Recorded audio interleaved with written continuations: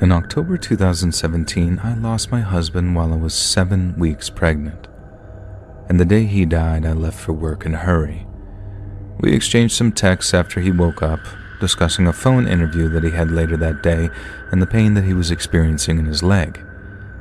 We had a quick phone call a couple of hours later where he mentioned that he was running to the pharmacy for pain meds. About an hour after that, I tried calling him several times to make sure that he got home safely, but there was no answer, which was very unlike him. I kept calling him for hours until, finally, a woman answered his phone, and she told me that she was with the sheriff's department and asked me to come home. At the time, I worked in a prison, and fearing that he might have gotten into some sort of trouble, I left my post, got to my car, and sped through the 30-minute drive back to town. As I turned into our parking garage, I saw a large white van that read, "Coroner." When I approached our home, I was greeted by the same woman who had spoken to me on the phone, blocking my view into the house. She informed me that my husband had suffered a heart attack, later confirmed as a pulmonary embolism, which explained the leg pain that he had mentioned earlier that morning. Apparently, my husband made it home, locked the security door, and then collapsed. He screamed for help. Our neighbor and her son had heard him and rushed over, but they couldn't get inside because all the doors and windows were locked. The son later apologized for not breaking a window, saying that in his shock and panic, he lost all sense of reason. They spoke to my husband through the door while they called 911, but he stopped responding just moments before help arrived, and he was pronounced dead on arrival. A week or so after his service, his best friend's wife offered me a cleansing and a card reading by her mother. And although I was skeptical, I was desperate for any kind of communication with him or closure. And during the reading, she mentioned many interesting things, but what stood out the most was that my husband was in a stage after death where the soul relives its entire life, similar to when people say that their life flashes before their eyes. She explained that this is a place every soul visits after death, as a way to reflect on the life they lived. She also said his death was so sudden that he hadn't yet realized that he had died, and that I would need to help him cross over. She felt strongly that I was the one who could help him and instructed me to light white candles and place a jar of water to guide him to peace. Now, a few months later, I moved into my parents' house. One day, while lying on the couch, I suddenly felt a heavy sensation, almost as if I had been administered anesthesia. It felt like sleep paralysis. When I could finally open my eyes, I was still on the couch in my parents' living room, but my husband was sitting on a chair right in front of me, as clear and as real as he had been before he died. Before I could even speak, he started talking. He told me that he was nervous about his upcoming phone interview, the one that he had the day he passed. He said he was excited and hopeful about getting the job and asked for help preparing. I looked at him with tears in my eyes, feeling the weight of what I had to say. I told him, "Baby, I'm so sorry. Do you remember the pain in your leg? You had blood clots. One of them made its way to your heart. You aren't going to make it to the interview, baby. You died." I'll never forget the look on his face.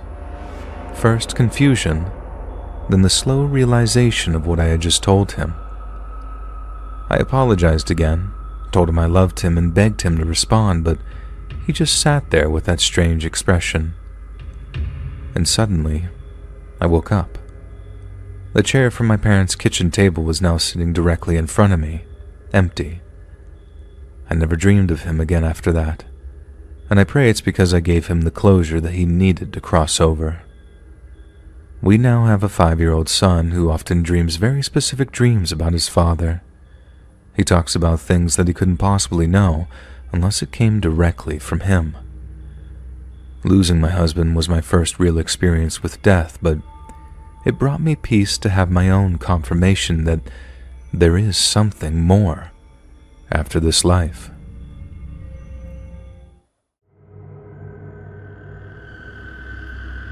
It was autumn of 2015. I was 23 years old, and I'm 31 now. During that time, I lived in Lancaster as I was studying at Lancaster University, and for those who may not be familiar, Lancaster is a small and rather quaint town in the north of England. And as a student, you could either live at the university campus or in private accommodation in the town. I had decided to live in a newly built, renovated apartment in a nice side of town, and yes, it was very expensive, sadly. I had already been studying for 2 years and had reached my 3rd year. By this time, I had grown accustomed to the layout of the town and felt comfortable and safe living there semi-independently, with 2 other friends who were also studying at the university. Since my 1st year, I had decided to improve my fitness by taking nightly runs around either the campus or the town. As we were living in the town center by my 3rd year, I would run either with my housemate or alone. The important thing to note about Lancaster, and this will be important later, is that it has quite a large residential area that is hilly and far removed from the bustling center, which at that time was a hub for the students or the local northern folk, probably drinking in pubs or eating pies. Occasionally, I would run with my housemate. However, I preferred to run alone and listen to some kind of heavy metal. I'm a big fan of Deftones during that period of time. On this particular day, as I said, a chilly autumnal evening, I decided to run alone. It was about 8 p.m. and I had my earphones in. I had started to run up to the more isolated district that led to a very pretty residential area in a large green called Williamson Park. It had a butterfly museum on the top of a hill. And next to the park was a very large graveyard, the kind that is miles wide and had different areas. Large yew trees, crumbling graves, and a crypt in the center overrun with leaves and ivy. What was especially creepy about this particular cemetery was that it had the ruin of an old mental asylum or hospital at the other side. You could actually sneak in if you walked across the width of the cemetery and crawled through a small hole in the fence that led to the asylum grounds. This was not advised, though, as guard dogs roamed the derelict building. It was not a place that you wanted to be during the night. So I had made my way past Williamson Park and up to the entrance of the graveyard. Immediately, my eyes were drawn to something small standing at the imposing gates of the graveyard. They were kind of tall, black iron gates that were at the bottom of a little winding path. I felt a little apprehensive, but it wasn't unusual to see people walking their dogs, etc. out of the graveyard, and so I started to slow my pace to a walk in the direction of the shape. And as I drew nearer, I realized that that shape was a child, around 9 to 10 years old, and they were running towards me frantically. They looked panicked and scared, and I think that they were crying. I vividly remember that the girl was not wearing a coat, only a thin dress that would not be suitable for the harsh Lancastrian autumn. She asked me if I could help her. She was desperate and seemed to be frightened of something, and she kept looking back into the graveyard, which at this point was totally pitch black beyond the gates. I mean, there was absolutely no light beyond the path. As the graveyard was quite large, it was chilling to see the depth of the blackness and the vulnerable child standing at the mouth of the gate, helpless. I don't recall what the girl said exactly, but then I offered to call the local police. I had typed 999 into my phone and had it on loudspeaker. The girl immediately changed. She was not happy about the fact that I was calling the police. That was clear. She stopped crying and seemed angry, almost demanding, and insisted that she did not need the police to help.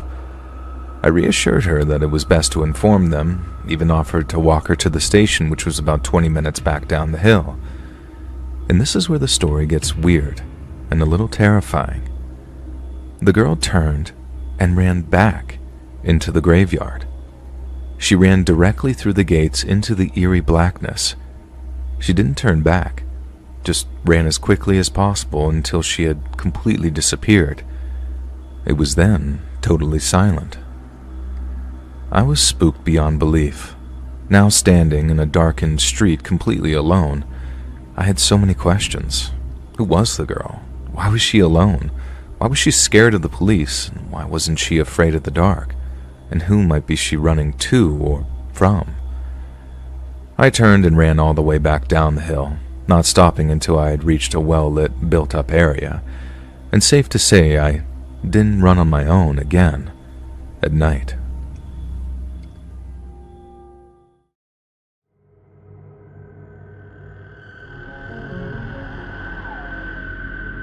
My father-in-law was a U.S. Marshal back in the day. I sometimes joke that he used to hunt people for a living, but as he's corrected me on more than one occasion, it's more like he used to hunt the people who hunt people. The people hunter, if you will. And he's told me some pretty wild stories, especially around Christmas and Thanksgiving. The kind he only tells late at night after a few bottles of beer and when all those with more sensitive ears have retired upstairs to go to sleep. And most of them are war stories. Pretty great ones, make no mistake, but a lot of drive, shoot, arrest the bad guys, then home in time for pot roast and pie, as they say. But there was one story he told me that I haven't really been able to shake, and I'd like to share it with you. They've been tracking this one fugitive for months, all across the country, when they suddenly got an eyewitness sighting of the guy at a Bible school out in rural Ohio. Under the assumption that he was living under a false identity, my father-in-law and his partner drove out to a place to talk to the school's principal. They seemed like real nice folks out there, a little naive, but warm enough, and at first it seemed like they were doing their best to cooperate. But as time went by, it became more and more obvious that not only were the Bible school's staff and principal elaborately stonewalling them, but the place was much, much more than just a Bible school. The reason why an Ohio Bible school was so focused to shield a violent fugitive is that it was a cult. And I use the word cult very loosely because I feel like that suggests a bunch of weird naked rituals involving black magic where maybe Tom Cruise makes an appearance or something. I don't know. That's an Eyes Wide Shut reference. You can't sue me for that. But what this place was just very close-knit, a Christian community that believed in absolute forgiveness and were willing to put themselves on the line for each other. They were smart enough not to make it obvious that they were aiding and abetting a criminal, but at the same time, it's no coincidence that their person of interest was never around whether the marshals stopped by. Things got more and more tense as time went by, too. My father-in-law and his partner kept on coming back day after day, making it clear that they weren't going anywhere until they got a sit-down interview with the man they believed was their fugitive. Eventually, the school's principal snaps at the marshals and tells them to come back with a warrant or not at all. Well, they went and got themselves a warrant, and then they came back with uniformed officers too, just in case the students put up any resistance. And according to my father-in-law, the school was set up as 4 buildings, with a field and meeting square in the center of them. Then as the marshals and their uniformed accompaniment walk onto the property, students start walking out of the building to give them death stares, including the principal. My father-in-law and the uniforms are walking slightly behind, and they see the kid before his partner does.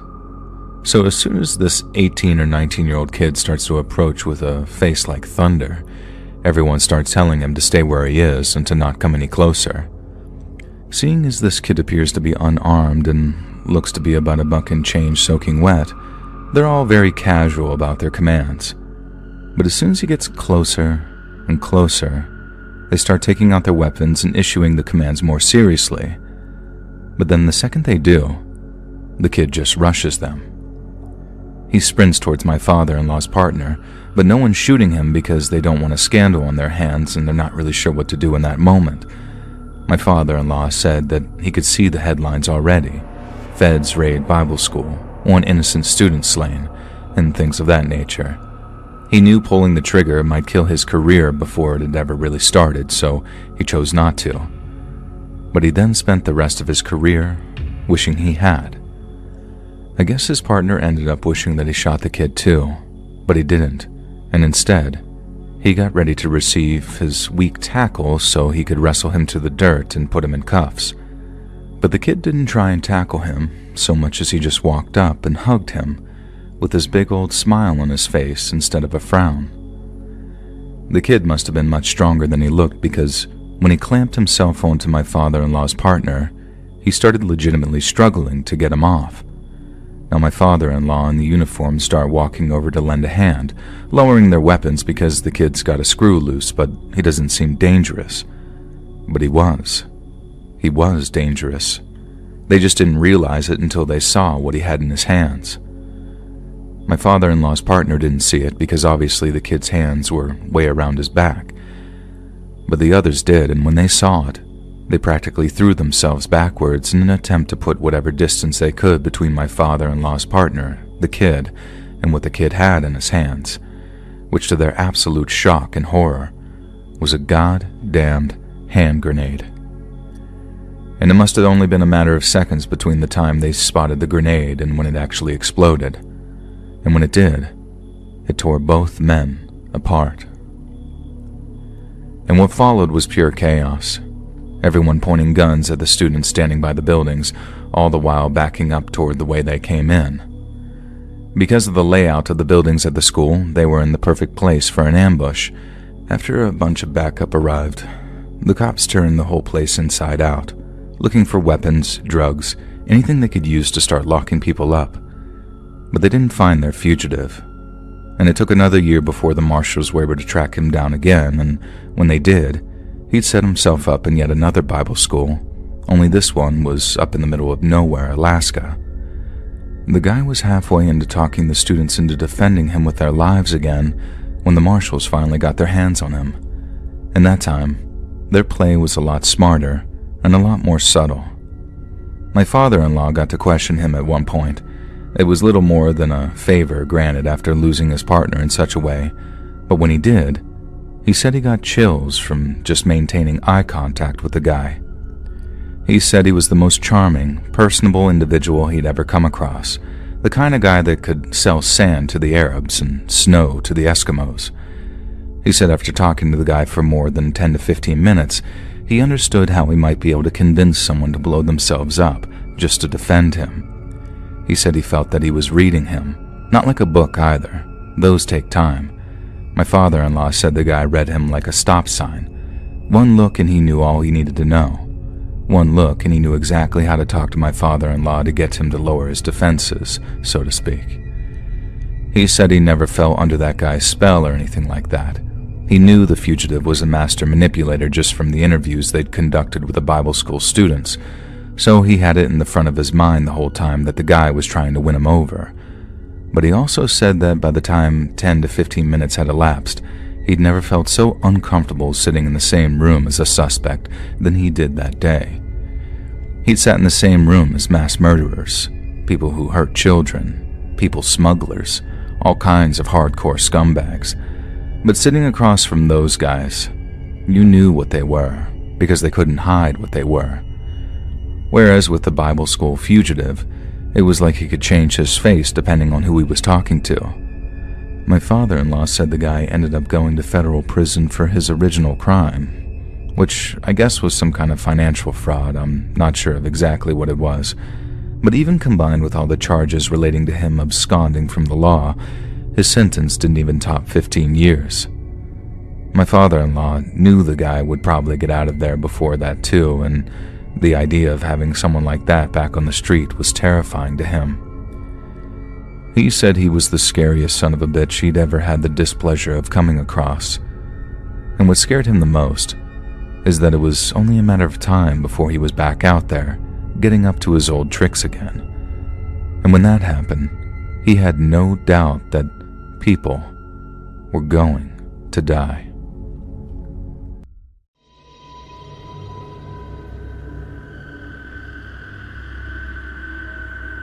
The dark web is a grim place, a pit where humanity's worst instincts thrive, and it's where I work. I'm what's known as a white hat, a kind of good guy hacker paid to tear down vile markets, map the trails that lead to the monsters hiding in the shadows, and shine a sort of light into that darkness.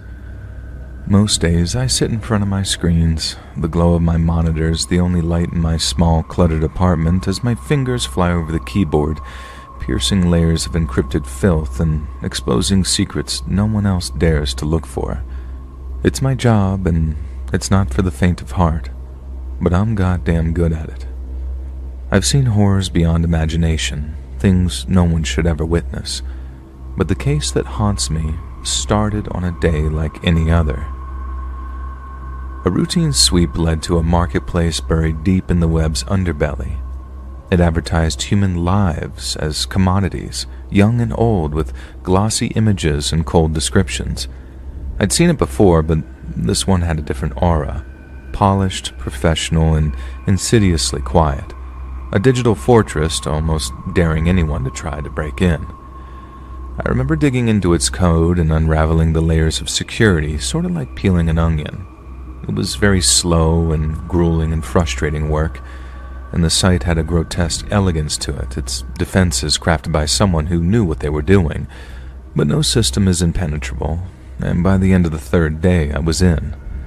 The database was rather vast, with entries detailing victims, names, ages, photos, and chillingly precise descriptions of their usefulness. Each profile was a silent scream, a plea buried in ones and zeros, and I started extracting the data, piecing together patterns and names and connections, and as always, I logged everything meticulously, building a dossier that might help the authorities when I was done dismantling the site. Then I found her, a girl from the Philippines, and she couldn't have been more than 12.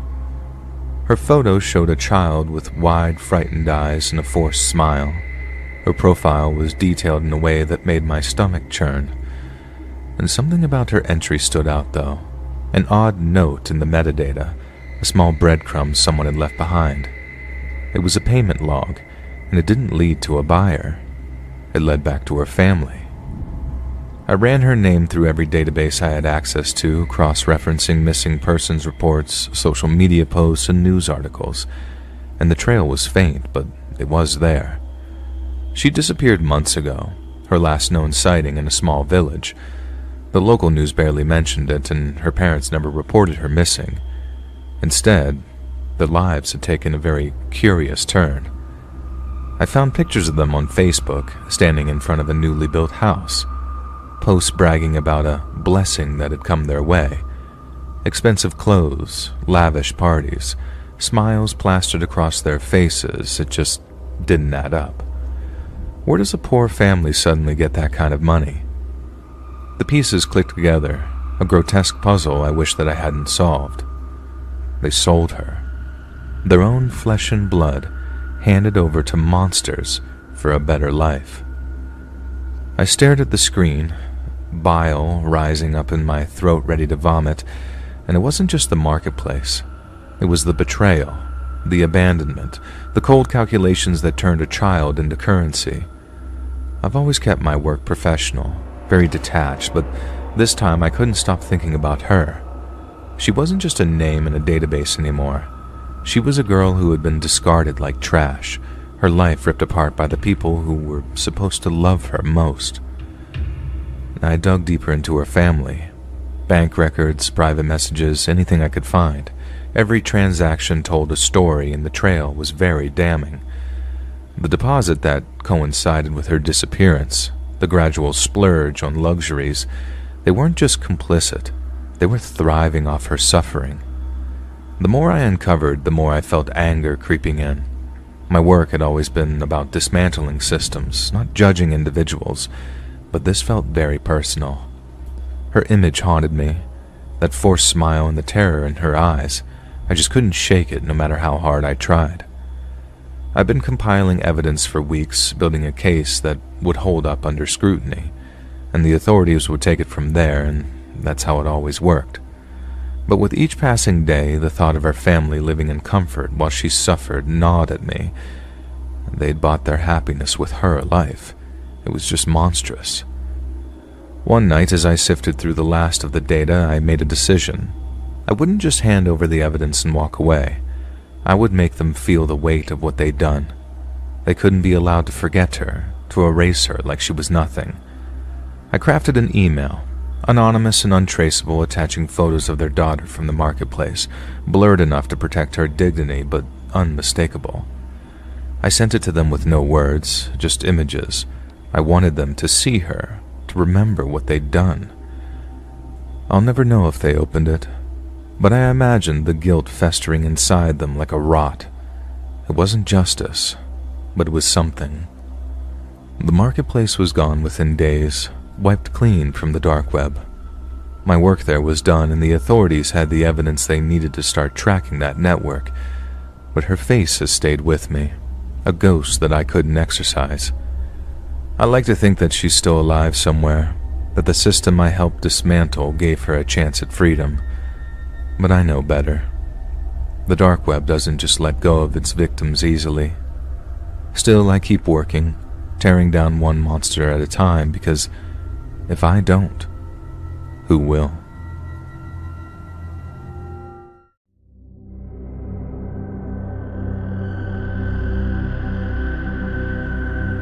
Ever since I was a little kid, I've loved going to garage sales and estate sales. We didn't have a lot of money growing up, and garage sales were a place that I could find toys or books at prices my parents could afford to pay. As I got older, I just became extremely fascinated with what other people had in their collections and what they were selling.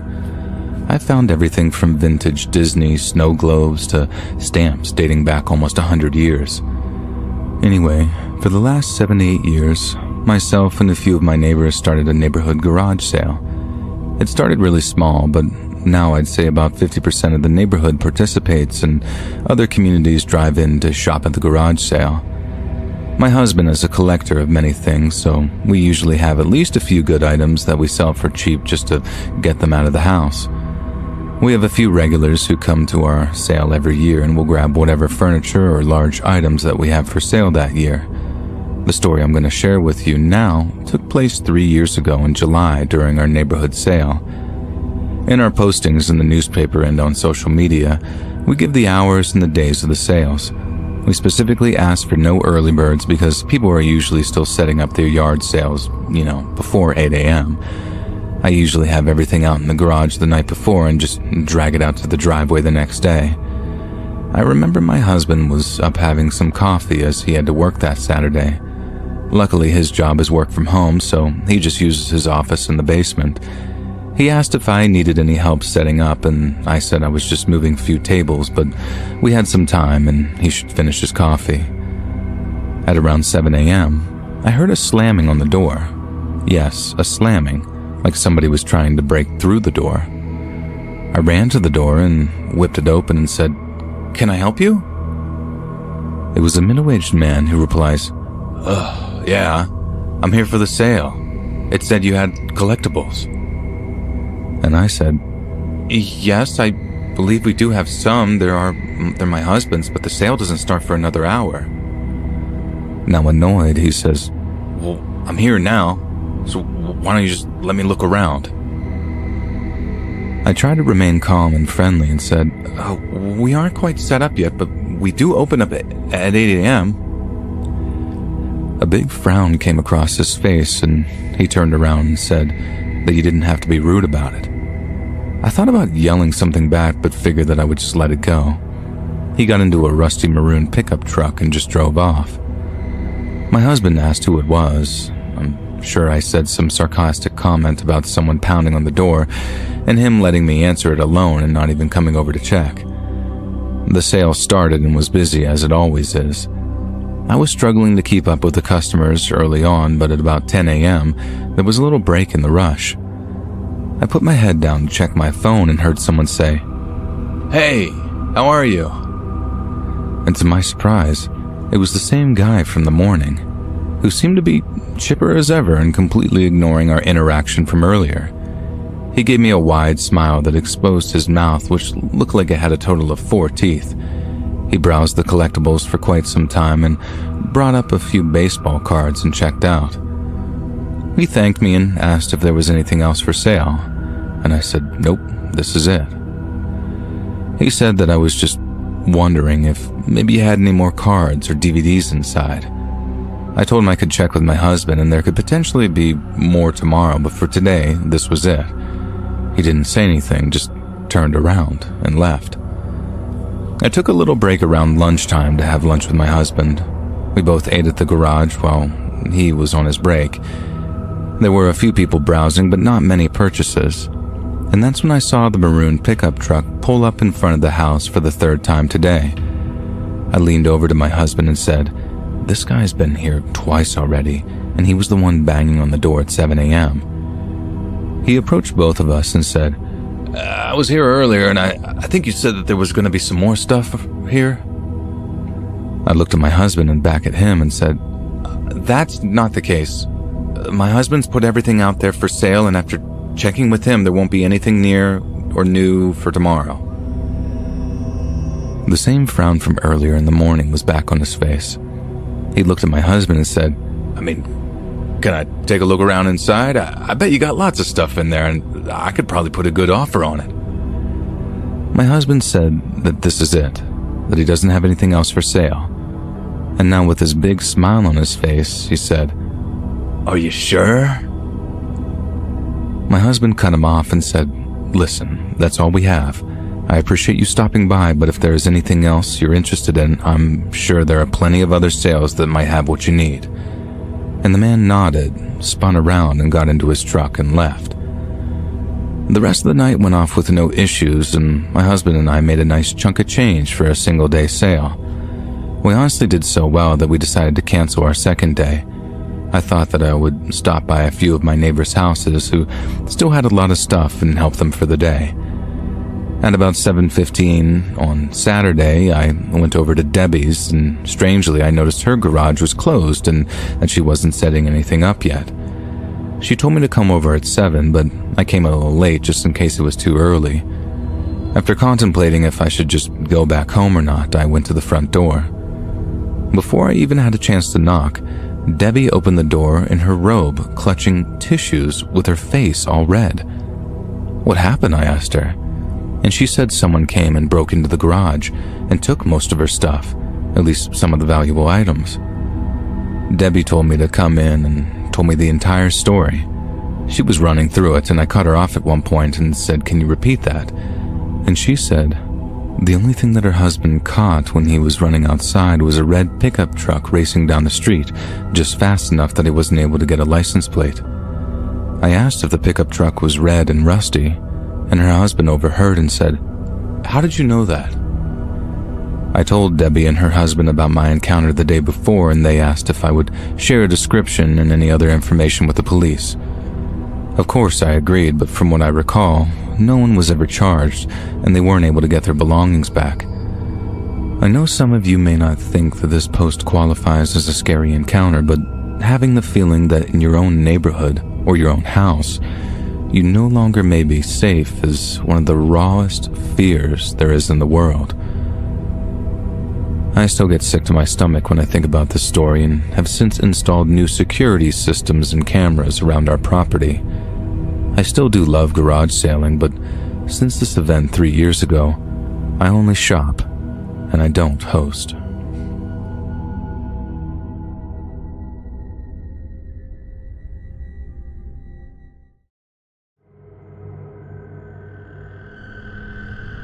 During the summer of 2015, Vernal Kuntz and his girlfriend Jessica Mitchell were living in Idaho Falls with their 2-year-old son, Dior. During early July, Vernal and his grandfather, Robert Walton, decided to head out on an impromptu camping trip to Timber Creek Campground in the Salmon Challis National Forest. Vernal, Jessica, and little Dior packed up their things, loaded them into Robert's truck, and then were joined by one of the latter's fishing buddies, Isaac Reinwand, before they set off on the 2-hour drive to the National Forest.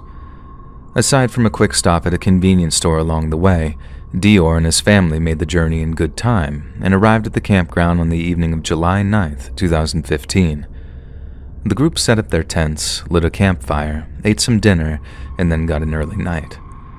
The following morning, the group was relaxing around the campground when Vernal's girlfriend approached his grandfather to ask a favor. Jessica explained to Robert that she and her boyfriend needed to talk in private, then asked if he'd watch little Dior for the duration. Robert agreed before Jessica walked off with Vernal to have their private conversation. Around a half hour later, the couple returned, but to their horror, 2-year-old Dior was nowhere to be seen. Both Vernal and Jessica each contacted emergency services at approximately 2:30 p.m. They described Dior as wearing a camouflage jacket, blue pajama pants, and miniature cowboy boots. Jessica also reported that Dior's blanket, sippy cup, and toy monkey 3 things that he never went anywhere without had all been left behind at the campsite. Local sheriff's deputies quickly joined Vernal and his family up at Timber Creek, with a search party growing larger and larger as the day wore on. They scoured the area surrounding the campground, covering as much ground as possible while simultaneously trying to calm Dior's frantically terrified parents. Yet their efforts were in vain. Despite scores of family members, sheriff's deputies, and forest rangers swarming all over Timber Creek until dawn the next day, not a single trace of little Dior could be found. To some, it was as if the boy had simply vanished into thin air. An intense search and rescue effort continued for around 2 weeks before it was finally called off. Jessica Mitchell was despondent and, in the presence of one police officer, blamed Vernal's grandfather for Dior's disappearance. He'd been the one who'd supposed to have been watching the boy at the time of his disappearance, and if anything, they should be asking him where Dior went, not flying helicopters over a forest that a 2-year-old couldn't have walked a quarter mile in. However, when confronted with this assertion by police, Robert claimed to have no idea what Jessica was talking about. She hadn't approached him before leaving the campsite. She hadn't asked him to watch Dior. She'd simply walked off with Vernal to avoid a public argument, leaving the boy almost completely unattended. Isaac Reinwand, on the other hand, claimed to have been fishing in Timber Creek at the time of Dior vanishing, but mentioned that he'd spotted him wandering near a small stream around half an hour prior to his disappearance. As the investigation continued, all but one of the party gradually changed their stories. Dior's great-grandfather, Robert Walton, who'd said that he hadn't seen the boy prior to his disappearance, claimed that he too had spotted the boy wandering by the stream. Some then suggested that Dior could have fallen in and been swept away or drowned in complete silence, as he failed to keep his head above the water. Yet both Robert and his friend Isaac claimed that this was impossible. If the stream had been deep enough to present a danger to a 2-year-old, there's no way they'd have allowed him to simply toddle along next to it. Jessica Mitchell also changed her story slightly, following the confrontation with Robert over his failure to watch Dior. She backed down almost completely, claiming the request hadn't been overt so much as implied. She also completely denied that she and Vernal had been arguing that day, and asserted their private conversation had been terse but amicable. Yet when local media outlets reached out to Lemhi County Sheriff Lynn Bowerman, he told a very different story, and it was the one that set the general public aflame with speculation. "Mom and Dad are being less than truthful," Sheriff Bowerman said. "We've interviewed them multiple times, and every time there are changes to parts of their story. The little things all change every time we speak with them." The revelation led some to posit a truly terrifying proposition, that Vernal Kuntz and Jessica Mitchell were involved in the disappearance of their own 2-year-old son. Finally, in January of 2016, the Lemhi County Sheriff's Office named Vernal and Jessica as their 2 prime suspects in the disappearance of little Dior. This followed a private investigation by renowned professional sleuth Philip Klein, who publicly announced that he too believed the boy's parents were somehow involved. Klein stated that not only were the parents' stories chillingly suspicious, but that Vernal had failed a total of 5 polygraph tests which questioned his sequence of events. Jessica underwent the exact same number of tests. She failed 4 of them. "In my 26 years, I've never heard of a person failing that bad," Klein said, "and personally, I think someone knows where the body is." Although the charges against Vernal and Jessica were eventually dropped, subsequent developments did not paint them in a favorable light. Not long before the charges were dropped, the couple were evicted from their home after failing to keep up with rental payments. When they moved out, Philip Klein asked the owner of the property for permission to search it, permission which was granted towards the end of 2016. Klein must have spent a great deal of time searching the home, as he was spotted entering and exiting the property for months. Then, in early 2017, he released an online statement detailing the conclusion of his findings. Firstly, Klein shocked his followers by declaring that during a search of the couple's former home, he had recovered a child-sized camouflage jacket. One which matched the description of the jacket Dior had supposedly been wearing at the time of his disappearance. Then secondly, Klein compounded said uproar by asserting that Dior was dead, and that while his parents might not have been the ones to kill him, they most certainly knew who did. On the other hand, Lemhi County Sheriff Lynn Bowerman had been much slower to condemn Vernal or Jessica, despite having once announced them as prime suspects. He claimed they only did so after a careful process of deduction, and the intense questioning they underwent served only to rule them out as suspects. Bowerman also claimed that he put no stock in the discovery of the camouflage jacket, saying that he wouldn't be surprised if a little boy like Dior owned 3 or 4 tiny camo jackets, seeing as his paternal role models were such avid outdoorsmen. The sheriff was also quick to add that with a case like Dior's, it would be foolhardy to rule out any plausible explanation, while agreeing that Robert Walton and his friend Isaac could not be completely rolled out as suspects. I had personally placed the parents higher on my list of suspects, Sheriff Bowerman said, but even then, I'm not 100% sure. Robert would pass away in 2019, having never learned the fate of his missing great-grandson. Isaac Reinwand took part in a series of media interviews in the years that followed, making repeated claims that he had nothing to do with Dior's disappearance. Vernal Kuntz and Jessica Mitchell separated in late 2016, not long after their eviction, and Mitchell had since remarried. Both have denied any direct or intentional involvement in their son's disappearance, and claim to share the belief that Dior is still alive somewhere, since his remains have never been recovered. Trina Clegg, Dior's maternal grandmother, echoed the sentiment, telling a local news outlet that we will do everything we can until the day we all die to find him. To this day, Dior's disappearance remains an ever-perplexing mystery. No arrests have ever been made, and no one has ever been charged related to the case. Yet the eye of suspicion remains firmly locked on Vernal and Jessica. But what if they were telling the truth? And what if the slight inconsistencies in their story are simply the manifestations of a feverish and all-consuming anxiety? After all, the only thing that would be more concerning than inconsistent accounts would be if every member of the party gave the same robotic recitation of the morning's events. Eyewitnesses can be frighteningly inconsistent, and parents are often the first to come under fire whenever an injury or mishap with their child goes unexplained. But such incidences of serious parent-on-child violence are extremely rare, and when they do occur, most occur inside the family home. It makes perfect sense that Dior's parents would organize a spur-of-the-moment camping trip if they had sinister intentions, and it wouldn't be the first time someone has used a last-minute trip into the woods to cover for a serious violent crime.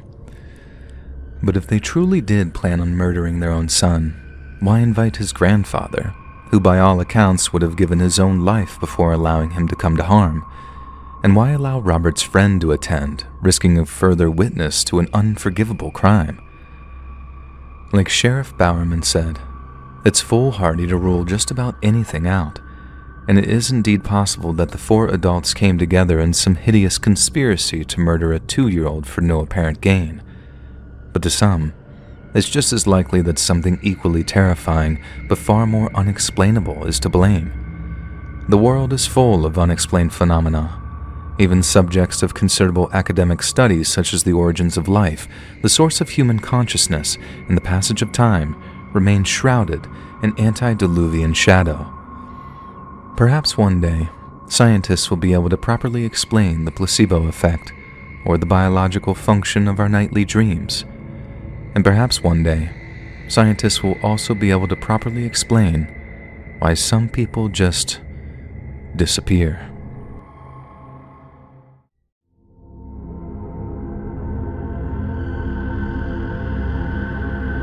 I don't know how truly scary this story is, but it was definitely unsettling and really freaked my boyfriend and me out for months.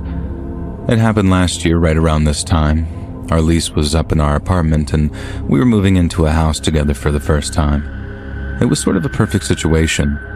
His parents were retiring and moving to Florida, and they were basically letting us move into the house and rent it for the price of the mortgage. It was perfect. Before moving in, his parents were selling most of their stuff, and the stuff that was left over, they decided to have a huge yard sale. Since we wanted to buy all new furniture for technically our first house, we didn't want any of the old furniture that was currently in the house. The yard sale was a 3-day event where we sold literally everything, anything from pillowcases to Pokemon cards. On the 3rd day, a strange couple approached my boyfriend and me, who were sitting at one of the tables collecting money, and in a chipper and excited voice he asked me, "Excuse me, but do you have any sacred or haunted items?" I kind of started to giggle because I truly thought this guy was joking.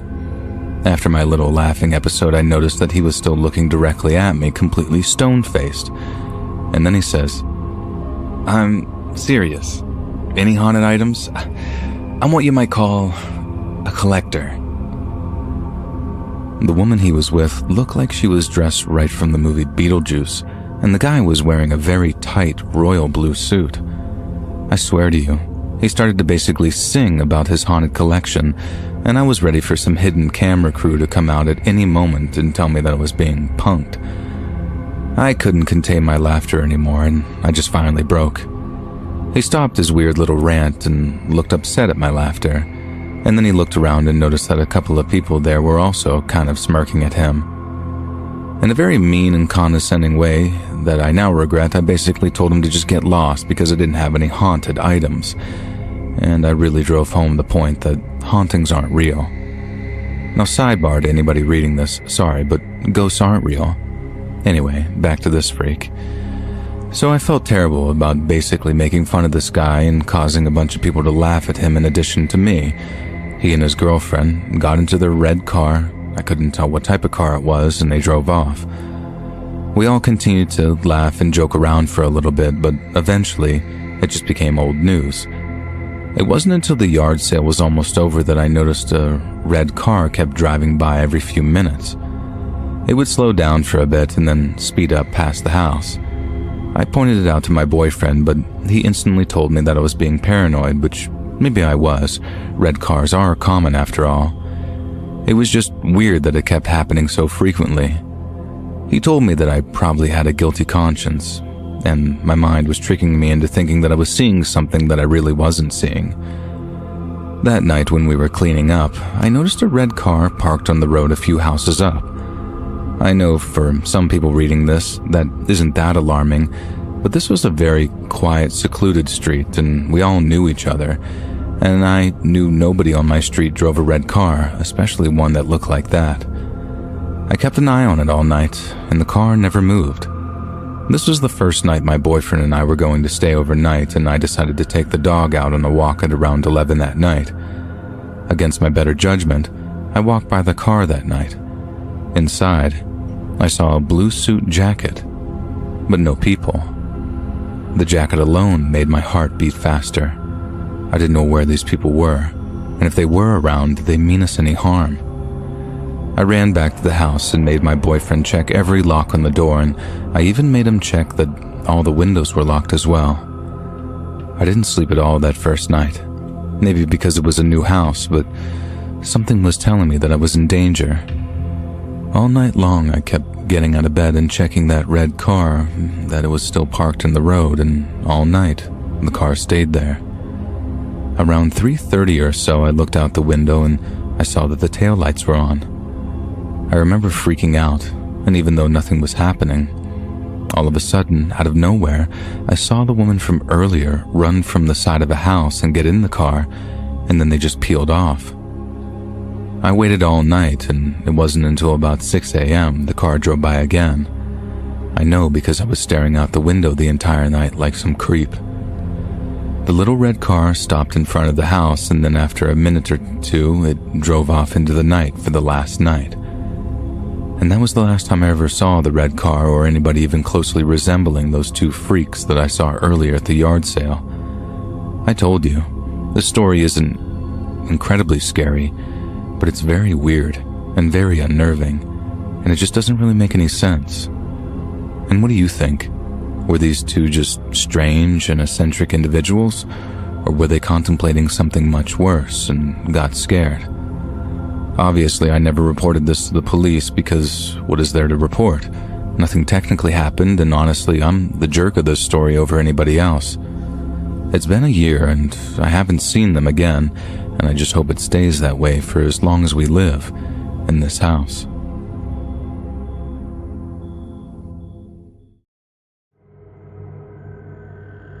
I used to work weekends at a rural gas station here in my home state of Nebraska.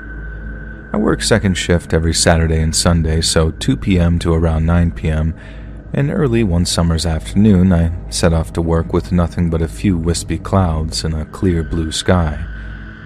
Now call me sentimental, but I love driving around Nebraska. I don't think there's any place quite like it. You hit the highway from some small town and it's like the whole world stretches out in front of you for as far as the eye can see. There's an almost unbroken skyline, only occasionally interrupted by a windmill, a barn, or a cluster of trees. It can look pretty as a picture on a sunny day, and up until that point, May had brought only sunshine and showers. But as I drove along the highway that afternoon and looked off into the distance, I saw some really scary-looking storm clouds rolling in. The general rule is that most storm clouds look much scarier than they actually are, especially when there's that big wall of angry-looking clouds facing you down like something straight out of the Bible. But most of the time, you get a little rain, you get a little wind, and nothing much else to worry about. However, on this occasion, something told me it was going to be a bad one, and by the time I got to the gas station, the storm warnings were being sounded over by local radio stations. My coworker and I normally did a quick handover, but since we got the storm warnings, we both had a hell of a lot more work on our hands.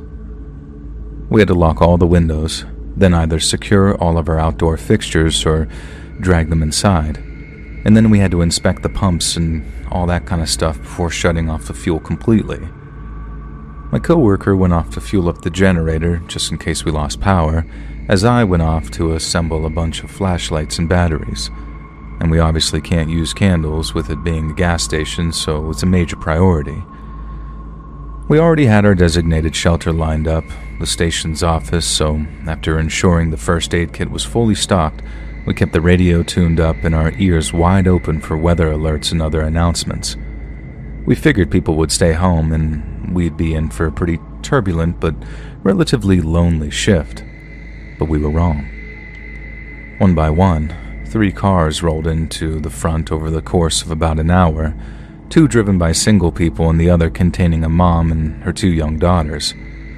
Wherever they'd been, the path home led directly through the storm, so instead of risking their lives, they came to us and begged for shelter. And we couldn't say no to them. We weren't exactly equipped to shelter that many people, especially not overnight, but there was just no turning them away under these circumstances. We let everybody help themselves to drinks and snacks if they were hungry, mainly to try and calm their nerves as the incoming storm got worse and worse. And boy, oh boy, did it get worse. We all stayed relatively calm until we heard the tornado sirens going off. I'm pretty sure all the grown-ups there had heard the sound before, but it scared the hell out of the younger woman's 2 daughters, who started screaming and crying and begging their mom to take them home. Then, when stuff started flying off of our roof, a piece of debris hit one of their cars, and the sound of the alarm made the kids cry even harder. And the poor things just didn't understand what was happening. It only took a few more moments of stuff falling off of our roof before we knew that we had to find shelter in the station's office. There was just enough room to fit everyone, and thankfully, with the office shielding us from the sound of the sirens and the howling winds, the 2 little girls started to calm down a little.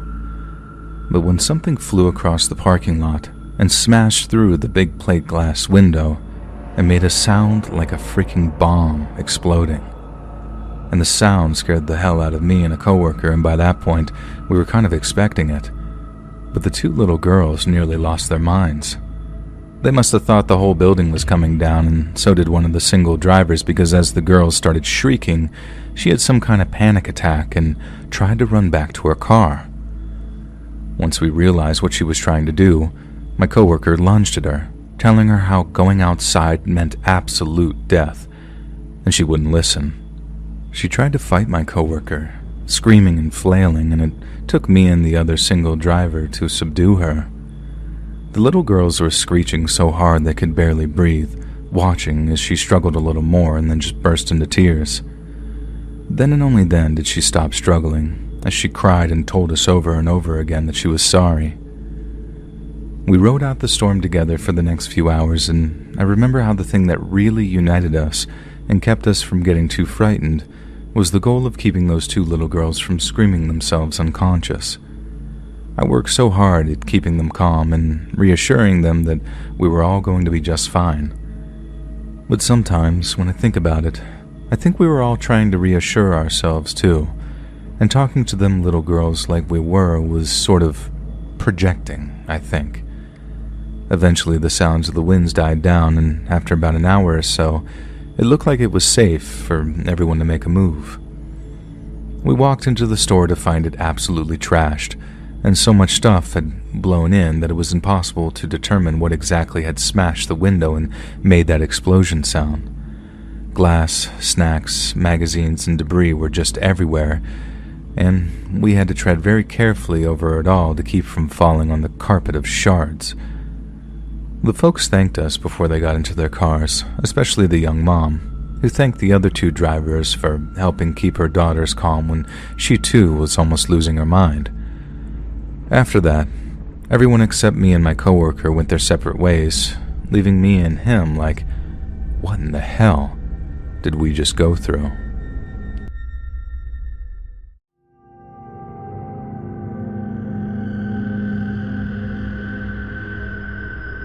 This experience I'm going to describe has taken a while for me to get together and actually write down.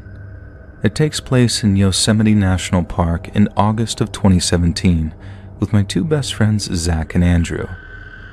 Zach had worked that summer as a parking agent at Glacier Point and was pretty familiar with the area. His employee housing, he was given a house in Wawona with two other guys. Andrew and I were visiting for the week and had each been to Yosemite before. One of the nights there, we decided to watch the sun set over Chilnuwana Falls. It was a great hike that Zach had done before. The trail was about 4 miles to the top with about a 2,000-foot elevation gain. We brought food and decided to hike up and take a swim in each of the pools on top of the falls. We set out on a couple of hours before sunset. As we approached the top portion, we were about half a mile to the top of the falls where a guy, about our age, early 20s, ran up to us from bushes frantically asking for help. His friend had fallen 50 feet off of a cliff and had shattered his femur. Zach was used to this, and after working in the park all summer, he had seen many injuries and was used to it. The man didn't have cell reception, but I did, so I called 911 and reported the accident, requesting search and rescue. After a few minutes, we decided that we wanted to continue the hike after search and rescue assured us that they would be there soon with a helicopter. We told the guy that help was on its way, and we continued the next half mile up to the top of the falls. When we got up there, it was a picture-perfect scene, a beautiful sunset as we swam and ate. We then got an amazing show as we saw the helicopter land to pick up the injured guy that we had just encountered right below us. I'm a private pilot and Air Force aviator, so I loved every second of watching the helicopter land on the mountainside. After the sunset, we began the hike down and passed the spot with the injured guy, and search and rescue was taking care of him. We had a brief encounter with them. They thanked us for calling it in, and it was now dark out and we continued the hike down. There wasn't much moonlight and it was pretty dark, so we used our phones as flashlights to see the trail. And this is where the story gets interesting. The top of the hike was switchbacks with a steep incline on the right and a steep decline on the left with shrubs and trees. It was definitely too steep to hike down, hence the switchbacks. And about 1 mile into the hike, Zach was in front with a light and I was second, also shining my light, and Andrew was in the back. Zach was shining his light ahead and saw something sticking out from behind a tree that was about 15 feet ahead, just off to the right of the path, and instinctively shine his light on it. That's when whatever it was revealed itself from behind the tree and ran across the path, down to the left and down the steep grade. It ran on 2 feet and resembled some sort of humanoid figure. It was a little shorter than us and clearly had 2 arms and 2 legs, but it moved in an inhuman way. It vaguely resembled a person with a head and limbs, but appeared to be just skin, no clothes at all. All 3 of us saw it and we froze in our tracks. We continued shining the light where it had run, down the left side of the mountain, but we didn't see anything after it disappeared. We were absolutely terrified, none of us really knowing what to say because we had no idea what we had just witnessed. The worst part was that we still had another 3-mile hike ahead of us, plus another 1.5 miles from the trailhead to Zach's house, all while knowing that this creature could be stalking us close by. Luckily, we made it to his house, terrified and exhausted, but unharmed. Whatever it was must have been just as scared of us as we were of it. My question is, has anyone else had a similar experience in that area? I've done some research and my best guess would be a skinwalker, but it didn't try to lure us into the forest with it. We had another strange experience a couple of years later in Tioga Pass, right outside the Tioga gate of the park. We were camping in a closed campground in that area, and in the middle of the night, I woke up to go to the bathroom, and before exiting the tent, I saw an orb about 5 feet away, floating by with a bright light. I don't think it was a person because Zach, Andrew, and I all saw the orb, and there wasn't anyone around us. Our friend Jackson, who was also in the tent, told us that the next morning that he had felt rocks being thrown at the tent all night, along with hearing footsteps nearby. Has anyone else ever had these similar strange experiences? I'd love to hear them. We all know what we saw, and we know that it wasn't human.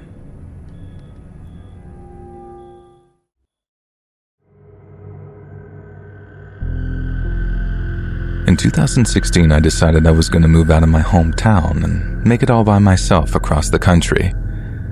My entire extended family all lived in my hometown, and none of my cousins or any other family members had any desire to leave. I wanted to be the one who changed that for my family. Of course, they were upset, being that my family is extremely close, but it was time to experience this world outside of my own backyard. I moved from a small town in Idaho to a somewhat small town in Maine. I was so excited to start my life in Maine.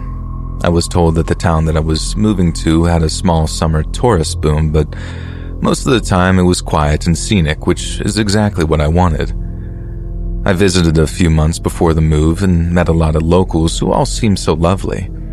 The community was so friendly, and it appeared as if though everyone there just watched each other's backs. The time finally came, and I moved with my fiancée Ricky.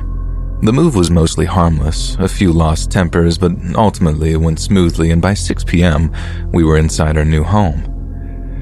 Unfortunately, the blissful enjoyment of our new home didn't last very long.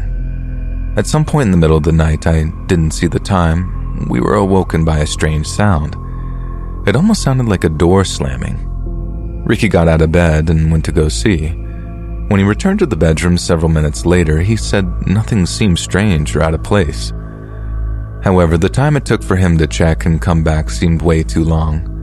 When I asked him what took so long, he told me that the front door was unlocked, which isn't like us, but he said that it was possible with all the excitement from the day that he may have left it unlocked. So, he spent a few minutes looking around the house just in case whatever we heard was an intruder. Thankfully, no intruders, whatever the sound was gone now. He proceeds to kiss me goodnight and told me not to worry about it, and we go to bed. That night was rough. I couldn't sleep at all. Call it women's intuition or call it whatever you want, but something deep down just didn't feel right. That morning we had our coffee and continued to decorate and set up our new home. It wasn't until about 1 p.m. that we finally got ready to leave the house, and on the front steps was a package with a note. And the note just said, "Welcome. Enjoy the house." Ricky grabbed the package and opened it up inside, and it was a drinking glass. Just a regular drinking glass. It looked old, but there was nothing special about it. He laughed and made some jokes about people in Maine being just weird or something, and I laughed but mostly felt this certain sense of uneasiness. I just knew that something was wrong about this. After the drinking glass package, we went to the store and ran all our necessary errands. Moving is really exhausting. Sometimes you don't realize all the stuff you need and forget until you're all settled in. That night we had dinner, got the internet set up, and watched a movie together. I felt off and anxious the entire evening. We got into bed at around midnight, and shortly after midnight we heard 3 loud bangs. Neither one of us was asleep yet, as we had just got into bed a little while ago. Ricky made his way to the door slowly, and before he could answer the door, bang, bang, bang. 3 loud bangs reverberated through the house again. Ricky shouted from our side of the door, "Who is it?" And what I heard next surprised me. A very old woman shakily shouted, "Please, I need help. There's an intruder out here and I'm not safe." My fiance responded, "Okay, just hang tight, I'm calling the police." The woman shrieked almost instantly, "No, please, let me in, they're coming." I stood in the doorway, clenching my sweater. Ricky turned to me, looking for my input, and I just couldn't speak. I just shrugged. If this woman truly was in danger, we were just leaving her for whatever may be out there. Ricky motioned for me to get into the closet that was right outside our bedroom and to call the police. I got into the closet right away and called the authorities. Once he heard me whispering to the dispatch, Ricky opened the door and some very old, frail woman came barreling inside. She started to yell at Ricky, "Shut the door right away! I saw them out there!" Ricky didn't say anything, much like me. He was trying to process what was even happening. The old woman said again, Who else is in the house?" Ricky looked at her and said, "It's just me in the house. Now, here, sit down, take a deep breath. Relax, I can call the police." The woman became frantic again and started to pace around the living room and said, "My husband is out there, please, you need to help him. You need to let him hide in here or they'll get him." Ricky looked sympathetic, but told the old woman, "Listen, I'm sorry, ma'am. If it's not safe out there, I'm going to call the police now. They'll be able to help." With the flip of a switch, the old woman stopped with the erratic behavior, and in a much deeper and almost sinister-sounding voice, she said, "Open the door now, or I'll drain the life out of you." Ricky was not amused. He looked at the old woman, pointed at the door, and said, "What? You get out right now." The old woman skipped to the door like a freaking child, and when she opened the door, 2 much younger and much larger men ran in and began to tackle my fiancé to the ground. I stayed hidden the best I could in the closet and watched the struggle from the crack in the door. I held my breath that the police would be there any second. I could see the men kicking Ricky, and I could hear Ricky coughing and struggling, all while the old woman cheered and cackled. I don't know exactly how long it was. It was probably only moments, but the police lights could be seen through the windows. All 3 intruders ran out the back door, as if they knew exactly where the door was. On the way out the door, the old woman grabbed the package with the glass and she yelled, "Enjoy the house, Ricky!" The fact that somehow she knew his name made me cry, even more than I already was, and by the time the cops got inside, the intruders were out the door and gone. Ricky got to his knees and struggled to get to his feet after the beating he received. We gave the police all the information we could think of, the random package with the note, which the woman took, so we didn't even have that in our possession. We told them that the intruders seemed to know the layout of the house well, and we were able to give the cops a mostly accurate description of the intruders, as they weren't wearing masks at all. The fact that I could see their faces and eyes made them so much scarier. The 2 men looked sort of clean-cut, both young, and they were bigger and muscular looking, and both had a little bit of scruff, but the neat kind of scruff. One dirty blondish and the other had dark hair. The one with the darker hair was balding, and the other man had his hair pulled into a bun. The older woman was extremely frail and small-looking, and she had this skin that looked as if though it were almost dripping off of her body. She had long, straight white hair, and from what I could see from my vantage point, no teeth, and I'm not sure about that last bit. The police were unable to catch these intruders, but that didn't matter to us. The next day we stayed in a hotel for a few nights and then moved back to Idaho. Being alone with no family during that ordeal nearly broke me, and then, more than ever, I needed my family. I still live in Idaho to this day, and I have no intentions of ever moving away after that nightmare. What's most frustrating is that I never did get my answers. I have no idea why we were targeted. I can see the events played out in my head as if it were yesterday, and it still makes me sick. The most frustrating and downright horrifying detail of the story is the details that my fiancé told me after we had already moved home to Idaho. Information he didn't tell the cops because he said it wouldn't have mattered anyway. That first night with the loud noise we had heard, Ricky said the door was unlocked. Well, that's true, but it was more than unlocked. The front door was wide open, and so was the back door. The door the intruders ran out of the second night. Whoever these monsters were, they were in my home the night before. I have not slept right since this ordeal, and I'm not sure that I'll ever sleep right again. It was a nice sunny afternoon in the middle of the winter, and I was trying to soak myself in the sunlight in my garden when I received a phone call from a friend, Megan. She only called whenever she needed a favor, but she was also a very important client whose visits were a major contribution to my profit. So I answered it. "Alexia, why is the salon closed today?" she asked the moment I answered the call. "Didn't I tell you last week that I would be taking a rest from the salon on weekends from now on?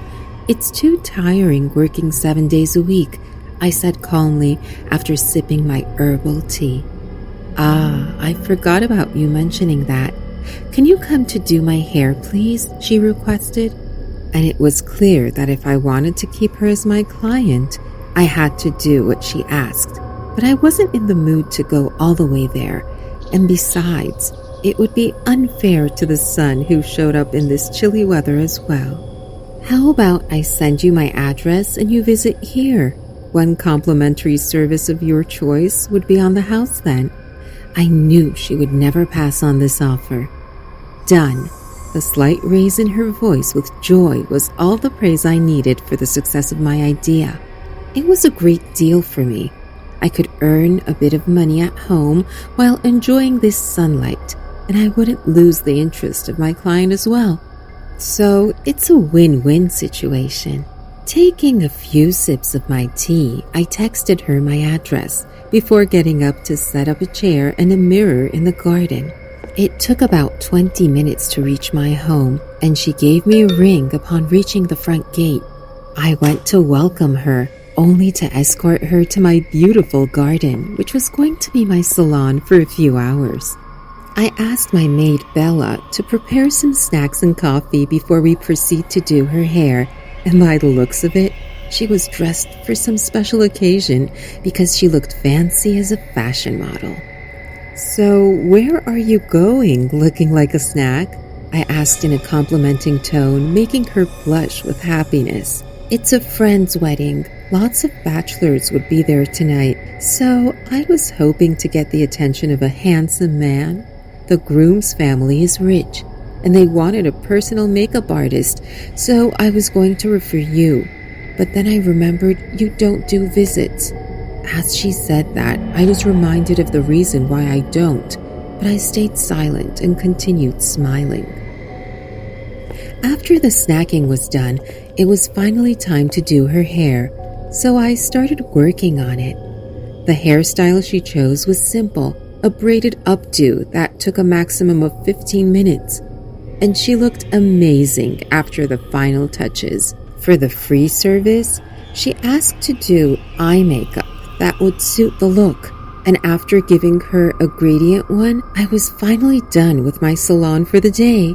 She left after saying her goodbyes and promised to visit the salon next week for spa therapy. A promising client indeed. Though her visit was a good thing for my business, it didn't leave a positive effect on my mind, since she reminded me of guilt I was trying my best to avoid.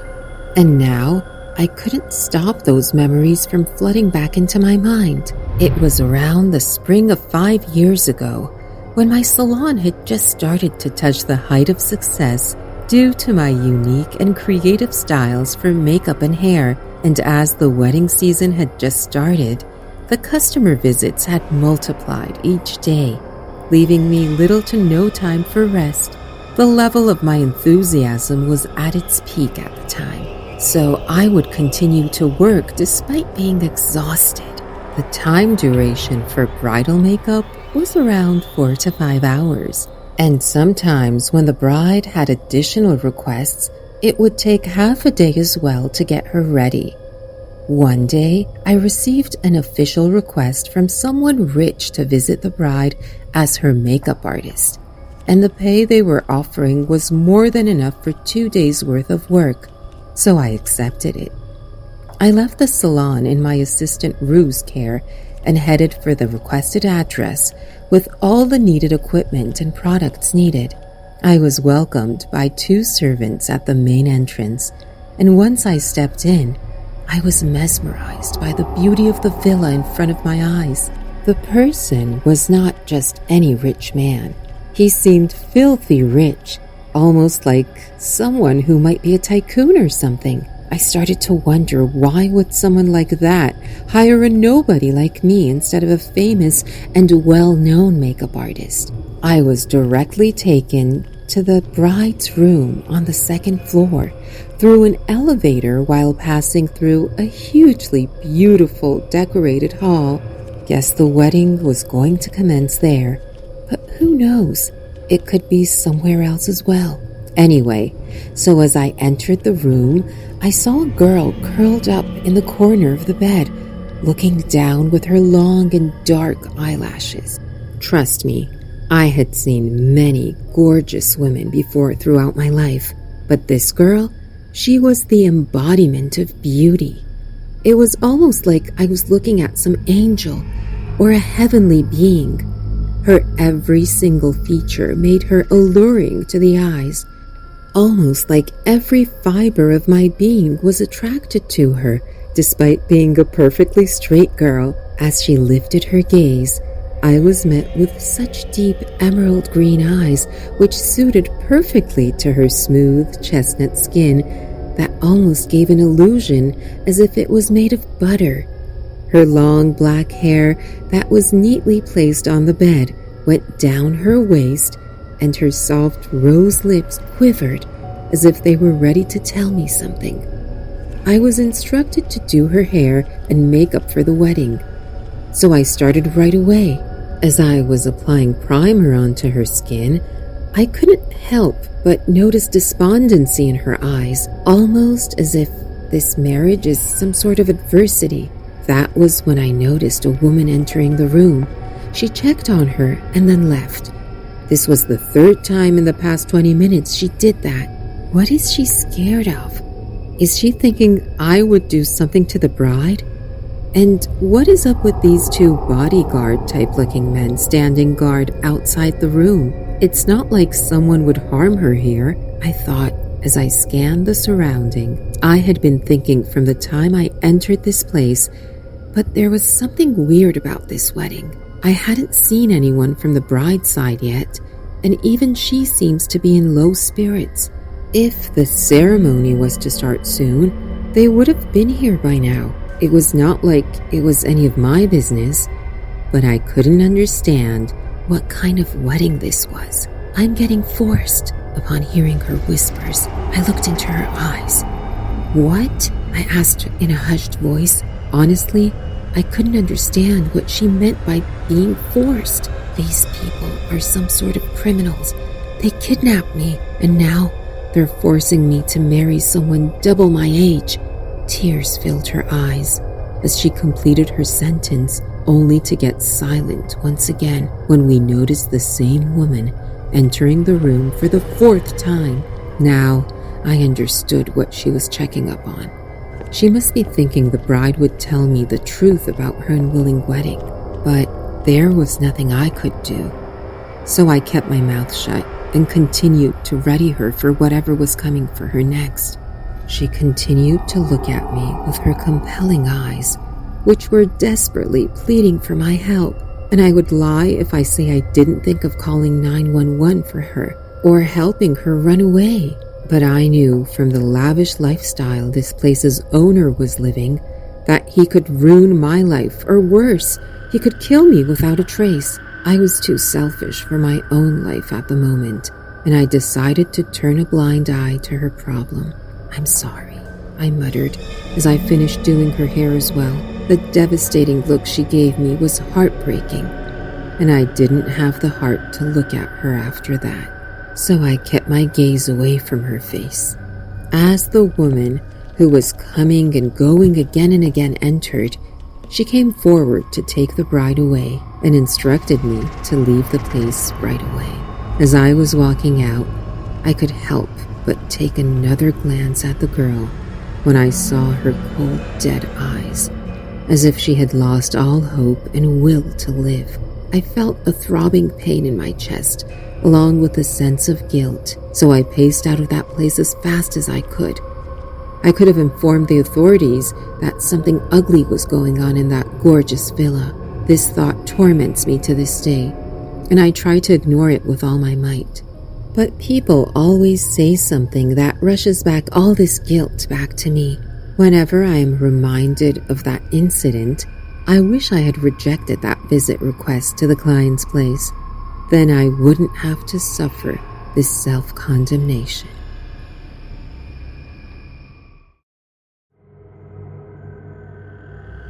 August in 2020, I moved in with my aunt and uncle to an insanely small rural town in California. When I first moved there, a friend of mine had made it a point to show me that someone could drive across the whole town within 5 minutes, and at the time I didn't realize how important that fact would become to the safety of me and my loved ones. My best friend Haley and I, her 17 and me being 18 years old at the time, were hanging out at a park that was about a 5 to 10 minute walk from where I lived. And I say park because there were a few tables and benches, and it was technically known as a town park, but in reality it was more a small grass clearing surrounded by woods and a dirt trail near the bank of a river. I had started to frequent this place after moving, walking down to the benches and trail to smoke or sit by the water. I had never really noticed any suspicious characters before this, even though I had plenty warned about a couple creepers that were in the area known for bothering young girls.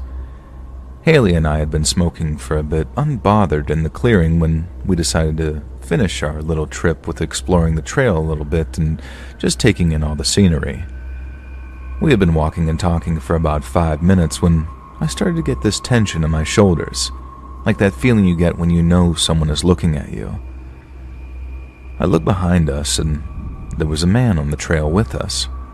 Granted, this path is pressed right against the side wall of a gated community, so seeing people going on walks and jogging was fairly common.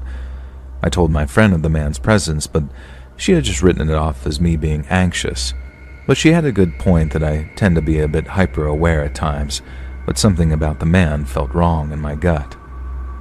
We kept walking, and I would periodically look back and keep tabs on the dark-haired, middle-aged man walking about 50 feet behind us.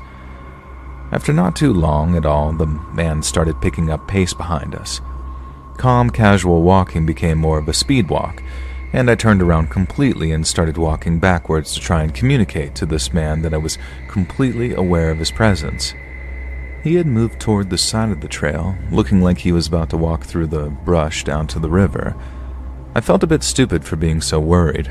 Turning back around, I resumed walking forward, but glanced back one more time to be sure that he was gone. As I looked behind us for the last time, I saw the man in a full sprint, charging back onto the trail straight toward me and Haley. I grabbed her sleeve with one hand and pulled out my pocket knife with the other. I can't remember what I said to her, but we started sprinting down the trail as fast as we could. I had never gone far down this path and had no idea where it led. The man chasing us was blocking our way back to the clearing in the road. His footsteps on the dirt grew louder, getting closer. I let go of Haley's sleeve to pull out my phone and called my uncle while still running. I told him we were being followed on the trail at the park, but I couldn't give him an exact location. I had never gone much further than the entrance and didn't know where the trail led to. My uncle told me to stay on the phone and make as much noise as possible so he could find us. I let out the loudest, shrillest scream I could muster as we kept running, and finally we reached the end of the path where an old metal fence surrounded some trees and what looked like an abandoned house or shed. Nearby, we saw the back corner of the outer wall for the gated community, and in that split second it seemed like our best option. I yanked us off the dirt path and into the trees lining the cement wall. I yelled at Haley to climb as fast as she could, boosting her from the bottom so she could use a tree and the ledge to get over the top. I threw my pocket knife and phone over the wall and somehow scrambled up and over myself as fast as I could. I landed face first onto a neatly trimmed patch of grass inside the gated community, startling a man who had been calmly walking his dog. I became acutely aware of how strange we must have looked. Two panicked teenagers yelling and holding a knife, but the man seemed to realize that we were in trouble. He rushed over to ask if we needed help, and while Haley explained the situation, I got back to my phone with my uncle and told him that we had made it into the gated community. And not even a minute later, we heard my uncle shouting from the trail. He yelled threats at the man who had chased us, making it clear that he had a firearm and wasn't afraid to use it. The man with the dog led us to a small access gate along the wall and unlocked it so we could meet my uncle on the trail. My uncle told us that he had driven his car through the park and up to the trail entrance as fast as possible before running to find us. He hadn't seen anyone on his way in. After checking to make sure that we were okay, I retold what had happened in greater detail now that the panic was wearing off. My uncle escorted us back to his car, his firearm in plain sight, ready in case the man showed himself again. We didn't see him on the way back, and I haven't returned to that place since, but for a long time after, I was constantly paranoid that I was being followed whenever I left the house. We were never able to figure out who that man was, and I haven't seen him since that day.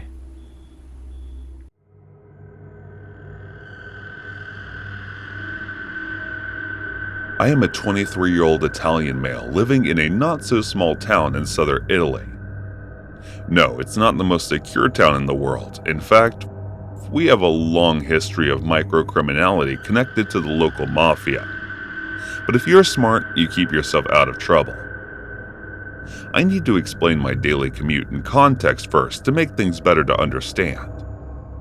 I live in the old part of town, as here it's very common for every town to be built around its antique part. And after 1980 earthquakes destroyed a good part of it, so it's very affordable to live here.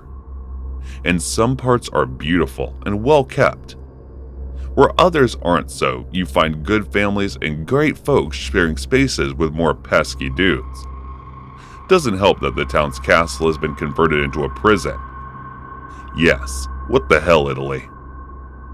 Luckily, only for minor offenders now for the encounter itself this happened. In January, I just came back from uni. It's a 20-minute drive in the car. But with awful public transport, it takes anywhere from an hour to 2 hours to get home. I like to study in the library until it closes at 6:30, and I usually get home at 8 p.m. or later. I'm greeted by my dog Maya. She's a 1-year-old lab. And I take her for a walk around this part of town in the castle since it's her favorite spot to meet other street dogs. She was taking longer than usual to do her business, and it was freezing. And I was wearing clothes a little bit lighter than I should. Plus, it was snowing, which is super rare here. Maya saw snow and was very excited. It was at that point I decided to walk back home and grab a jacket to better take delight of the occasion, and on my walk home, I cut through and passed through this abandoned building under construction. It was just the pillarsome floor done, but a lot of kids used to play and climb around it. I just taken the shortcut.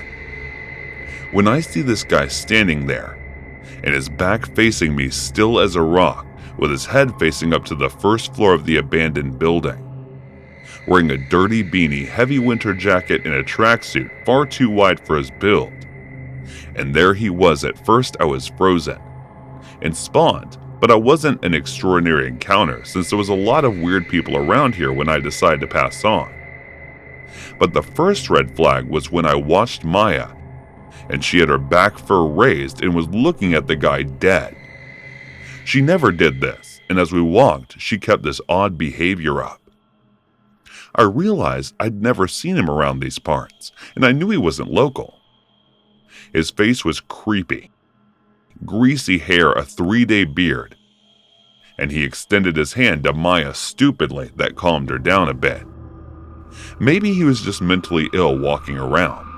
But anyway, there's a dormitory for mentally ill people not too far from here.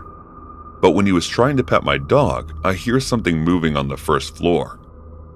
I thought it may have been a cat, but Maya would have already been jumping around if she had smelt it. I looked around and see this little girl of about 10 years old who had fear in her eyes, really desperate. And I'm not exaggerating, the detail, she had a familiar face though. Must have been one of the kids that played through this building. She must have seen me walking my dog around, because as soon as she recognized me or my dog, she caught eyes with me and whispered help with her lips. After this, I turned my head around and the creep is watching me now. I'd like to say he had the usual creepy smile, but he didn't. He was just wearing a very serious face with dead eyes. I don't know what to do. I'm 6'2" and kind of imposing, but I've never fought anyone, and I'm generally just a peaceful guy and a fraction of the second guy this looks up and says, "Calm down, sweetie. We need to get home before the food will get cold." Yeah, 10 out of 10. Totally believable, mate. "Who are you and what are you doing here?" I ask. "I'm her uncle. I need to get her home to eat," he says with the most serious look on her face. I was thinking what to answer to use as an excuse to bring her down and get her to safety. And being the sarcastic type in this situation, I say, "That's strange, because I'm her uncle. This doesn't add up." At this point, the little girl has the brilliance to lean off and say her uncle, "Can you help me get home? Mommy will be worried." Now, this guy didn't seem too threatened at the time, just kind of creepy. So I go under the building and take the little girl. And as I prepare to grab Maya, she first growls at him and then barks. Now she usually barks this really high-pitched bar, but this time with this guy, it was really low pitch and even scared me. To that, I turned around to see the guy with a hand behind his back reaching for something. Oh crap, I think I'm not a good fighter. And if this guy had a knife, I'm gonna win badly. He stops his reach motion as the bark is now continuous, and in the heat of the moment, the little girl leaned off and I grabbed her with one arm, the other arm keeping Maya at bay as a deterrent. And while she was descending, I asked her if she had a phone. No, I don't. I could tell she was on the brink of tears. As soon as she touched the ground, I unblocked my phone and gave it to her. She took the phone and immediately legged it. I should have been glad to, but my immediate thought was if she did this, all I have to stay on my phone, I would have been deadly pissed. After all, it wouldn't have been unusual, but I basically asked her to take it, so it wouldn't have been impossible to think. Anyway, the girl was gone. I turned around and this dude has a knife found, not a pocket knife, one of those huge kitchen knives that you use to cut bakery bread with. And me being so careless in the kitchen, I know how damn sharp those things can be. So I decided to run away too, but Maya decided, nope, I want to stand here barking at him. And I couldn't manage to pull her away as she's almost a 30-kilogram dog. But this was a grip too strong for even her. So we were there stalling, and this guy starts swinging the knife in the air. I want to run. If I leave my dog, I know she'll end up really bad. And even if I managed to pull her, he could run after us. And there we were, swinging the knife with empty eyes, and the dog barking and me crapping myself, not knowing what to do. And to make everything worse, my hands were freezing cold for not wearing gloves, and the grip leash was really starting to hurt. The thing that still surprised me in the situation is the fact that I am absolutely sure that people around the block could hear us. Not a single one decided to take a look anyway after what seemed like a long time, but was probably around 2 minutes. I hear heavy footsteps from the street I came from. And a lot of people show up. Probably her dad and some relatives and friends with a baseball bat. This is not going to end well, I thought.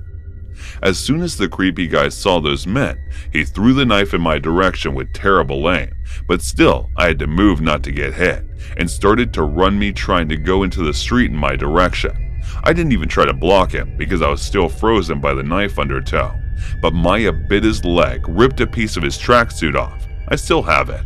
She's so proud of it and is now one of her favorite toys. But the dude didn't even care and ran for his life with some of the girl's supposed relatives behind him.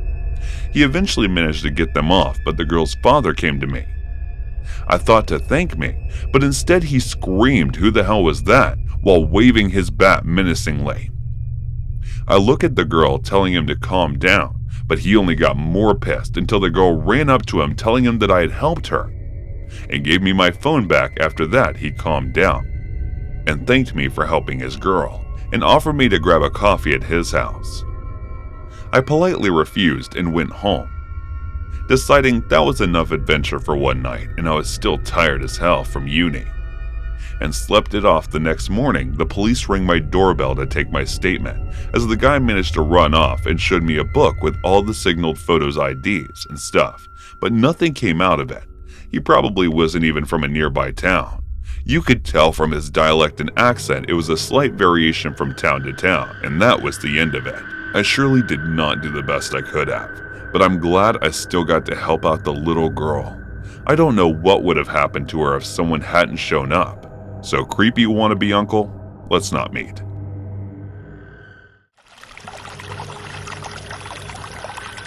Throughout the years, I have delved into the past world of online video games, and undoubtedly, RPG shooter games have always held a special place in my heart. The thrill of engaging with players from all corners of the globe, while simultaneously annihilating virtual enemies, is incomparable. I connected with individuals from all walks of life, forging friendships span countries and continents. I would often stay up into the wee hours of the morning, completely engrossed in the world I was inhabiting, chatting and gaming with my newfound companions. It never once crossed my mind that these online games could threaten my well-being. After all, what could a person halfway across the world, whom I've never met, possibly do to me? That night I was playing Garena Free Fire, an online survival shooter game that requires players to outlast their opponents to attain victory. And while playing with random players, I teamed up with a highly skilled player who earned the MVP title with the highest kill score despite facing tough competition from other participants. I wouldn't say I was not surprised when he asked me if I would like to play more games with him, for which I pleasantly agreed without any hesitation. He was a skilled player, and I always relished the opportunity to challenge myself by playing with the best and improving my skills. So we continued playing throughout the night until the early morning hours. He entertained me throughout our matches, cracking jokes about our opponents and making me laugh. I thought we would continue playing until daybreak, but to my surprise he suddenly informed me that he needed to attend to his religious obligations and promptly logged off. It was unexpected, as his language and demeanor during our gaming session had not hinted at him being the religious type. Still, I know better than to make assumptions about people. It slowly turned into my regular interactions with him, where I would spend nighttime playing Free Fire with him, and he would always abruptly go offline when it was time for his morning prayers. While playing with him one night, I mustered the courage to ask him if he genuinely believed in God. To my surprise, he responded, "No, I believe in Satan." I thought he was cracking up another joke, so I started laughing.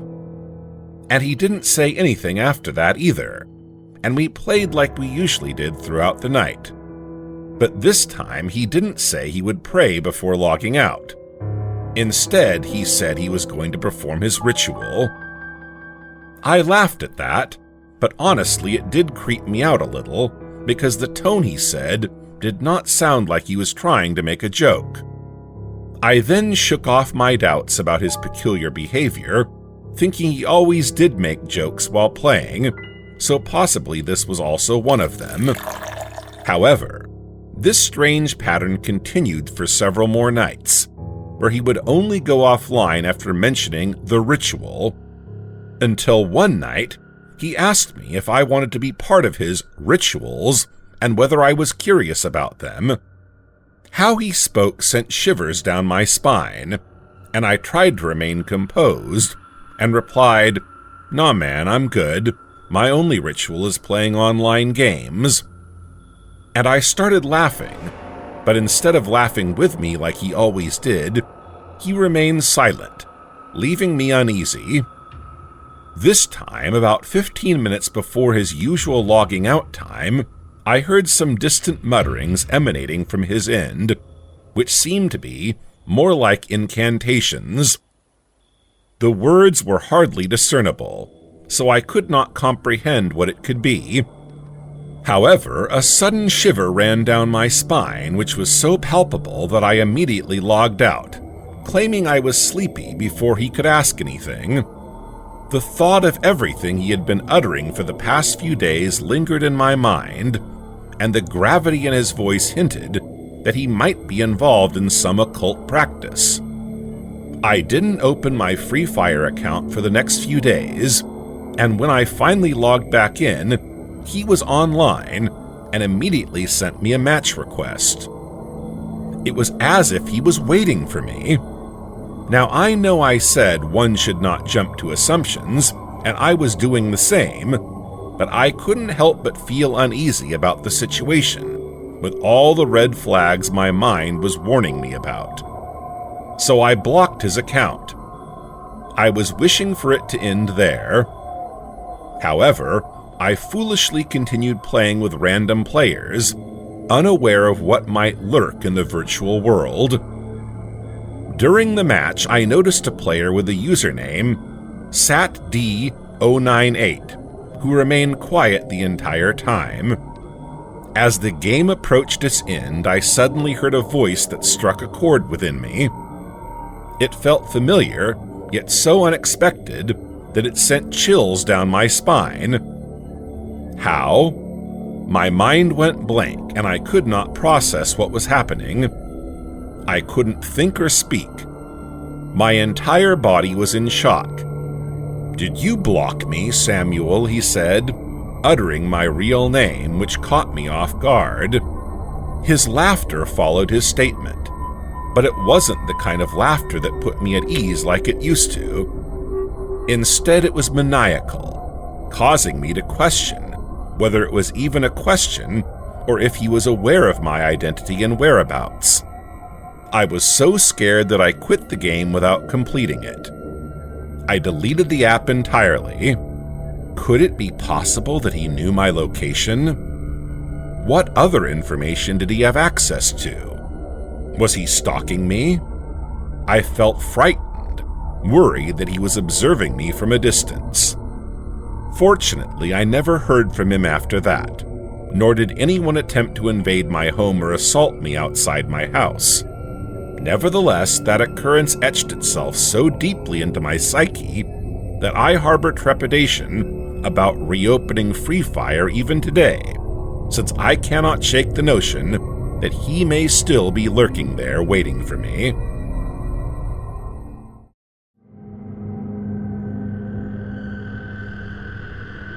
This happened to me in Tempe, Arizona, not far from Mill Avenue where all the bars are at.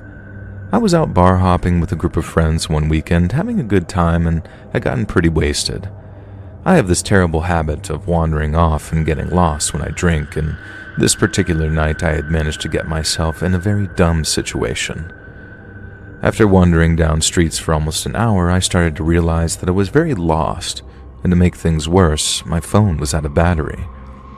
At some point, I decided that I would just walk back to my friend's house, which I knew was somewhere north of an area that we were bar hopping. Now, I should mention that I am severely incompetent when it comes to directions and navigating in a city, so I didn't realize that I was a solid 7 to 8 miles away from my friend's place. As I was stumbling confidently along the empty roads at 2 a.m., a sedan suddenly pulls off the road in front of me, aggressively, almost blocking my path. Somewhat startled, I look towards the driver's side and see a rather large and mean-looking black gentleman staring me down. In situations like this, most people have one of two reactions. They either become scared and defensive or angry and aggressive. I, on the other hand, am an insane person and was just drunk enough to have no sense of the danger that I might be in. And I proceeded to wave at the guy saying, "Hey man, what's good?" I'm not completely sure, but I think I was probably smiling too. I specifically remember the face that he made. It was sort of confused and conflicted, as if I were asking him what year it was. He paused for a second and asked me something, but I couldn't understand what he said. And I responded back, "Huh?" And he then asked me, "Where are you going?" I told him I was trying to walk to my friend's place, but I have no idea where I am. After another pause, he told me to get in. Now, without thinking, I walk over to the passenger side and hopped in.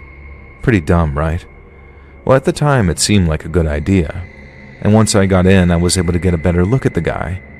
He was covered in tattoos and was wearing your typical thug attire. I also noticed his arm was all bandaged.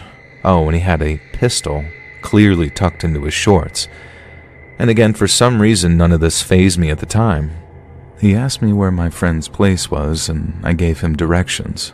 Now, I'm pretty sociable and talkative when I drink, so I immediately started chatting with the guy casually.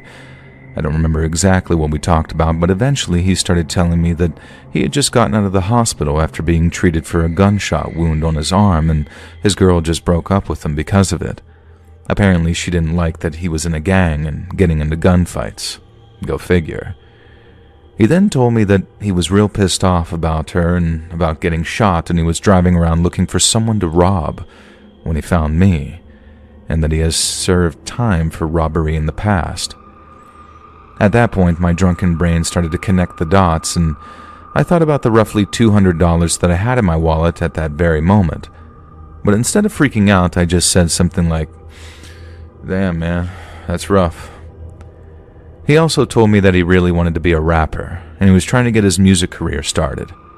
I tried to be supportive, telling him to just go for it. And about 10 to 15 minutes later, we pulled up at my friend's place.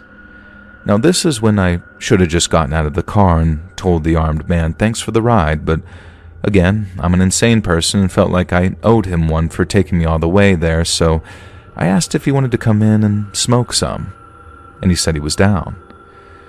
At this point, my friends had already been back for a while and were all wondering what had happened to me. And as you might expect, they were awfully surprised when I showed up with a strange black guy who I now knew was a gang member who had debated robbing me at gunpoint. What the dude did next sort of sketched everyone out, though.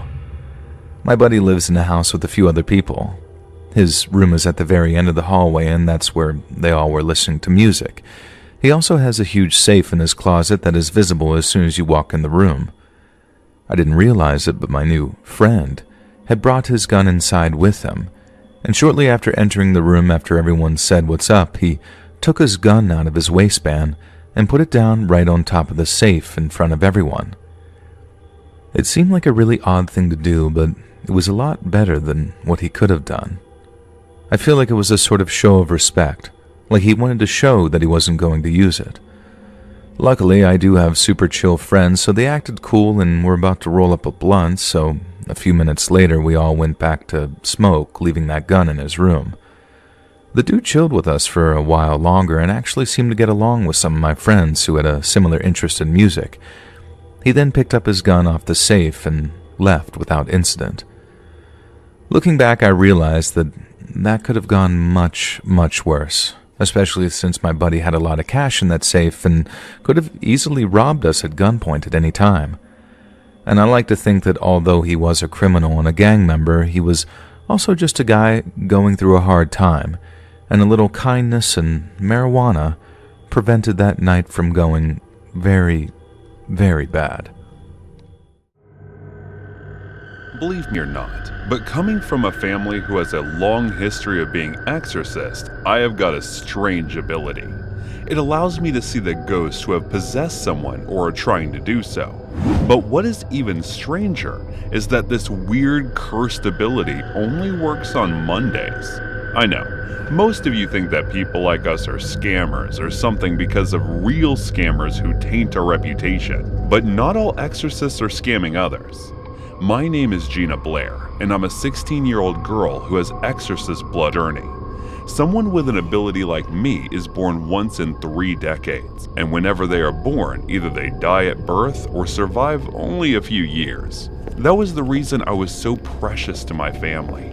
It might occur to you that since I had training since birth and have such ability, I might be a strong and brave girl who is always ready to fight an exorcism. But I'm not. I'm just as cowardly as others if they were to face a ghost like me, because every time I see one, I'm terrified to the extent of passing out. That is the reason I made my parents enroll me in school just like the rest of normal students, and it was my first day there. Just like others, I was to stay in a dorm, but my father sent my Aunt Dana, who was also my age, along with me. Unfortunately for me, my bad luck followed me to school, and the first day of my school life was Monday. The moment I stepped foot on the campus, I bumped into a guy, but I got this weird vibe, but I was sure that there was no ghost on him. It was so weird that I kept staring at him for a few moments. "Isn't it too early to have a crush on someone?" Aunt Jenna said while laughing as I watched him walk away. "I'm not having a crush, Jenna. It's just, there is something weird about that guy. I just can't put my finger on it," I said, which made Aunt Jenna stare at him too. "Is there a ghost in action?" she asked. "No, I don't think so," I replied. After watching the boy disappear from our sight, we went to the class. Being paranoid on this day was a given, and whomever I looked at, I kept thinking about what I might see the next minute. My entire day went in paranoia and nervousness, so to sum it all up, I could not focus on any of my classes. "Hi, you must be the new girl. I'm Susan, and I'm a year senior to you." A cheerful-looking girl came to me while introducing herself. "Oh, hi, I'm Jenna, and this is my niece Gina." Since I wasn't much of a talker, Aunt Jenna went ahead and engaged in the conversation with her. As she was talking to Susan, I noticed the same guy from this morning staring in our direction. The moment my eyes met his, he turned around and walked away. The next few days were quiet. I did my best to fit in and get along with the other students, while Aunt Jenna had no problem making friends, which made me a bit jealous of her, but I overcame that emotion. Susan started to hang out with my aunt and me, which made me open up to her little by little as well. "Hey Gina, have you guys seen Susan anywhere? I can't seem to find it since yesterday." It was Susan's best friend, and that is when I recalled that I haven't seen her either after Friday's lunch break. "No, we haven't," Aunt replied.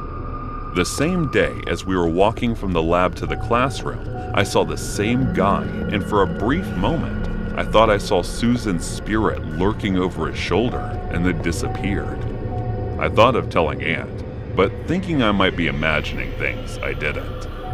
That very evening in the dorm, when Aunt Jenna had gone out with some other girls, I saw another ghost of an unfamiliar girl. She seemed harmless, but it looked like she was searching for something. The only ghosts I was able to see were those who were either trying to possess someone or they already had. Just then, I received a phone call from Aunt Jenna, and as I answered her, it sounded like she was whispering. "Gina, is Stacy in the dorm?" "No, didn't she go with you guys?" I replied in confusion. "Yes, but we can't seem to find her, and I think I'm in trouble because someone had been following me." After telling me this, she shared her live location and disconnected the call. I know she must be hoping that I inform the cops, but even I don't know why I decided to go there on my own. As I was getting close to the place, I could not help but feel this weird, familiar feeling, and that is when I saw the same guy I bumped into on my first day on campus. That unpleasant feeling kept getting stronger and stronger, so I sneaked around to see what he was up to. He entered an abandoned building, and I followed him in. That is when I saw Aunt Jenna and Stacy tied near a pole. Stacy's stomach was cut open, and she was bleeding while Aunt seemed fine and unconscious. My eyes lingered on the ceiling, and I was shocked to see multiple ghosts, including Susan's, lingering atop the guy who was looking at the two girls with a monstrous smile. You know what? Ghosts are frightening. They are terrifying. But what's even more terrifying than them are the people like this guy who has not an ounce of humanity in them. The reason I was extremely terrified for my life at this moment was that whenever I faced a ghost, I knew they were already dead and they won't be able to kill me. But as I was watching this guy take his sweet time tearing Susan limb from limb, I knew that my ability, my exorcist powers, were useless because there was no way anyone could remove the monster from this man. I dialed 911 with trembling hands and informed them about the situation. Luckily for me, the guy was so busy enjoying his brutality, he did not seem to notice me. He snapped back to reality the moment he noticed cops coming in, but it was too late for him to run. As he was getting arrested, I quickly went and untied Aunt Jenna to free her. I was shaking like a leaf the entire time as I helped her come to her senses and took her back to the dorm. A few days later, we were informed about the guy. His name was Carlos Simon. He was sent to a rehabilitation center when he was young for attacking an elderly woman. After his return from the place, he stayed quiet, but teenagers started to disappear one by one. In his confession, he told the cops that killing them calmed his nerves and satisfied him, which made me tremble and terrified. All I could think about after listening to all of this was that he was a soulless and emotionless monster. There was an unimaginable terror of humans that had placed the horror of ghosts in my heart now, and I couldn't help but be wary of those around me. What in the world is going on with me? Why is everything going wrong left and right? We were on vacation, but since the day I arrived, problems followed me at every step. First, I started having stomach problems and could not enjoy anything at all. And when finally my health got better, I came for night diving at my friend's suggestion and thought it would be a new experience as well as adventurous. But first, my gear was defective, so I had to go back to the surface to change into a different one. Then they couldn't find my size for some time. At last, when I got back inside the sea and was exploring the beautiful world underwater, we had to encounter this bloated dead body.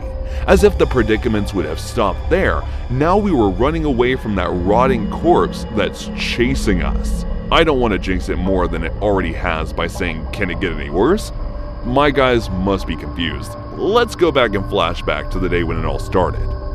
3 days earlier. Hey Orson, what are you doing this week?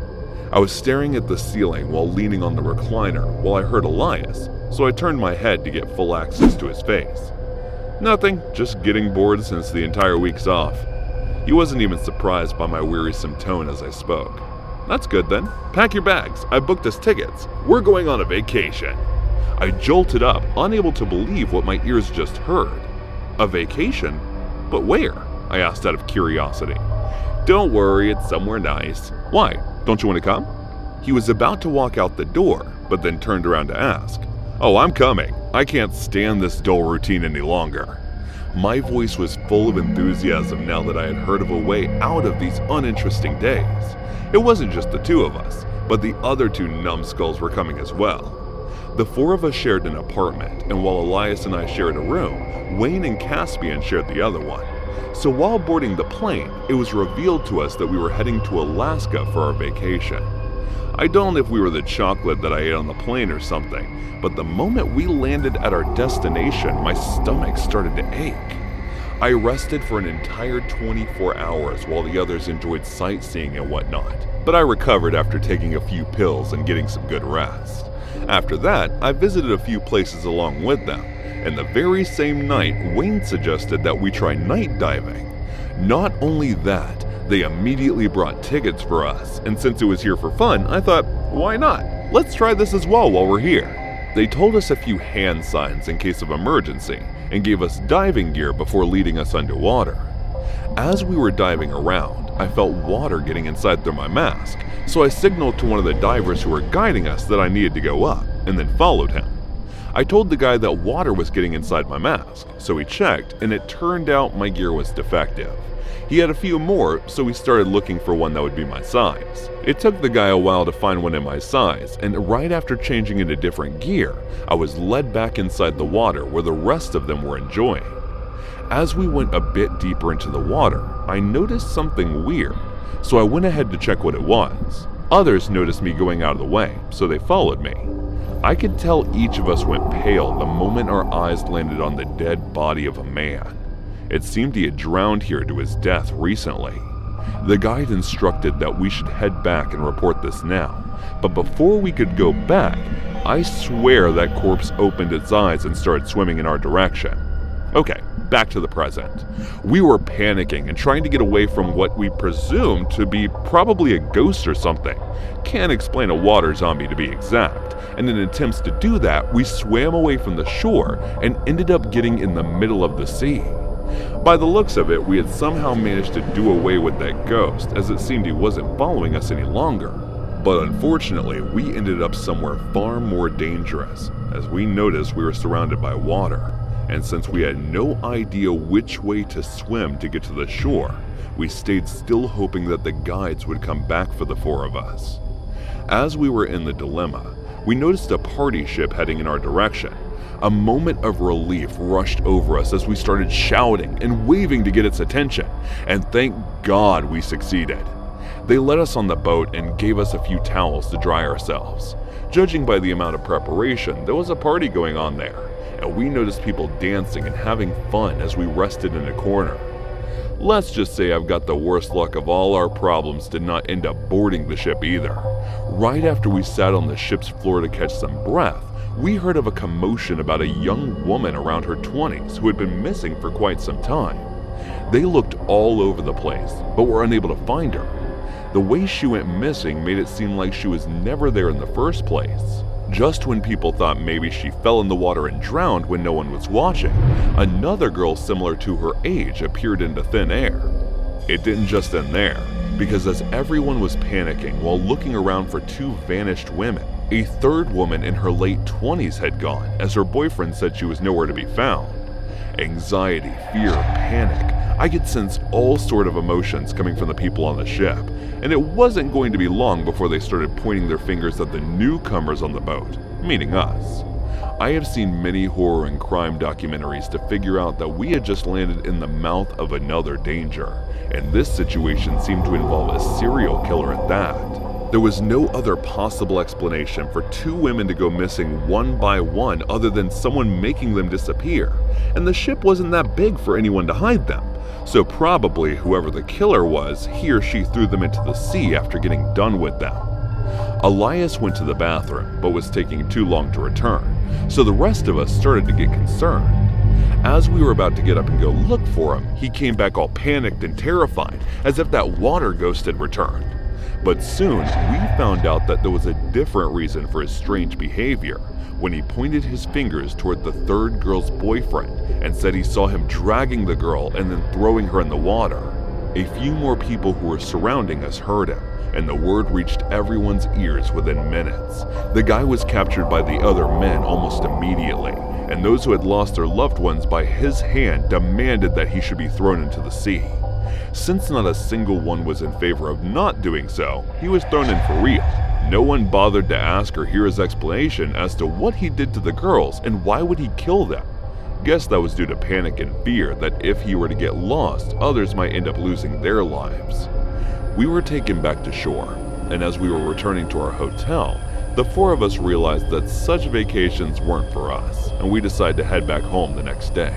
We talked among one another, and we would go to some bar or give bowling a chance instead of seeking such adventures where our lives would be on the line. This story is about the time when I was a teenager, obsessed over gaming, internet, and online websites. I always searched for new and interesting contents to watch. My parents would often scold me for staying locked inside my room all day, but what can I say, except that I was in the rebellious age, so I never listened to them. I was looking for some new interesting videos to watch after playing a few games when I came across a website. There were lots of weird and interesting contents. There were also rooms created in which content creators were live, performing all kinds of activities. They set a target amount and then announced the activity. The audience had to send some amount in order to reach the target. Surprisingly, there were many people watching them and sending them money. I was scrolling through the rooms when I saw there was a room which had the more audience than others. I got curious and went there to check. It was a young boy, must be around the age of 19 or 20. He was performing some sort of stunt, and it looked like someone else had the camera. He was climbing down a cliff with a heavy-looking bag. He had grabbed a knife from his mouth, and even after this kind of stunt, his target amount was the lowest among all. And soon after that, I found out the reason behind it. Unlike others, he used to come live 2 times a day and set the same amount of target as previous one, each time performing some dangerous stunt. It piqued my interest, so I started watching it. Sometimes I would even send some money to him. Slowly, the level of danger in his stunt kept growing. For example, he would smack himself with a burnt iron rod and then perform the rest of the stunt with that burn. And after that, he would ask the audience that he would raise the target money, and if they want to watch something even more dangerous, including self-harm, they help him reach the target. To my surprise, he met his target every single time, and by the next target, he would increase the amount of the danger. His audience kept growing, and slowly the people started to place bets among themselves regarding his injuries. For example, if someone bets that he would smack his face and places a large amount of money, and someone else puts money with an even larger sum saying that he would punch himself in his stomach, and he punches himself in the stomach, then the person who placed the bet sends him the money, and therefore he used to meet his target even quicker.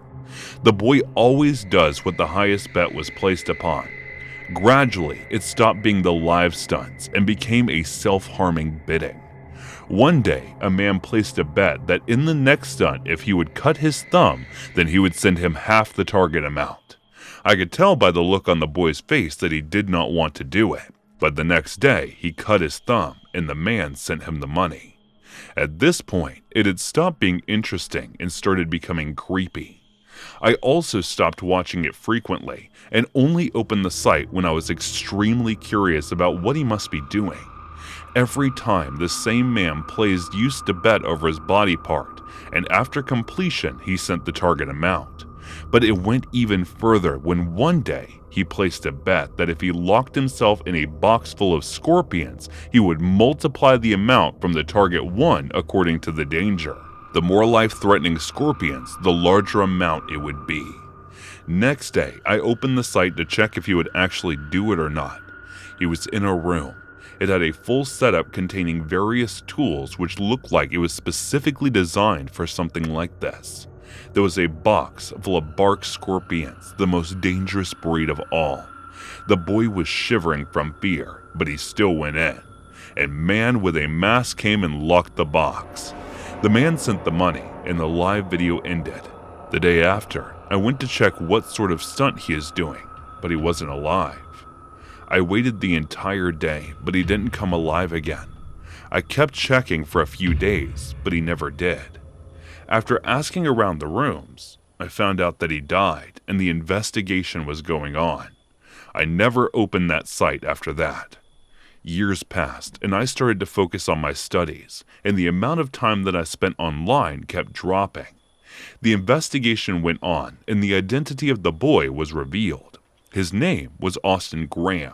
He lived in San Benito in the state of California. His parents died when he was just an infant, and his grandmother raised him. When he reached the age of 13, his grandmother passed away as well. The responsibility went under his second uncle Robert and Aunt Rose because other relatives refused to take him in. When he was 18 years old, The lawyer revealed about his grandmother's will. She had named the entire life savings to her grandson. There was a condition in the will. If Austin were to die, her properties would go to charity. 6 months after the will, he started coming live with those stunts. The main suspect were both of his uncles, his aunts, and the only son of his first uncle Terry. The investigation kept going for 5 years, and finally, I found out through a friend that the police had found the evidences. The boy's second uncle was behind all of this. From the time he took Austin in, he used to beat him and rape him. He never let him make friends and trained him to perform dangerous stunts.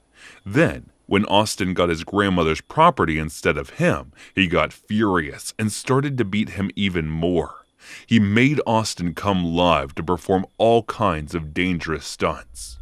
During interrogation, he confessed that he hated Austin's father for being the favorite son, and when he died, they took Austin in, only to vent his anger and hatred. The reason he taught him all those stunts and showed it live was because he wanted to use him to earn money. He said when the bet was placed, he thought he could kill them without getting blamed for his death. After a long trial, he was found guilty for murdering and assaulting Austin.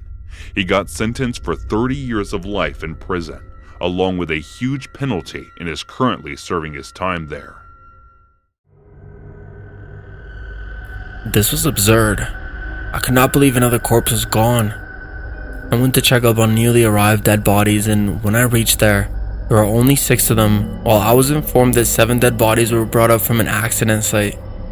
It was the 4th one this month that got missing from the hospital morgue, and I couldn't believe even more that they were not raising the security.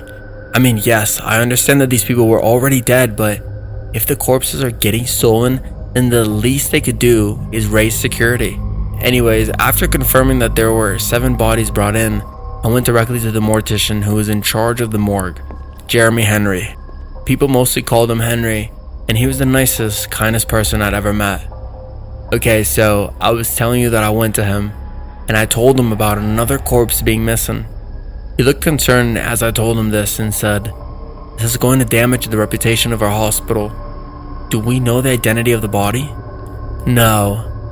Do you realize that the only bodies that ever go missing every single time are the ones that have 2 things in common? They freshly died and they are unidentified," I told him, and then he nodded his head. One thing that I was sure of is that I haven't even mentioned in front of Henry, and that was that the culprit was someone who was working in the hospital. There was another thing that I was sure of, which was that Henry was also suspecting it, and that it must be someone in a higher position, or at least someone who knew everything related to the dead bodies and the morgue. I went back to the morgue after the autopsies of the 6 dead bodies that were done and cleaned up in place. The only thing on my mind was curiosity about those missing bodies, and it wasn't like they got up and walked down on their own. I could do it. I could also act as if nothing had happened and ignore the fact that someone was stealing bodies from the morgue. But I felt like it was disrespecting towards the dead, so I decided to start looking out for anyone who seemed suspicious. 2 days passed, and it was a day when the director of the hospital was to arrive to ask the employees if they were facing any issues and then address them. It was the perfect opportunity to bring this matter to light. So when he asked us if we were facing any sort of issue, I raised my hand. He told me to speak freely about whatever was on my mind, and so I started telling him about the missing bodies from the morgue. Even though he told me the mortician took care of it, I could see him furrowing his eyebrows, which felt a little odd to me. But again, not many hospitals care about dead bodies. I've seen such morgues who don't even treat the bodies nicely. The next day, another dead body of a guy was brought in. The boy was said to have hung himself and committed suicide. He was an orphan, so the hospital was instructed to arrange the burial of the body by itself. Something in me was saying that this corpse would also get stolen, so I decided to guard it by not leaving the morgue no matter what. As I was trying to guard the morgue, hours had passed, and I had taken a single break, so I started feeling tired and sleepy. I did not know when I dozed off, but as I was dozing off, I heard footsteps, so I slightly opened my eyes, half asleep, only to see that it was Henry. He was with another male nurse. He looked in my direction, and I pretended to be asleep. As I closed my eyes, I could hear footsteps and noises. I could tell that they were trying to be sneaky, and that they would have been successful if I was asleep. But I wasn't, and I could hear everything.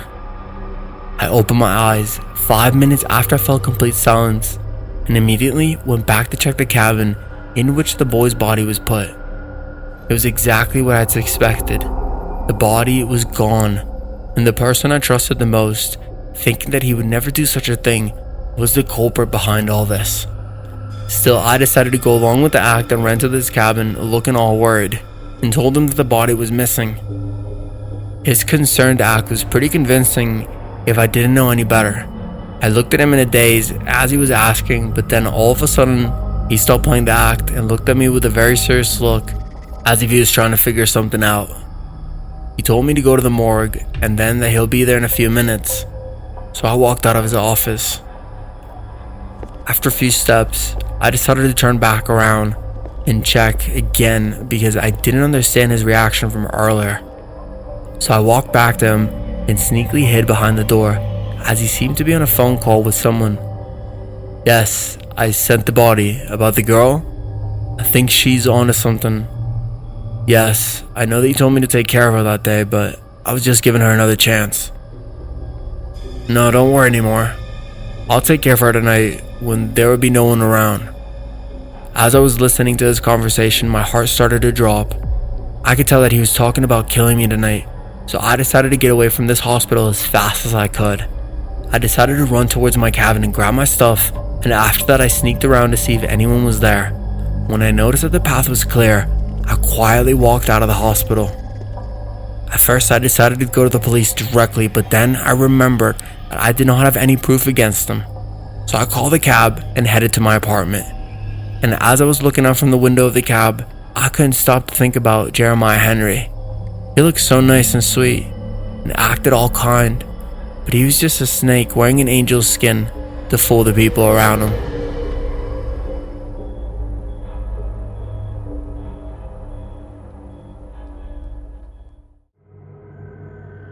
Have you ever experienced the feeling of drifting off to sleep on public transportation, only to awaken several stops beyond your intended destination? It's happened to me multiple times, but this one incident I had a few months ago has imprinted itself in my mind. My boss overworks me to the point where I feel like I work in a factory, not a company. By the time I finish work, my body and mind are so exhausted that I frequently find myself nodding off, whether it be a bus or a subway. I never imagined being in a dangerous situation until one evening. Oh, Portia, I told you a dozen times, why aren't you opening your email? Go through it and you will find the draft. It was the 4th time she called me in the past 20 minutes to ask the simplest thing. Whenever I talked to her, I always wondered why in the world he hired her as a secretary if I had to do most of her work. Why not just double my pay and let me handle it officially? It was way past my work time, and I was not only tired but frustrated as well. Who wouldn't be when they feel as underpaid as I was feeling then? I walked to the bus stop and waited for my bus to arrive, which took about 15 minutes. After boarding the bus, I went to sit in an empty window seat, and the moment I did, my phone started ringing. My sleep-deprived mind made me curse a little louder when I saw Portia's name on the screen, making the lady sitting in my front seat turn around and give me a weird look. After declining it and turning my phone off, I leaned on the seat. Trust me, the back of my head was throbbing. I was this close to handing in my resignation letter if I had to explain to her the way to find the draft one more time. I was so tired that I didn't even realize when I dozed off. As I jolted from my sleep, I turned around, groaning, to see a frustrated woman scolding her child for kicking the back of my seat. To my surprise, only 3 other passengers were on the bus besides the misbehaving child. This was unusual, as the bus was typically packed with commuters when I usually disembarked. Then I realized I had not simply missed my stop, but had unknowingly traveled several stops past it. I got off at the next stop to board a bus back to my place, only to discover that the vicinity was far more remote than I had initially anticipated. While waiting for my bus, I noticed a man approaching my direction leisurely, donning a trench coat. To take precautionary measures, I hastened to pull out my phone, switched it on, and placed 911 on speed dial in case the situation called for it. He strolled over to the corner of the stop, extracted his cell phone, and proceeded to peruse it. Given the late hour and the fact that we were in such a secluded area, I was gripped with fear and prayed for the bus to arrive soon. After about 10 minutes, I felt slightly at ease when he remained focused on his cell phone. However, my relief was short-lived as I saw another man approaching the bus stop. He was walking in an odd manner, which led me to assume that he might be drunk.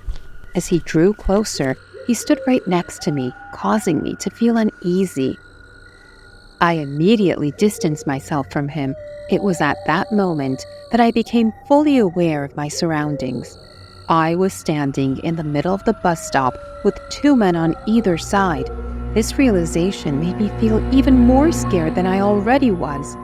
To calm myself, I kept checking the time to see how long it would take until the bus arrived. Unfortunately, it seemed like there were still a few minutes left, which only added to my worry. Suddenly, I sensed an intense gaze directed toward me, and it became evident that it was coming from the intoxicated man. I attempted to avoid eye contact, but could sense him moving closer. Despite my efforts, I could feel his grin fixed on me. I rechecked the time, but I felt his nose brushing against my hair before I could react. The sensation sent a shiver down my spine as he sniffed me. I hastily distanced myself from him, only to be pushed closer towards the other man. Overwhelmed, I felt a lump form in my throat as I addressed the drunken man. "Can you please stop this?" However, rather than ceasing, he leaned in closer with a disgusting grin on me. I was ready to dial 911 when I found a hand behind me reaching the man's throat. I turned as I realized it was from the man in the trench coat. He had a pissed expression on his face as he threw a punch to the drunk man's jaw. I heard him say, "How dare you?" along with something else I couldn't understand as he continued beating the living hell out of him for several minutes before leaving him unconscious. The bus arrived shortly afterward, and we both got in. He didn't say anything to me or even look in my direction as he headed to an empty seat at the back of the bus and resumed whatever he was doing on his phone. As for myself, I opted to sit in a seat closer to the front. Though I couldn't shake off the fear and discomfort that had come with my alarming experience, I still felt a sense of security in his presence. 15 minutes later, I finally reached my destination and hastened towards my apartment complex, all while keeping an eye out for any potential threats. Fortunately, I made it back unscathed. As for my daily routine, I continued with it as usual, but with the added precaution of never dozing off in public transportation again. Though I never encountered the man in the trench coat again, I remain grateful for his help that day. There are people like that creepy man I encountered at the bus stop that makes you feel scared, unsafe, and skeptical towards others when you find yourself in a similar situation. And then there are people like the guy who helped me, who instills a sense of hope and restores your faith in humanity.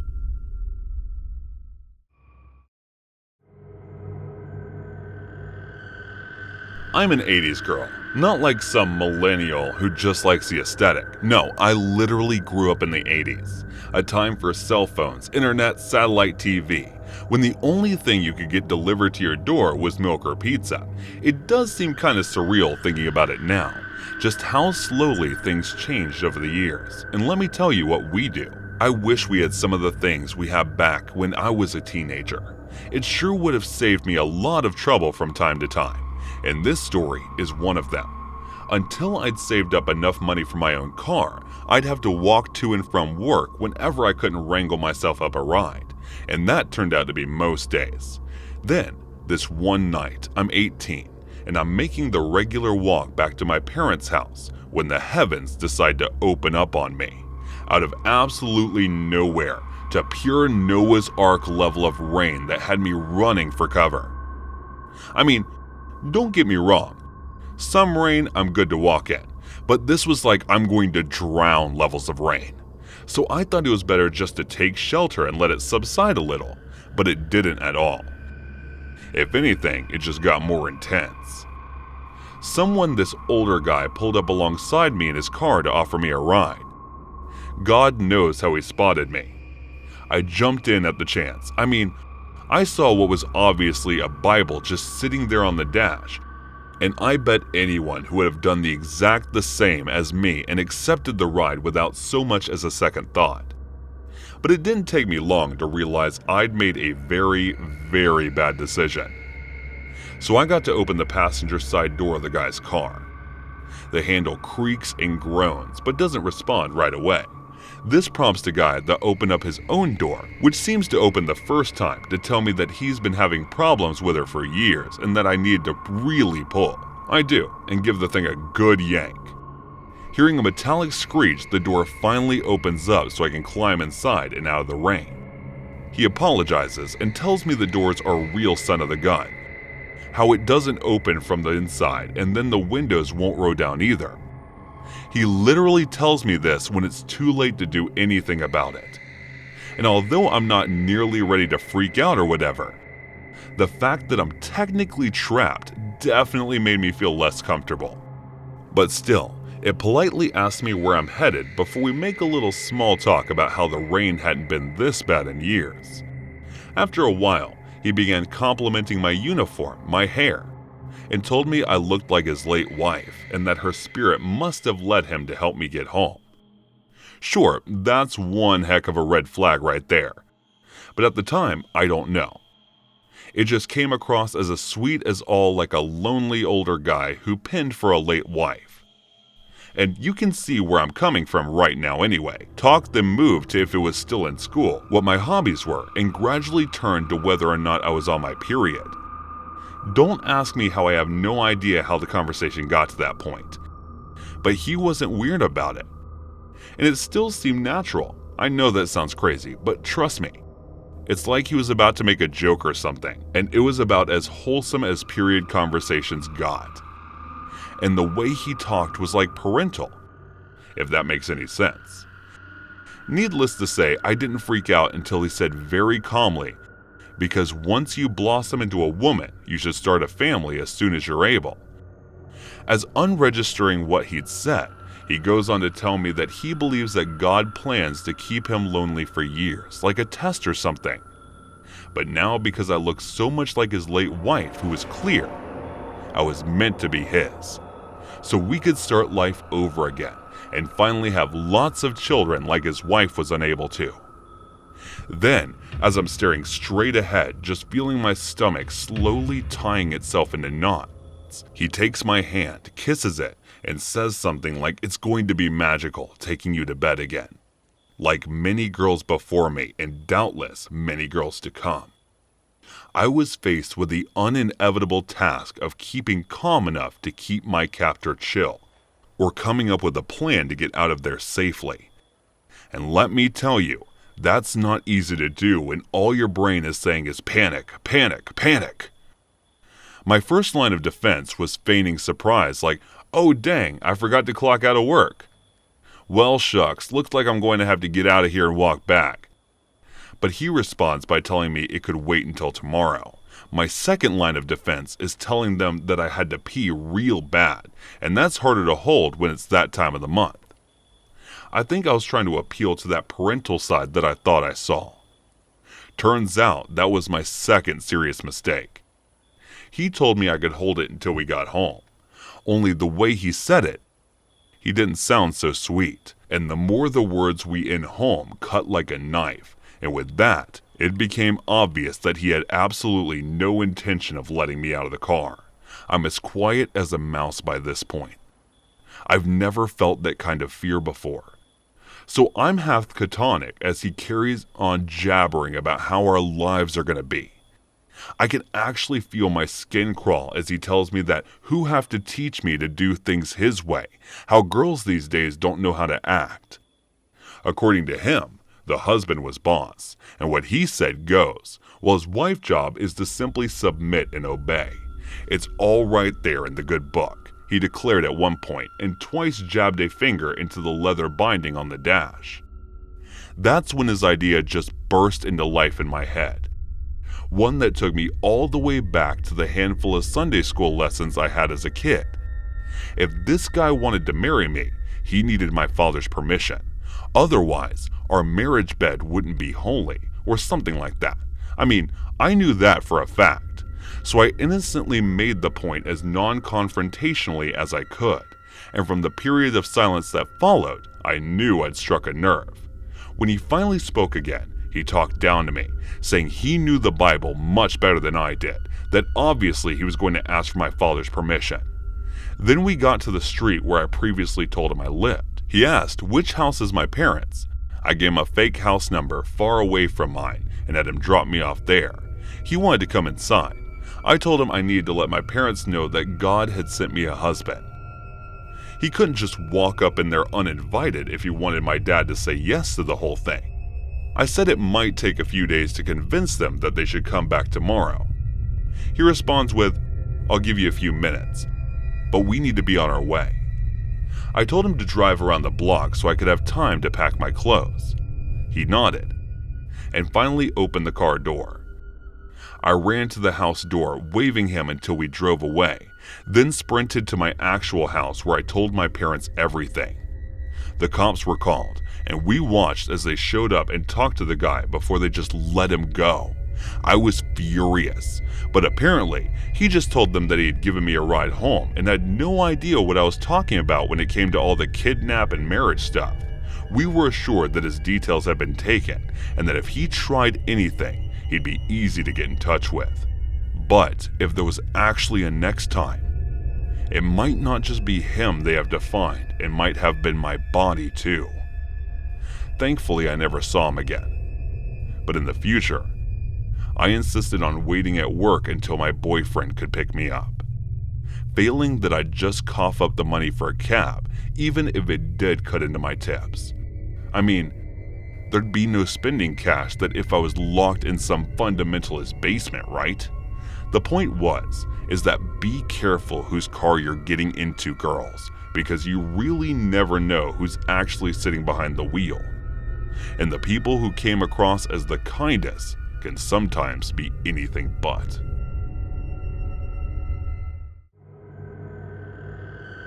It was midnight, and I was still lying awake in my bed, scrolling through my phone, chatting with Jackson, who was just as sleepless at the time as I was.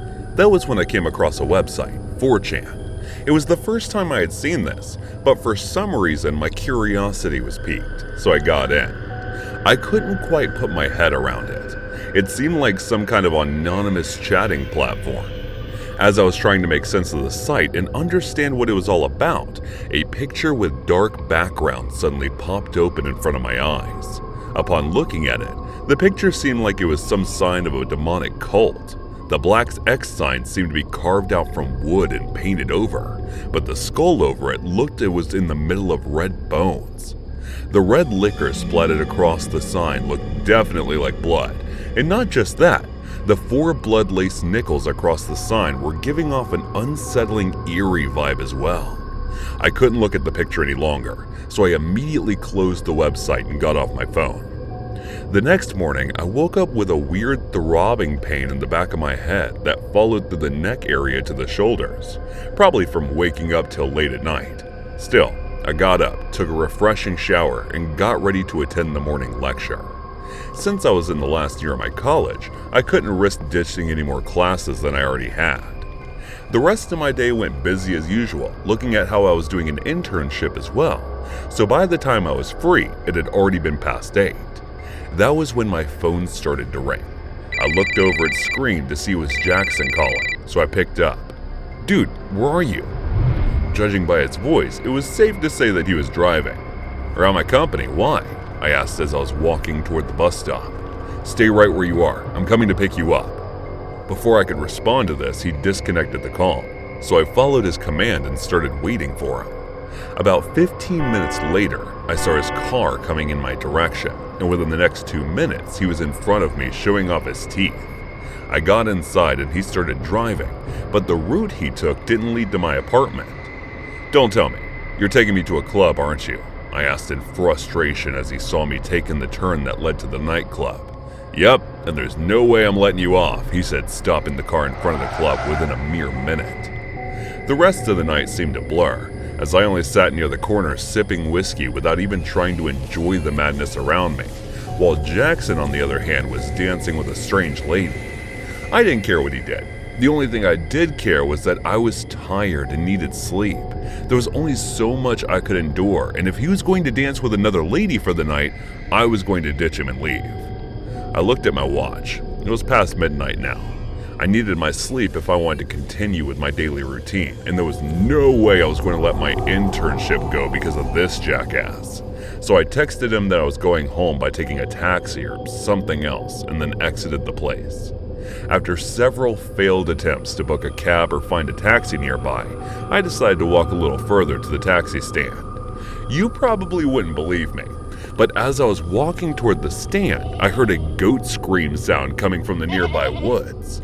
I stopped on my track with a spooky feeling inside my chest and hesitantly turned my head toward the direction. The voice was still coming, but it was getting slower, and then with pauses. It was as if the goat was struggling somewhere. The terrifying feeling that had overtaken my senses changed into a worried one by the thoughts that probably had gotten stuck in a hunter's trap or something and must be in pain. So without a second thought, I walked in the direction of the voice. But what I saw upon reaching was beyond my expectation. I stood terror-stricken beside a tree looking at the scene playing in front, which felt like it had come out of a horror movie. A group of people wearing black robes were standing around in a circle. A black goat that was on the verge of dying was laying inside it. And that was not all. A woman stripped naked to her clothes sitting right in front of the goat as calmly as the wind with a blindfold on her eyes. There was a huge sign planted on the ground which seemed familiar. That was when two women wearing the same robes as others stepped forward and walked toward the girl with that looked like the same sign as the big one. A piece of cloth was filled inside the naked woman's mouth, and then one of the women put the sign on her forehead and the other one nailed it with a hammer. At this point, I stuffed my hand inside my mouth to stop my screams from coming out of my throat. I could tell the woman couldn't bear the pain and was about to run away, but a man grabbed her from behind, making her forcefully continue sitting in that position. The hammer was used 3 times, and as the 4th and last hammer was nailed to her forehead, she fell lifeless, and all those standing there started chanting something, while the 2 who killed her filled a bowl with her blood. I was shaking at this point, and tears had started to come rushing down my eyes. Unable to withstand watching the horror in front of my eyes, I ran outside those woods as fast as I could. I could feel them noticing their footsteps as I took off, but I didn't turn back and continued running only to stop in front of the bar again. That was when I bumped into Jackson, who was coming out of the bar all drunk. But as he looked at the state I was in, frightened, eyes all red and filled with tears, and my entire body sweating, like a horse as if I had just run a marathon, he came back to its senses and started asking me what happened. I didn't say anything, except, "Let's just go."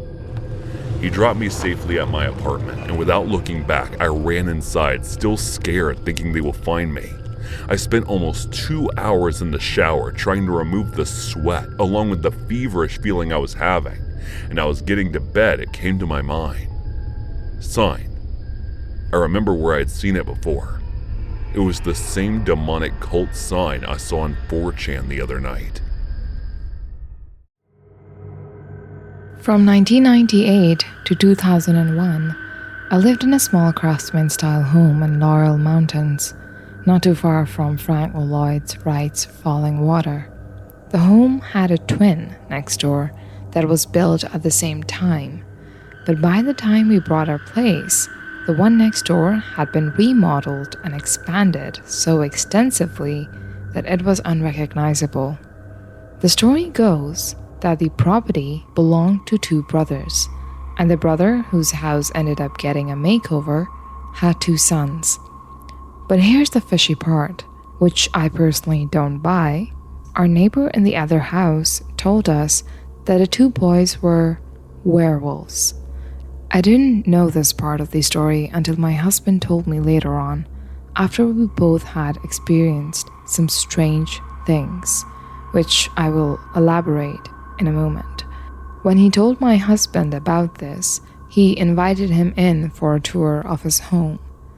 And during the tour, he pulled back the carpet to show my husband a stone pentagram, which was built into the slate of the foyer and the floor. Another fact that was not related to me until later. A month or so passed and we got a really sweet rescue dog, a Sheltie, and she was perfectly friendly, normal, and protective over my 7-year-old daughter. But over the following months, she started doing some strange things. I get up in the middle of the night to find her growling down the stairs at something. And during the day, as I was watching TV or something in my studio, I'm an artist, she would stand between me and the door to the dining room and growl for an inordinate amount of time. Over the months, she began to get a little unpredictable too. She would wet on the carpet, which she had never done up to that point, and eventually she would bite me. By that point, I was pregnant and scared to have a biting dog around a baby, so I took her to the ASPCA. During my pregnancy, I started sleeping in another room away from my husband as he snored like a freight train, and it was hard enough to get rest being big and pregnant. When one night, I woke to something crawling up from the foot end of the bed and over my feet and legs. I couldn't see anything now and was so terrified that I couldn't even scream. I was able to put a hand up and grab the headboard. This was an old, rickety double bed that my mother-in-law had given us for our spare room and slammed it against the wall repeatedly. With that noise, I was finally able to scream, and whatever was on my legs disappeared.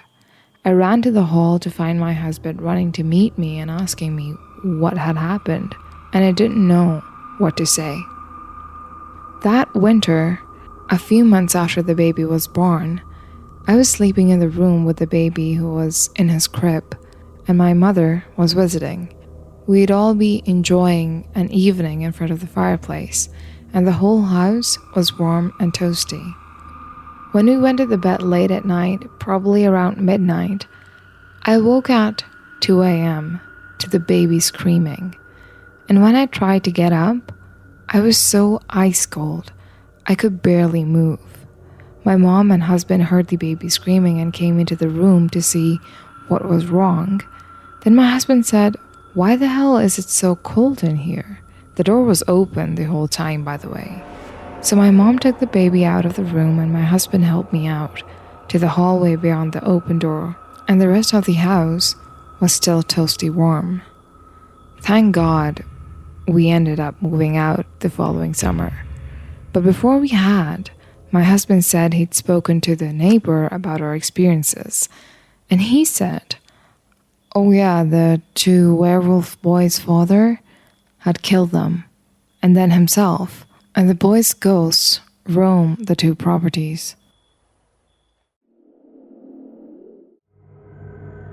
In the world where internet is the source of everything in daily life, there are parts of internet you will wish you never came to know.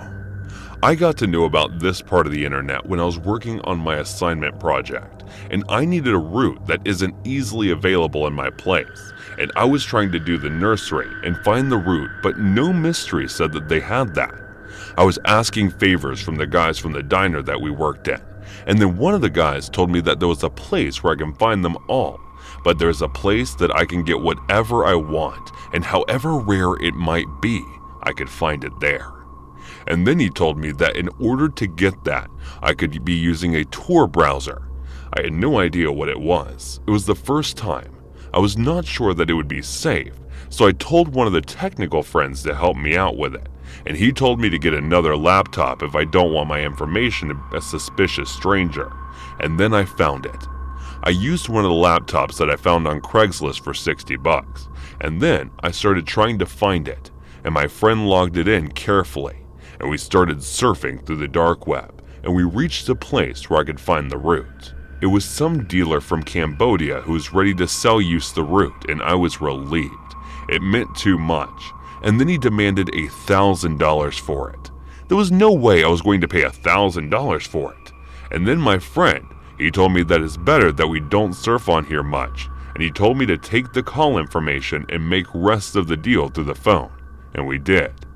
I was about to call him when my friend stopped and said, "Why do you want to hand out your contact information to a sketchy guy? They'll figure out everything from that. Just call from a payphone." And then we headed out to the payphone and started the conversation about the price negotiation. He was trying to act like he was tough to shake.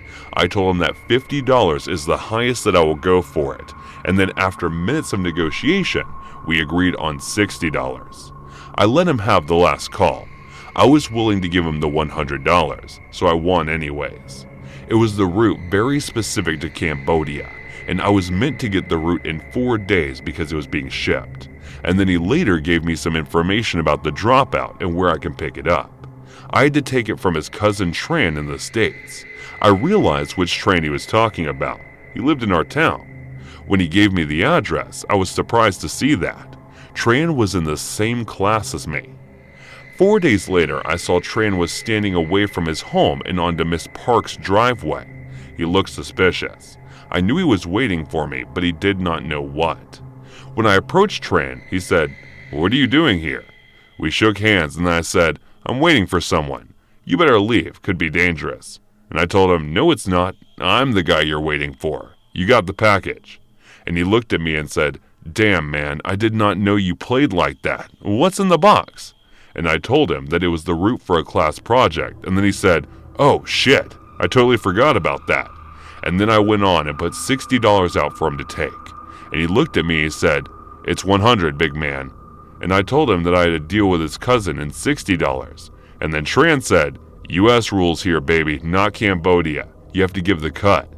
And I refused, and then he said, "All right, cool with me. I'll keep it and get the grade up on the assignment. So cool, you can go." And that is when I reeled in and said, "Fine, take $100, just give me the route." I wasn't going to go through all that and not get my grades better. He took the $100 and went back to his house. Next day, we met again in the school. It was time to submit our reports, and everybody was coming forward, and then Tran and me submitted together. I saw him submitting just the picture of the route with a write-up, and then I did. It was a step up in the game, as I was going back thinking of myself as some kind of winner. The teacher called me out and said, "Why? Where did you get this route from? You were supposed to paste a picture of it, not the real route. Do you know how far away it is from its ecosystem?" The teacher went on to lecture me for a whole hour, and the whole snickering away over my try-hard attitude, and especially Tran, who got to make $100 out of this. Firstly, I'd like to begin with a little bit of background to explain why this particular case is so personal to me. For the past 6 years, I've worked as a college campus police officer. We're a branch of law enforcement that doesn't get very much publicity or attention from the general public, but we're just as much law enforcement as any other branch. Policing college campuses is pretty much all I've ever known, too, because before I trained to be a regular cop, I worked as a campus security officer, which, trust me, was considerably easier than doing any actual police work. But it was also considerably more boring, too. If I'm being honest, I thought it would consist of breaking up crazy parties, rescuing hot sorority girls from whatever jam they'd gotten themselves into, maybe even getting a few compliments that are usually directed at a guy in uniform, but nope. All my job consisted of was walking around campus for like 8 hours a day, just making sure buildings were secure and that the right doors were locked. On top of that, I had very little training and basically no means of defending myself whatsoever. I was constantly worrying about what I'd do if I'd actually ran into any serious criminal activity, but luckily I never did. But I can't say the same for some other campus security guards, and that's pretty much the whole reason I'm writing this up. Okay, so Virginia Wesleyan University is a small Methodist college in Norfolk, Virginia, with a total population of less than 1,500 students, and back in 2006, it was even smaller than it is now. It's located near Virginia Beach in the Hampton Roads area of the state, which actually has a relatively high crime rate, but the college itself is pretty safe, and historically there's been very little in the way of trouble there. It's kind of like a little green island of bliss in the middle of an urban concrete sea, and the students that attended rarely say anything bad about it except around exam times. Back in 2006, it didn't have anything resembling a campus police force. Now, almost all American colleges have an attachment of uniformed police to keep them safe, but back then, Wesleyan only employed a small number of unarmed security officials to keep the peace. And one of these was a guy named Walter Zakshevsky, known as Wally or Officer Wally among his colleagues in the student body. Wally was actually from Chicago to begin with, but after joining the U.S. Navy and spending a good chunk of his military career down in Norfolk, it became kind of a home away from home. I know his wife is from the area and the pair moved back to Chicago after he got out of the military, but at 57, when Wally got laid off from a steel industry job in the Windy City and got sick to death of the weather, the couple moved back down to Virginia, and Wally took up a job as a campus security officer at Wesleyan University. Wally has absolutely no experience in security or law enforcement, but I'm guessing the college didn't mind that since he was ex-military and was therefore seen as being disciplined and reliable. He started in July of 2006, and what followed was basically 3 months of on-the-job training in which Wally came to love his new job. His only real complaint was how hot and humid the campus could be in the summer months, but he grew to love the student population, who viewed him as a kind of warm, friendly guardian-type figure, someone they could trust and rely on in their time of need. Then, on October 11th of that same year, Wally was getting ready for his evening shift patrolling the campus. He was wearing his regular uniform consisting of a blue dress shirt, black pants, and a duty belt containing the usual security-type tools and gadgets, handcuffs, baton, flashlight, radio, but most certainly no firearm. Many of the other security staff at the college carried pepper spray, but Wally wasn't authorized to carry any because of how new on the job he was. It had recently been his and his wife's 34th wedding anniversary, so the pair were particularly in love around that time, so he made sure to give her hugs and kisses before he headed off to work that evening. According to the records from that night, everything seemed pretty uneventful. It was just a regular shift on the sleepy college campus. Just before 10 p.m., Wally apparently made a radio call to the campus security headquarters, informing them that he was about to undertake a routine building check. Security staff regularly checked in with headquarters so that clerks working there could make notes on their movements and activities, but after that call, Wally didn't check in again. This was undoubtedly unusual. It certainly wasn't like Wally to miss a radio check, so officials back at headquarters assumed that there had been some kind of radio malfunction, such as a loss of signal. This was their final conclusion, too. Not that something bad might have happened, so no police were called, and no other members of the security team were sent to check anything out. Wally's evening shift was due to end at 11 p.m., and he usually arrived back at headquarters for a debrief shortly before his shift was due to end, so he could properly hand over to the next guy on duty. But that night, Wally never arrived back at headquarters. Almost a half hour went by and there was still no signs of Wally, and it still proved impossible to get in touch with him via the radio network. Naturally, his colleagues began to worry, and a handful of security officers took off around campus to try and find him. One of these officers was the shift commander, a guy called Vic Dorsey. Dorsey was checking out the Boy Dining Center at around 11:30 p.m. when a grisly sight greeted him near the entrance. Wally was unconscious, lying in a pool of his own blood, having received multiple stab wounds around his arms and torso. Someone had evidently violently attacked him, and while Wally seemed to have attempted to pull out his baton to defend himself, he simply didn't stand a chance. Head of campus security said that when he got the call shortly after Dorsey had found Wally's body, all he needed to hear was the man's tone of voice to know the worst had occurred. Dorsey only managed to get out one word out before he burst into tears. Wally. Virginia Beach police were called in, who immediately took over the investigation into Wally's murder. One of the first things they did was to confiscate knives from anyone on campus who happened to be carrying on for whatever reason. Even the head of campus security was considered a suspect for the time being, and was made to hand over the small utility knife he kept on his keyring, despite the fact that he wasn't actually present on campus at the time of the murder. Virginia Beach Police Department also demanded that every member of the security team, as well as all other employees on campus, get down to the local department for interviews and polygraph tests. Every single member of the security team seemed only too keen to cooperate with the investigation, all except one, who apparently turned down the polygraph tests out of medical and religious reasons. As a result of lack of witnesses, clues, and CCTV footage, the investigation came up short pretty soon after it was opened up. But I'm hoping my own little analysis will be able to jog someone's memory or convince someone to come forward. Someone must know something. Someone must have seen something.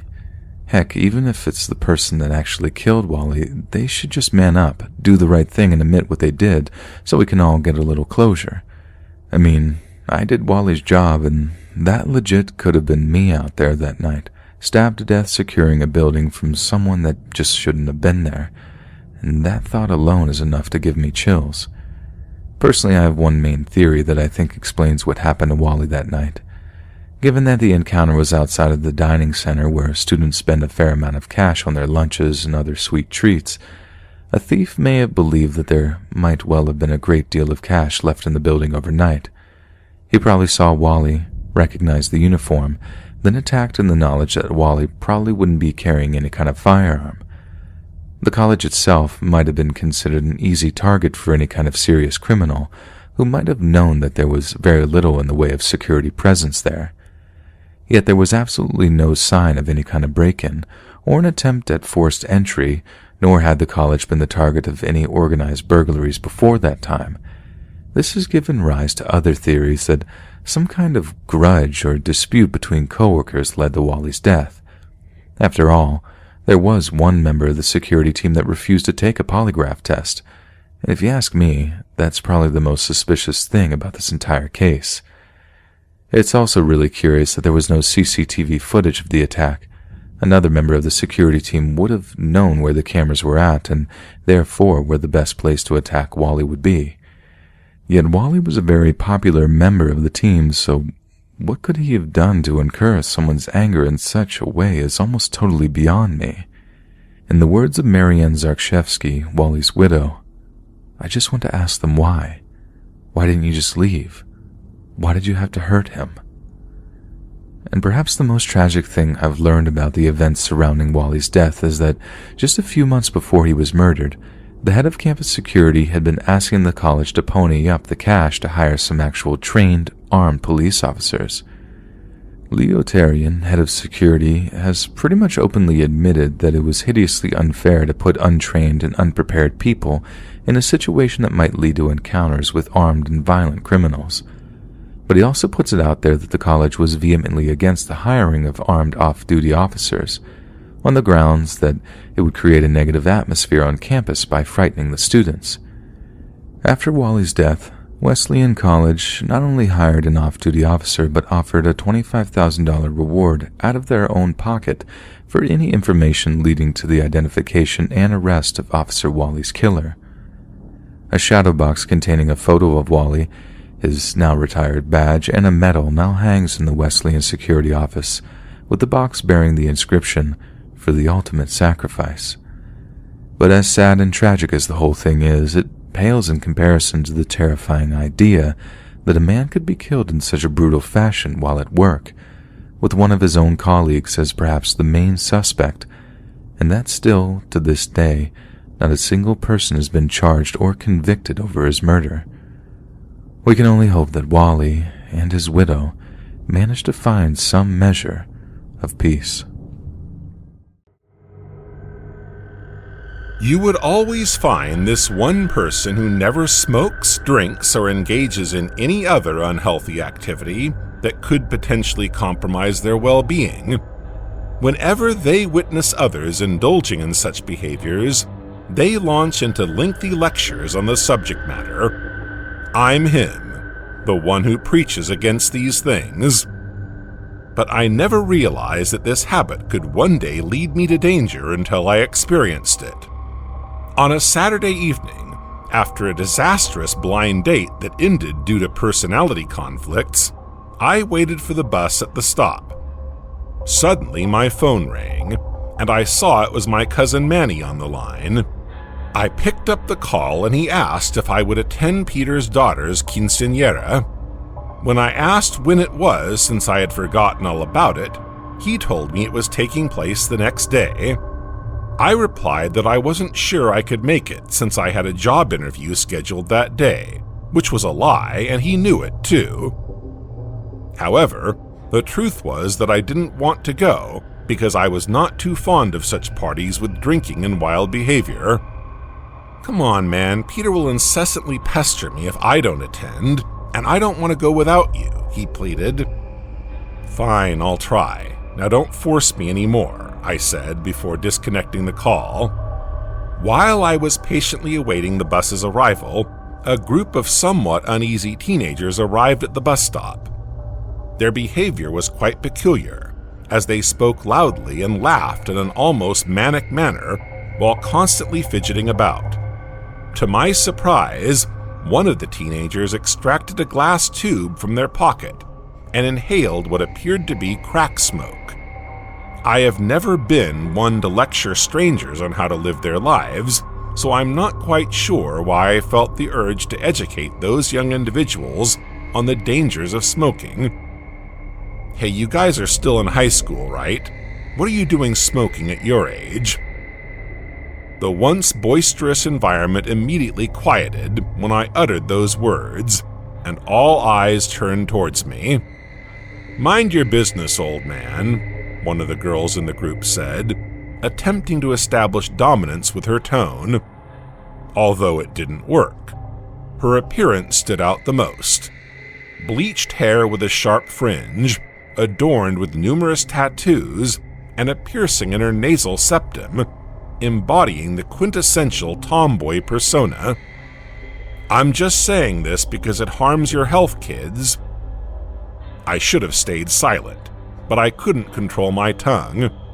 One of the guys, a towering figure adorned with tattoos, fixed me with a menacing glare and snarled, "You got a problem, Grandpa? Want to step outside?"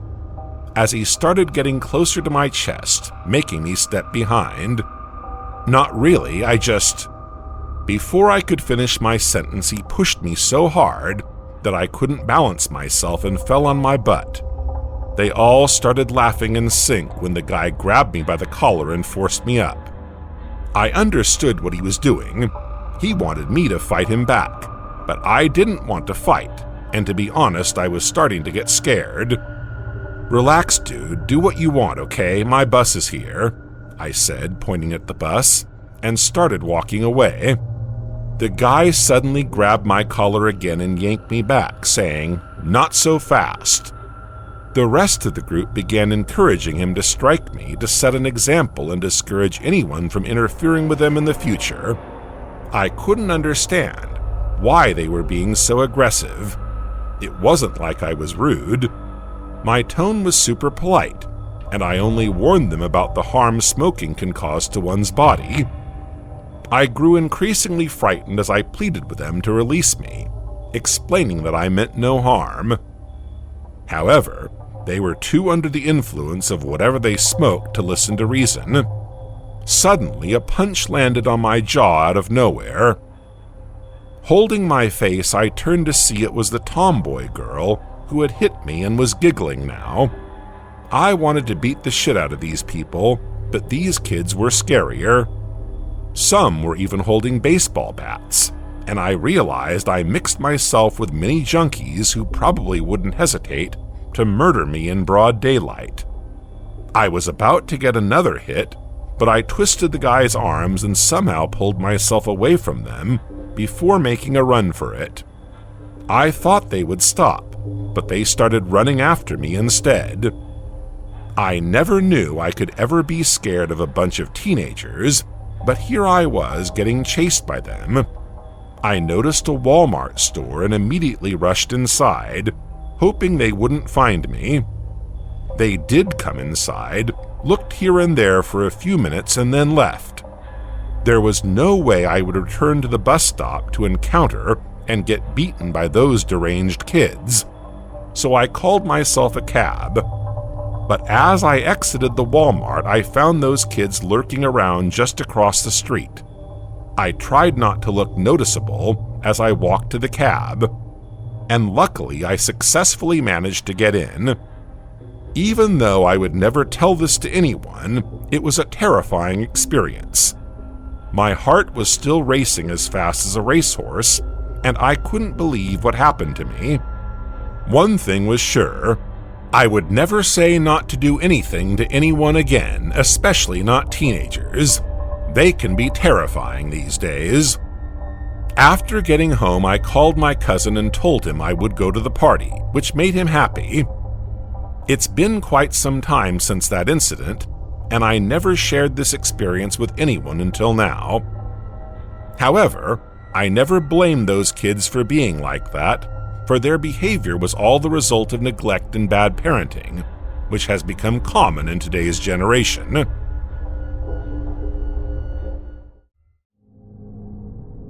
In the year 2001, movie theaters across the country were terrified by the demonic evil of the antagonists in Jeepers Creepers. The movie is the story of a brother-sister duo whose road trip is turned into a living nightmare by an immortal creature who hungers for their body parts. It's certainly a fantastical tale, but you may be surprised to learn that one of the movie's most terrifying scenes is actually very much based on reality.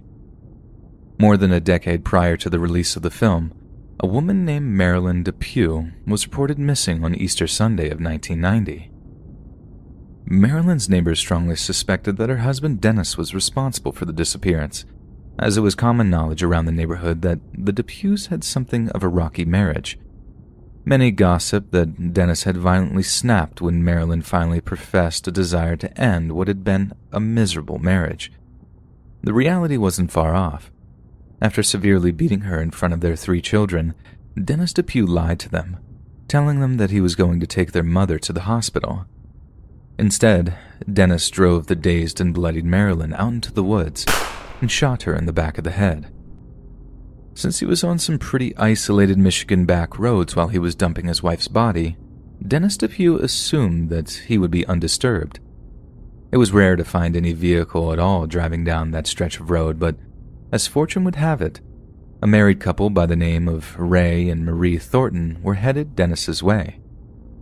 They slowed as they saw an abandoned schoolhouse at the roadside, just in time to catch a glimpse of Dennis Depew, holding a horribly familiar shape wrapped in a bloody off-white sheet.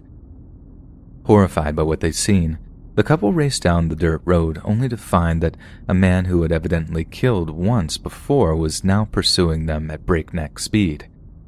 The ensuing car chase between Dennis and the Thornton couple will seem eerily familiar to anyone who has watched Jeepers Creepers, since this confrontation is essentially reenacted during the first portion of the movie. Even the build-up to the horrifying discovery is almost identical as, much like the movie's protagonists, the Thorntons also happen to be playing the license plate game. Although director Victor Salva never cited the Depew murder as inspiration, it's rather hard to imagine that he wasn't influenced by it in some way.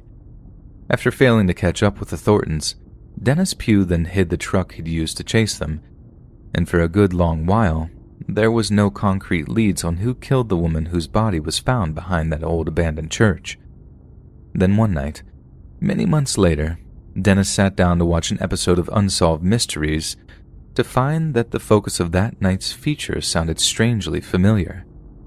The show's narrator detailed a murder that had taken place in rural Michigan, and it also featured the testimony of a young married couple who had been chased down a stretch of highway after having witnessed the disposal of a corpse. The realization hit Dennis like a ton of bricks. They were talking about him and his wife, and by that point he was officially the case's primary suspect. He panicked, jumped into his new truck, and fled to the safety of a hideout in Texas, where he lived for 11 months under an assumed name. But after Hank Queen was discovered to be none other than Dennis Depew, and members of the public contacted law enforcement, it was Dennis's turn to be chased down a lonely stretch of highway, but this time, it was the police that were in hot pursuit.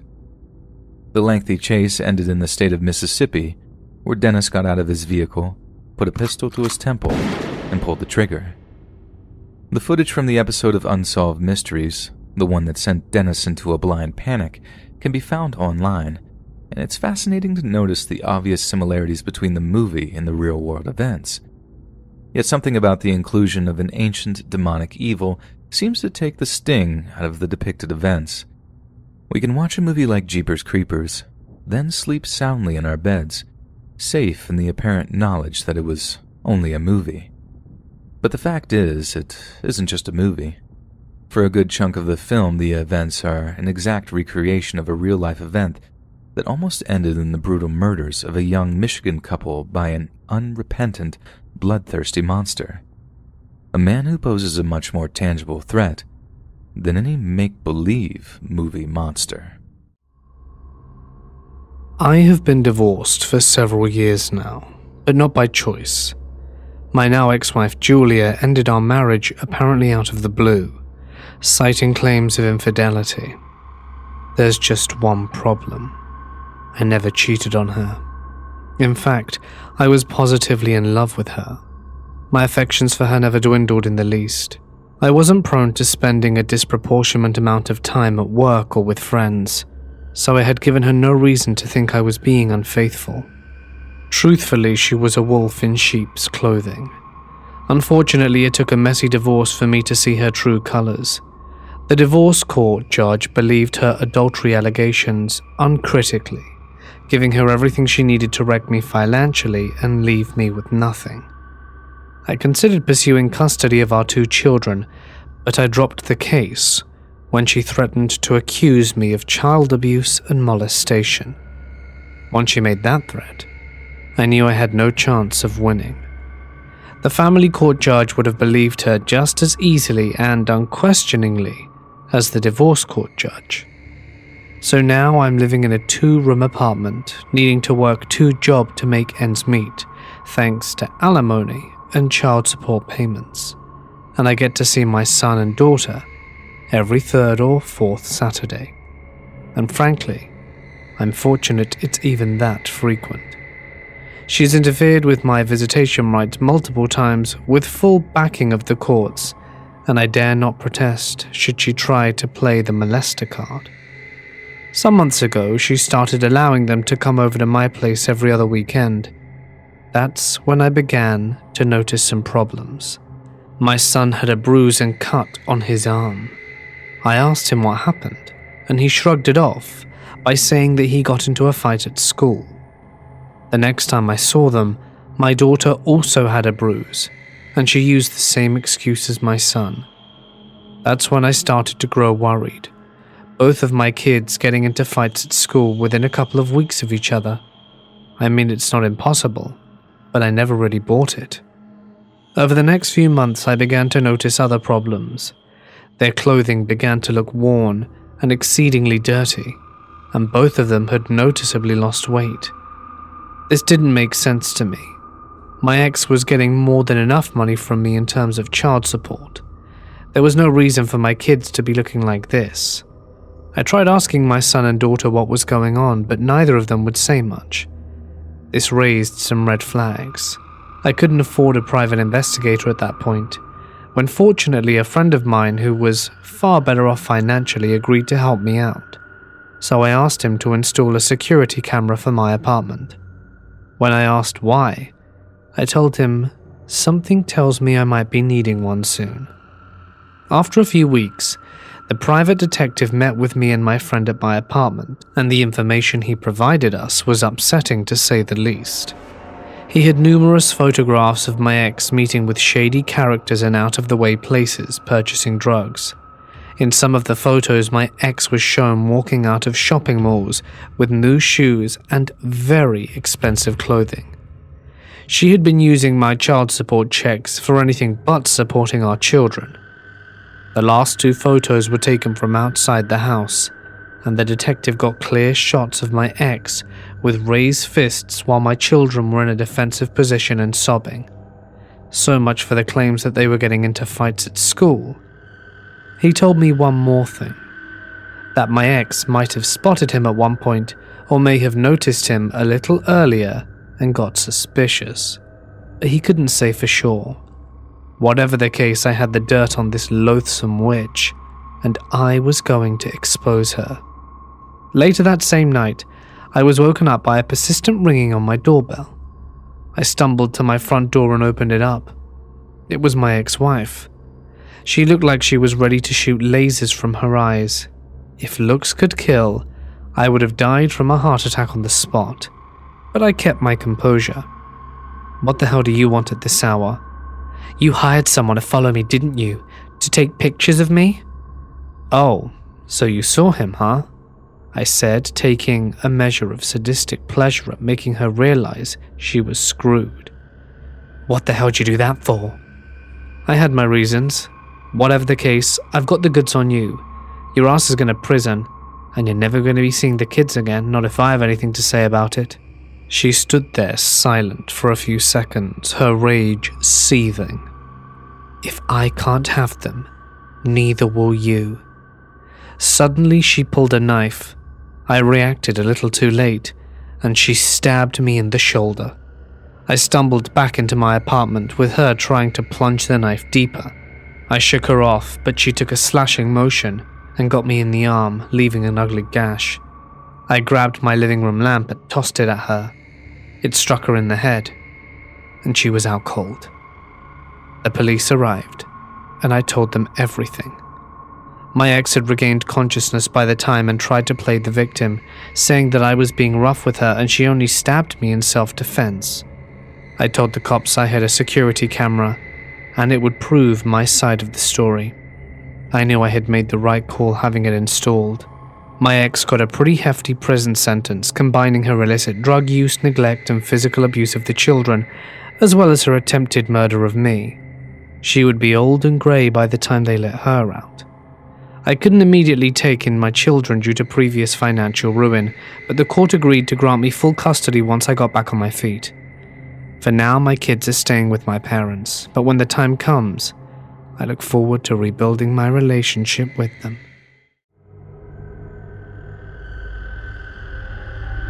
"Another one?" Amy asked when I showed her the picture of a black kitten with a miniature red bell on her neck. Someone had posted that their cat got missing in North End, one of our neighborhoods in Boston. "I know, right? This is the 4th one I've seen this month, and that is on an anonymous website. I don't know how much more have gone missing," I said while looking at its picture. "Do you think a wild animal is running loose in the area?" she asked, looking outside the window suspiciously. "I don't believe so, because if there was, someone might have spotted it by now." I corrected my posture as I put my phone aside and grabbed the laptop to do some work. Maybe these cats weren't getting treated properly and that's why they ran away. Or they might have gotten lost after getting scared, Amy suggested, looking closely at her phone. "It could be, but I hope wherever they are, they stay safe." I opened a mail from my office while saying that and got busy with work. I'm the kind of person who always had a love for animals. Doesn't matter what animal it was, I always felt attached to them. I had a few pets growing up who I loved unconditionally. Even now I have 2 cats who are naughty as hell, but they're still the apple of my eyes. For some reason, I feel a special connection towards cats. I'm drawn to them more than any other animal. I don't know if it's their nature about loving the few people they trust unconditionally, the way they show affection, or their cute appearance, but I get the feeling that they understand us more than we do ourselves. "By the way, you're coming to Kayla's party with me," she announced, standing up. "What? No, please, Amy." I looked at her in an opposing manner, but despite my efforts, she didn't look me in the eye, knowing full well that the innocent eyes I was making would probably break her. "I hear no excuses. Be ready by 7. I'll pick you up." I heard her voice from the hallway as she walked away, followed by the slamming noise of the door. "Ugh," I kicked the air in frustration as I threw myself on the bed, since there was nothing I could do except groan at the moment. I knew very well that despite my several protests, she would still drag me there, so I got up when I couldn't find a valid excuse that would be able to convince Amy and went to the bathroom to take a bath. For someone who was used to drawing comics all day, a social gathering such as a party was too much, but she was still reluctant on taking me there because, in my opinion, I had started to hibernate at this point and needed some air. After an hour-long bath, I went to my wardrobe and found the cleanest, most decent party wear attire I owned and put it on. Since it had been so long, it was taking more time than usual to get myself ready. She was ready when she said she would be and picked me up at 7 because I looked at the time when she said she arrived and it was correct, at 7 p.m. She gave my attire an appreciating smile and walked me outside the house. She went to start her car as I locked my house. When we were driving to Kayla's house, I saw a black kitten who must be around the age of 6 to 7 months on the crosswalk, and by the looks at it, one of her legs looked injured. After parking the car on the side of the road, we went near her, and since sudden touch could scare her away, we crouched down. She meowed a couple times, so we tried picking her up, but she got terrified and started running away. As we followed the kitten, it led us to an old-looking building that seemed empty. When we stopped in our tracks, hesitant to follow her further, she stopped at a distance as well. Judging by the way she looked at us, it felt as if she wanted us to follow her, so we did, only to stop in front of a shabby-looking apartment. It looked pretty dirty, even from the outside, and the bad odor coming throughout the area was unbearable that we had to cover our noses even from such a distance. Trust me, it was as if something had died inside and had been rotting for days. The apartment seemed locked, so we started to turn back, but that was when we heard multiple faint meows coming from inside the apartment. We tried to look for a window or something of that sort to peek inside, but by the looks of it, it felt like the apartment didn't have windows. There was nothing we could do. But the way this kitten looked at us, it seemed like she called us for something. Possibly her family was stuck in there, and she wanted us to rescue them. "Linda, look." I looked in the direction Amy pointed, and felt a little shocked to see a miniature red bell around the kitten's neck. Isn't that the same picture from the pictures earlier? After saying that, I took out my phone and opened the 4chan website, hoping that the thread hadn't been lost yet. Luckily, there was still time, so I matched the picture, and it was her. Don't tell me, is this a hoarding situation? Amy looked toward the house as she said that. We figured if this cat was able to escape the apartment, then there was a window. We just needed to find it. As we looked harder, we were able to find a small window, only enough for the kitty to pass through. But it was too high and on the edge for us to look through it. And looking at how we were on the second floor, we could die if we lose our balance, even in the slightest. We decided to shoot an arrow in the air and call 911, telling that animal abuse had happened there since someone had kidnapped multiple cats and locked them in the apartment. They told me that it was going to take about 15 to 20 minutes to reach the place, so we decided to keep watch around in case the hoarders decide to show up and pull something. And we were right to do so, because we saw a woman in her late 30s walking toward the apartment. She stopped in her tracks for a brief moment, but then walked to us so that everything was normal. "Well, hello, ladies. Looks like you found Lucy over here." She tried to pick up the black cat, but Amy was quick to grab her first and hand her to me. The woman looked alarmed as if she had caught on to us, so her expression changed within seconds. She took out a small taser and aimed it at us. "Hand over my cat, or you will regret it." She sounded like a man-woman, and by the sounds of it, the cat inside her backpack had woken up. The police arrived at the same moment. She did try to run away, but we were quick to catch her. Lucky for us that she wasn't able to use her weapon on us. One of the officers arrested her and took her taser gun, while the other one opened the apartment door, and even put their hands on the noses from the sudden rotting smell that gushed out of the apartment. There were around 30 cats locked inside small cages at the place, and more than a dozen cats seemed dead. I couldn't believe how cruel she was to use such a thing on such innocent animals. It seems like all she scared about was collecting them in their lives, and death due to her actions didn't matter. I recognized some of them from the pictures I had seen, so I took a picture of the place and posted it on 4chan, informing others about the incident, along with the lines that if they wanted one of these for their cat, They could come and take them from the local animal hospital where they would be getting treatment. I also provided them with my number to contact me for their cats.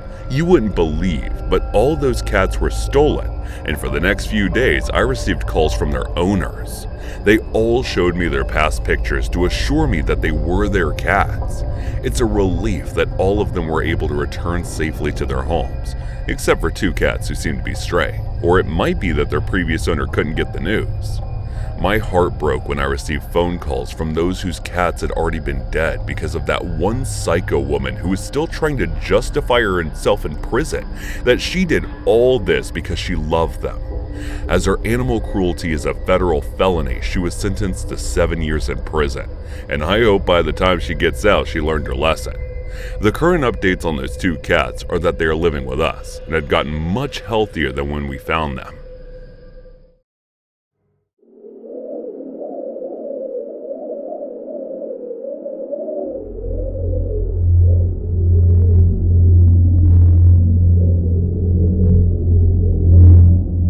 No matter how much I wish it wasn't, this story is completely true. I wasn't drunk and I wasn't high on any drugs. Neither was my friend, but I fear his state of mind might have been permanently altered due to his experience with these beings. Secondly, I like to consider myself a rational, thinking type of person with years of experience hunting and hiking around my hometown in Wyoming. I've seen all kinds of fauna and flora, so I didn't confuse what I saw for something entirely different. It all started when I went to a friend's house to celebrate his birthday. He was turning 18, and I was already 18 myself. His uncle, a man more native to the land than myself, was 27. Let's call this friend James. I finally got to his house at about 4 p.m. that night. It was January 25th. Since he effectively lived in the middle of nowhere and at the foothills of the Rockies, I was keen on bringing something with me in case I ran into some trouble, like a bear or something of the like. So I brought along with me a .357 Magnum and some binoculars in case my friend wanted to try and hunt some coyotes with his .223 rifle.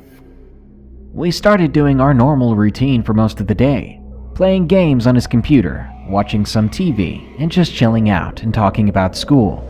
His parents were away on a business trip to a nearby town, so they left James and his uncle the house to themselves. The thing that James loved the most in the world was easily his dogs. He had 2 chocolate labs and a golden retriever. The retriever was actually fairly old. This being Wyoming and people not really giving a hoot, the dogs were left out all day. They came and went as they pleased back to his house. Sometime around 8 or 9 p.m., we heard his dogs begin barking at something off in the distance. At this point, the sun was long gone, but the full moon gave an amazing amount of light. I looked through the nearby window in the direction of the dogs barking. Even with the moon shining against the snow, I could not see anything up to the tree line that was nearly a mile away. "There's nothing there," I said. "Are you sure? They don't even bark at deer anymore," James whispered to me. The whole situation was weird. Fast forward an hour, and his dogs have not been heard or seen since the barking started. His uncle was buzzed and watching something on their huge TV. James was beginning to worry that something happened to his dogs. Now, wolves can still be dangerous in the Rockies, and they have no problem taking down a random dog that wanders into the woods. This is the moment where I started to get anxious, partly because he wanted to get his dog back, and partly because wolves sometimes kill sheep or even cows. So if they were desperate, I'm sure they would have no problem with us. Even still, those dogs were his family. So we grabbed our guns and we headed outside. We were armed with heavy clothing, as well as my .357, the binoculars, and his .223 rifle. We braced ourselves and we headed out into the Wyoming winter, with temperatures 20 below freezing, going the direction of where we last saw his dogs. The whole time we walked toward the tree line, my veins were being flooded with adrenaline, the same feeling I got every time I hunted. But tonight we definitely weren't hunters. We were about 300 yards away from the tree line when James suddenly stopped. With my eyes trained on the ground and looking for signs of an animal, I almost ran into him. He just stared at the tree line. He kept whispering for me to look at the trees. Slowly, he raised his left index finger towards the foothills of the mountains. As soon as he knew I was looking towards the trees, he readied his rifle and pointed it towards them. I noticed at this point that his breathing was extremely rapid and raspy, like he just witnessed a fatal car crash right in front of him. At that point, I honestly didn't know what he was talking about. I scanned the tree line over and over. I crouched down to sit on the snow. I used the binoculars towards where he pointed. It took me about 30 seconds, but eventually I saw what scared the hell out of him. There was something out there, and it wasn't human, and it wasn't his dogs. Something on 4 legs came out from behind a tree at the edge of the forest. It must have been about 3 feet tall at the shoulder. Of course, at first I assumed it was a wolf, or maybe even a small bear. A few seconds later, several more of these things came out of the woods. I didn't pause to try and count them, but there was at least 6 or 7, and who knows how many more were hiding in the trees still. We watched them slowly walk out of the trees for several minutes. These animals seemed strangely cautious or slow for whatever reason. Maybe they were scared of people. Then they eventually stopped as a howl from a dog or wolf came out from behind us. It was far enough away for us to not worry about it, but close enough for the unknown animals out there to hear the howl as well. I looked back through the binoculars and could almost make out the general texture of these creatures. They were now about 275 yards away. They looked pale and thin. They still appeared to be something like wolves or even large dogs, but my heart began to race when I saw what they did next. These things, whatever they were, picked up their pace fast, reaching speeds of what looked like 15 to 20 miles per hour, judging from how fast they closed their distance to the direction of the howl. And coincidentally, this was almost right at us. After a minute or so, James lost it and tried to get up to run away. I grabbed him and threw him on the ground as he started to run, but this caught the attention of the beasts, and they stopped. James and I, frozen with fear, sat down in the snow, weapons ready. I almost lost it as well when I noticed that the eyes of these things reflected the moonlight. They were orange in color. They didn't really glow like in some stories of cryptids. They were more piercing. We stared at them, and they stared back at us for what seemed like hours, until one of these creatures stood up on its back legs. At this moment, all of my knowledge on hunting and animals was meaningless. I knew that some animals could stand up on their back legs, but they could never do it very long. I audibly counted to see how long it stayed like that. 5 seconds, 10, 15. Then James screamed and pointed his 223 to the right. I looked in his direction, and I saw a creature on the left side of the group begin to get up, and it ran away from the pack. Dumbfounded, I turned my attention to the rest of them, and I told James to keep watching the one that ran away. I do a quick count of the ones that remained, the ones that were staring us down. There were only 4. My heart pounded out of my chest. There was no way we could have lost something so large on these plains. They're completely flat and covered in snow. I looked to our left, and then I saw it. It was crouched down and trying not to be seen. I realized how smart these things were, much smarter than I would have ever expected. These things, they were flanking us. I whispered to James my suspicions of what's going on, and he had the same thought. I made up a quick plan in my head, and I relayed it to James, our best course of action. I told him to start backing away slowly, but to always maintain eye contact. As soon as I finished telling him my idea, I do another quick count. Now only 3 pairs of orange eyes. Another one went somewhere. The one that first stood was starting to walk towards us. I helped James up and I told him to keep an eye on our right side, while I looked to the left. We backed away, but these beasts walked with us, maintaining their distance the whole time. Eventually, we were only about 100 yards from his house before we turned and ran to his front door. We booked it towards his porch lights, no longer caring to be coy about the situation. Foolishly, I stopped 50 feet short of the porch, and I turned around. Maybe it was curiosity. I don't know, but I regretted it the moment I did it. My body seized up the moment I saw it. Those creatures stopped as soon as I made eye contact. With the creatures ever so slightly illuminated by the porch lights, I realized that these things seemed otherworldly. They were tall, probably 6 or 7 feet, and they were insanely thin and lanky, almost like a basketball player. They were so pale, and they stared right back with these intense orange eyes from before. I just looked back, less afraid but more curious, and a few seconds later, James screamed, "What are you doing?" I pulled myself out of the weird trance I found myself in, and I sprinted towards his house. I jumped inside and bolted the door, all while his drunk uncle swore at us for making too much noise. I looked out of the windows with my gun in hand, but I didn't see a thing. Nothing but fresh tracks. I pulled the curtains back where they were, and we heard the strangest noise, anything other than a person I've ever heard. It sounded like a dog's howl, but it repeated, almost like it was coming from a Siamang gibbon, in repeated pulses in different pitches and tones. The uncle looked like he instantly sobered up after hearing it, and he started locking all the doors and windows in the house. To our surprise, all of James's dogs were back, but they were very frightened and confused, cowering in a corner. We watched through the windows for almost the entire night, until I eventually needed to fall asleep, but we never had any other problems since.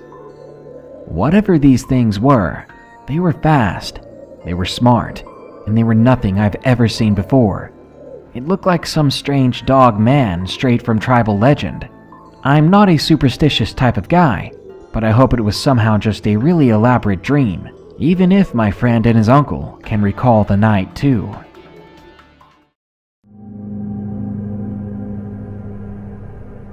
About 5 years ago, I was living at a home with my parents, and my twin brothers were there too.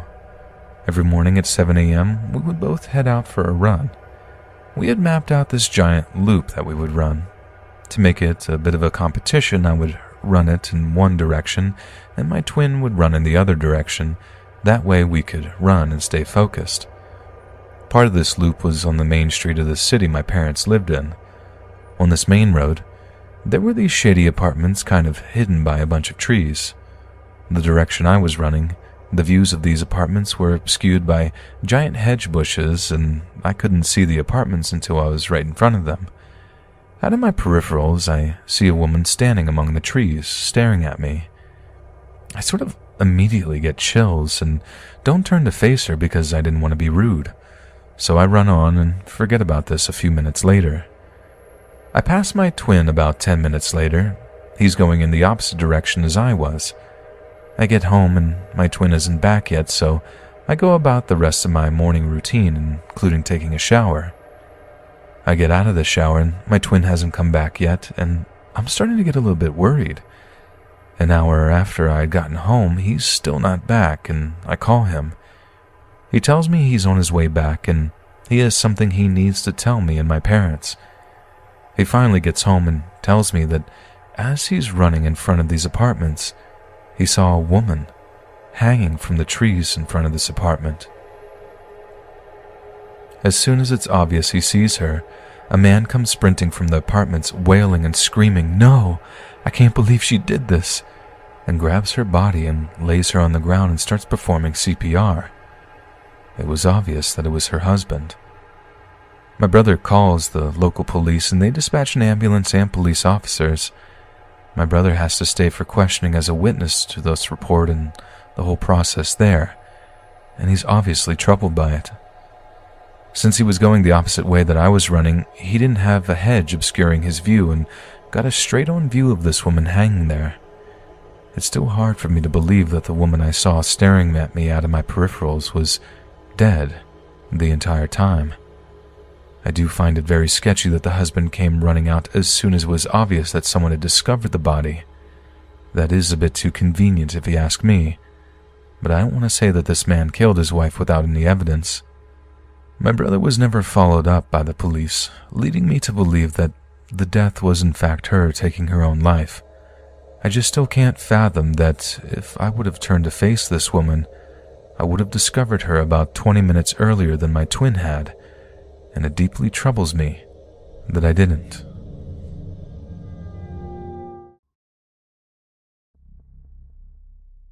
My mother used to work in a hotel in Washington, D.C. back in the 90s as a housekeeper/maid, since she needed the money because she was a refugee from Vietnam. Even though she didn't speak much English at the time, she knew enough to get by at her job, and all the other staff and hotel guests loved her because of how sweet she was.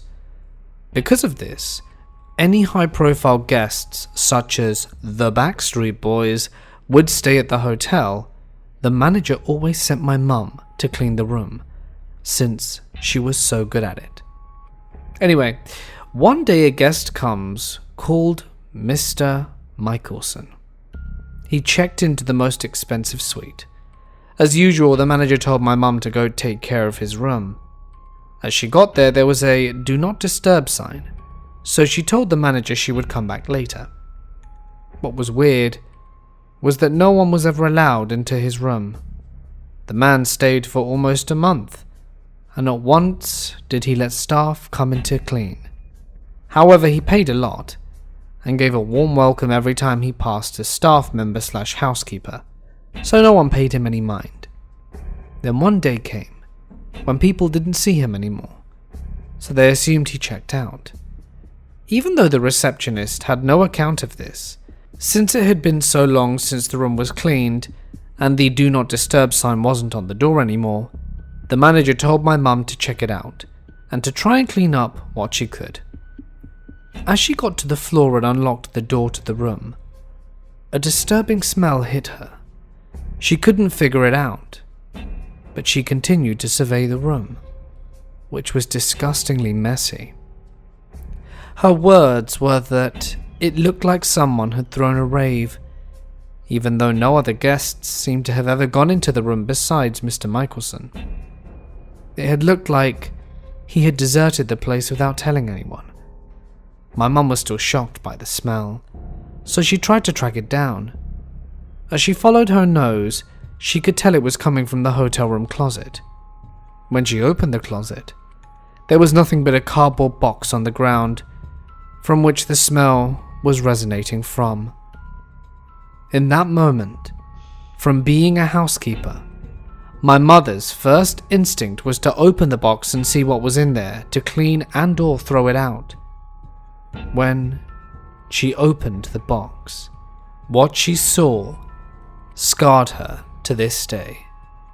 It was the rotting/decomposing head of a young woman, chopped off. My mother immediately screamed and got out of there, and fainted in the elevator. Once she woke up, cops were everywhere, and the hotel was like a CSI scene. The manager told her that the resident didn't leave his real name, and had used a fake credit card to check in. The head of the woman had been identified as a local sex worker. I never learnt the nitty-gritty details, but needless to say, my mum quit that same day. In the weeks after the death of my brother, I found myself looking for comfort on the internet. Around 4 months had passed and I discovered a forum created for twins dealing with the grief of losing their other twin. Whether from ending their own life or illness, thousands across the world were brought together for this one singular purpose. I admit I was somewhat shy about posting and remained a bit of a lurker. However, as I became more comfortable with the community, I grew into a daily poster and was able to befriend many on the forum. A select few of these people and I became very close and did much to help one another to work through our grief. One member, a girl who said she was from Montana, probably did the most of all to help me move forward. She had lost her twin sister in a similar circumstance, just as I had my brother, and had a specific insight many others in the forum did not.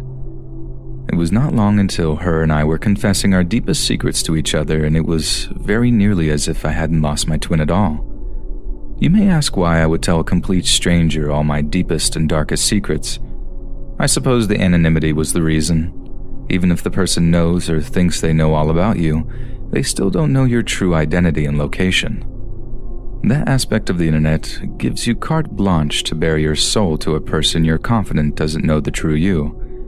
The connection we formed over my time on the forum was the best thing that could have happened to me at the time.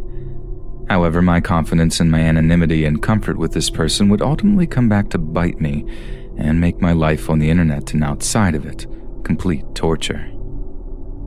It was an average, ordinary morning when I discovered my friend's true face. I fired up my computer and opened my mail only to be overwhelmed by a barrage of angry and vicious messages. As I scrolled through each one, it soon became clear what was happening. Someone very close to me had dumped all my terrible secrets onto the forum and wider internet. I tried to deny it to myself for a long time who the identity of the person was, but I was eventually forced to face the facts. Apparently, my supposed friend on the forum had told everyone there some of my private feelings towards my dead brother and the way in which he chose to end his life. We all have those opinions or feelings we keep to ourselves because we know they wouldn't be popular with those around us. I never said anything terrible or anything like that, but most of my words surrounded my anger toward my twin. I probably could have phrased some of them better, but that's the fatal flaw of the internet. Without context or hearing the person's tone of voice, things can get lost or misconstrued. Over a short time, the situation would become far worse. The threatening messages started. People I had once called friends were now threatening my life. It wasn't just online either. The messages were soon coming to my phone. This fact only proved to cement her guilt, since she was one of the very few who had my number. The most terrifying aspect of the phone messages was that many knew my real name and address. This was when I truly came to fear for my life. I'd become a bawling and panicking mess. When I would finally sum up the courage to confront her about this, the pieces would all begin to fall into place. Her written reply laid it all out clearly. I had foolishly walked right into the clutches of a person who hated me and my family. My friend, all these months, turned out to be the drug-addicted ex-girlfriend of my brother. In my opinion, she was one of the major reasons he took his life, and my family agreed, which is why we had barred her from the funeral and anything taking place that day. She swore she'd get back at us, and boy, she did. Apparently, she had been on the forum one day and guessed who I was. Just to be sure, she pretended to be a bereaved twin and started to suck up to me. Once it became obvious that I was who she thought I was, she saw it as an opportunity to get her revenge. In hindsight, things were starting to make more sense. She'd always been a bit pushy when trying to get me to tell her a secret. To make me more comfortable, she'd tell me something, which we all know now was a load of BS, and I would always fall for it. All through her message, it was clear she had no remorse for what she had done. In fact, upon hearing of the many threats in my life, she decided to push things along by doxing me. What she hoped to happen had, and she was very pleased by the result. This final message was the last time I'd heard from her. No replies would come to my following emails, and soon after, I'd be forced to get a new address. After I spoke with my family and our lawyer, I took their advice and got rid of all my prior connections. This included having to move to a new place. I was, and still am, concerned about the remainder of my family. Although my brother's ex was able to get her revenge on me, the rest of them were assumed to still be in danger. My father assured me that they would be fine, and from all appearances, he may be correct, at least for now. I had stepped away from the internet for almost 9 months and am just now beginning to dip my foot back into the pool. Naturally, I will never return to the forum in which all these problems spawned. Even though I've not yet had any run-ins with anyone from there, I will never again expose myself to the level of being identified. Even the account from which this story has been sent is a one-time use throwaway.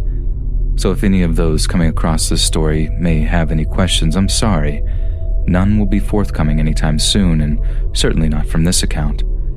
If there's anything you can take away from this mishap, perhaps it is a lesson of caution. I and many others have discovered to our detriment how big of a sewer the internet can be. Like the sewer, there lurk many rats. On the internet, the rats are waiting and hiding to destroy others. Many have no reasons. They're just evil. I suppose I'm trying to advise you all to be careful and remember that no one on the internet is really your friend unless you know them in real life. And although many perils linger there, the internet is not real life. I've been hugely into online gaming for as long as I can remember. As many others might testify, beating your friends on split-screen Mario Kart was fun, but beating some faceless stranger on Age of Empires 2 has a legit rush.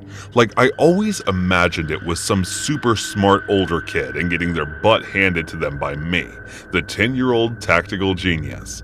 And the whole thing kicked off a love affair with online games that stayed strong ever since.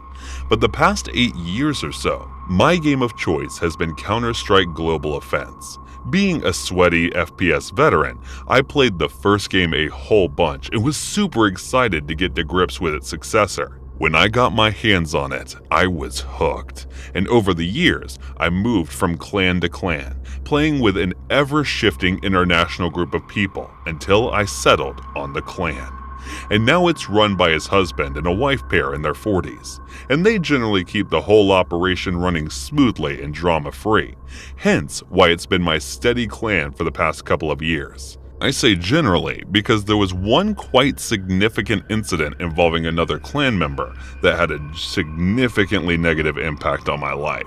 So there's this one particular girl that I used to play with quite regularly who had the username K9 Disclaimer. Not her exact username. I just don't want her to hear me telling about the story so she can't find me again. At first, Kay actually seemed really cool, and judging from her profile picture, pretty cute too. She was exactly the kind of girl I'd been crushing on back before I was married. But since I was with Lena, all that kind of stuff was totally off the cards, and the relationship we had was entirely platonic. My whole life was going swimmingly for a while, and I was very happy. Right up until my wife decided that she wasn't so happy, and that she was going to file for divorce. It hit me like a ton of bricks. I had no idea she was so unhappy with our marriage, and as much as she insisted it wasn't me, that she had her own issues going on, I still blame myself.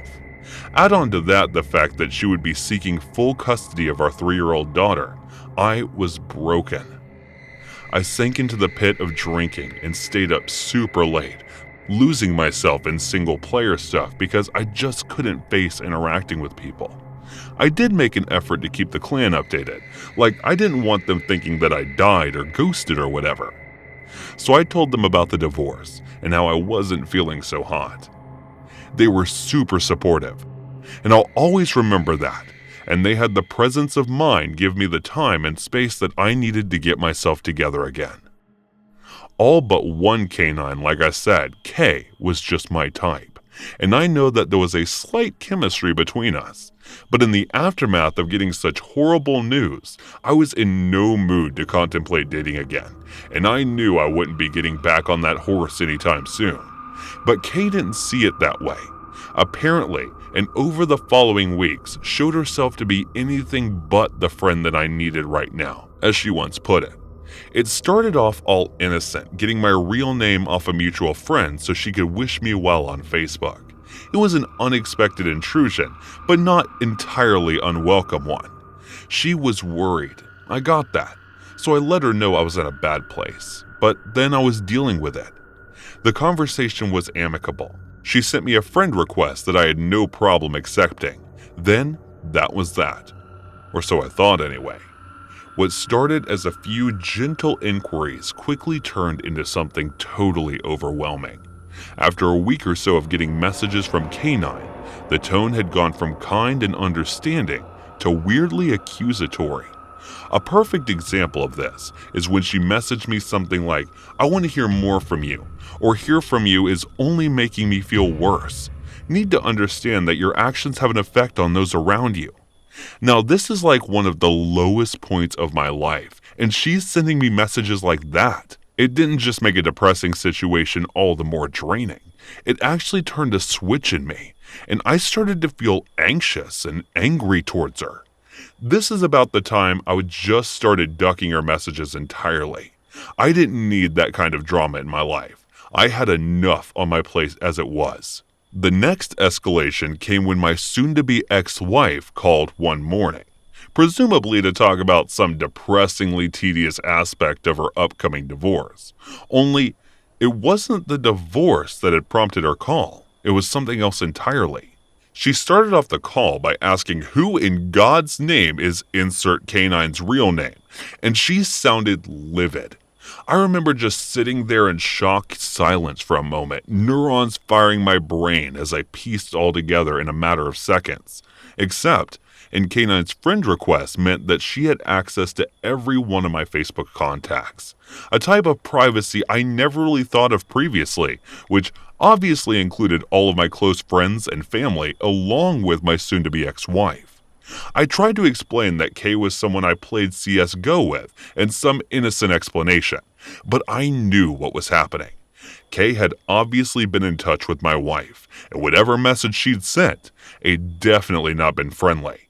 But far from being friendly, Kay's messages have been downright abusive, and from my wife described, straight up threatening in several places. She said she'd be in touch with the police to file a complaint, but how that wouldn't be necessary. Fine, just kept my freaking mouth shut. So now, not only is Kay not helping things, she's actively making things worse. And what's more, her behavior's reflecting badly on me too. As my ex's divorce lawyer would most definitely use her messages in any kind of custody battle, so for the first time in about a week, I reached out to Kay to ask her to stop what she was doing. It was a well-worded, polite message, which I actually redrafted to make it sound as non-confrontational as possible. But still, she took it terribly. She tries calling using the messenger feature, and that won't pick up, and she just bombards me with apologies at first, confessing her love, until her mood switched and her tone got decidedly nasty. I don't want to go into too many details, but what she said, it was long-winded, drawn out, and thoroughly upsetting. But let's just say a lot of it involved my crumbling marriage and my ability as a father, something that really hit home at the time. I was heartbroken, but I had the wherewithal to do the right thing and just cut Kay out of my life. I blocked her on Facebook, Discord, and Steam, and foolishly think she's gone for good, and that I can do my grieving in peace and get back to online gaming when I feel good and ready. Literally about a month later, boom, the pandemic happens. I don't mean to make light of a horrible situation, but the whole work from home thing was exactly what I needed. I could do my homework in my own space, and I didn't have to suffer through having to go into public during my post-divorce stubble and hangover periods. Naturally, working from home meant Zoom calls galore. I don't think many people have even heard of Zoom before the pandemic, but now I think you'd be hard-pressed to find someone who hasn't. Just imagine owning stocks in Zoom pre-COVID. He'd be Scrooge McDuck-style rich right now. But anyway, one afternoon, I'm in a Zoom meeting with my head of department and a few of my coworkers. There's no real agenda. We're just kind of rambling about a new project we were working on, doing it more for the social contract than anything. It's a chill meeting, but I am psyched about the project. Upper management eyes won't be all over it when it's completed, and given it's my brainchild, my name is going to be all over it. When all's said and done, I can be in line for a shift up the company ladder, and you can only imagine what that prospect is doing for my self-esteem and confidence post-divorce. I'm drinking less and focused for the first time in months. You get the idea. So I'm not sure if you know how Zoom works, but unless the host sets a password, pretty much any Zoom user can jump into the call to either participate or, in some cases, disrupt it. But this is late April, and the fan of moronic YouTube kids hacking Zoom calls hasn't quite taken off yet. So generally speaking, anyone who jumped into the call was a company employee. A little box pops up stating someone's name. They can then switch their camera on and participate as well. So right in the middle of the Zoom call, same old thing happens. A little box pops up, and what we think it's like Adam from another branch popping in to talk numbers or something. Only, the name isn't anything we recognize. In fact, it's not even a name at all. It just has a series of letters and numbers that has a sound like hi, who just joined this new users and saying or doing anything. But we know they can hear us.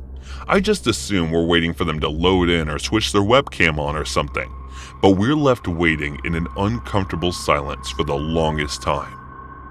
And only when my head of department threatened to kick them from the card They actually streamed the video. I didn't recognize who it was at first, but when I did, the sinking feeling of dread was indescribable. It was K9, only she didn't quite look how I remembered her. Instead of the cute bubbly features and shock of blonde hair, Kay looked like she lost a ton of weight, and the once glossy long hair had looked thin and greasy. And Boss says something like, "I'm sorry, may I ask who just joined?" He tried to remain polite, but you can see how shocked and creeped out he is by what he's seeing. I mean, Kay looked awful, almost like she was dying. I should have acted quicker.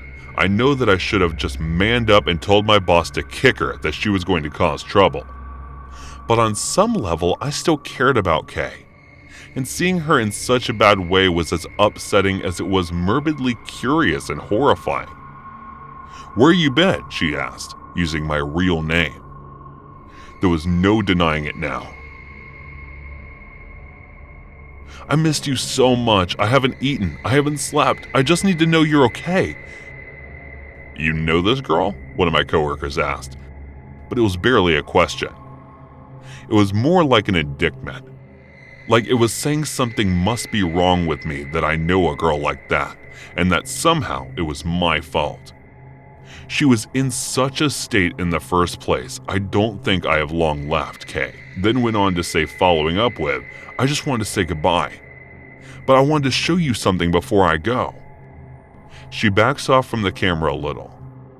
At this point, I know that I should have just hung up her screen, something, but we all just couldn't stop staring. And honestly, I felt like I was in some kind of dream. Raising up her arm, and we could all see that she had cut 4 letters into her arm. The cuts looked like they were scabbing over, but still looked incredibly painful, swollen, and possibly infected. But despite the grainy webcam footage, we can clearly say with the letters spelled my name. Then poof, she's gone. She hangs up. There's a stunned silence for a moment before my boss says something along the lines of, "I think you should go check on your friend."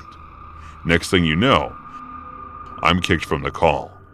At this stage, she might have just messed up probably the most important meeting in a long time, but I'm honestly too angry, and in some ways worried about her. I jump back into my Facebook account, only it's my turn to dig up as much information on her as I can. I spin the message over to a guy that happened to be tagging a lot of her photos, asking if he's seen or spoken to Kay in the past couple of days. And this is where things get really weird, because I find out that this guy is actually her boyfriend. Yup, her actual long-term boyfriend of 2 years.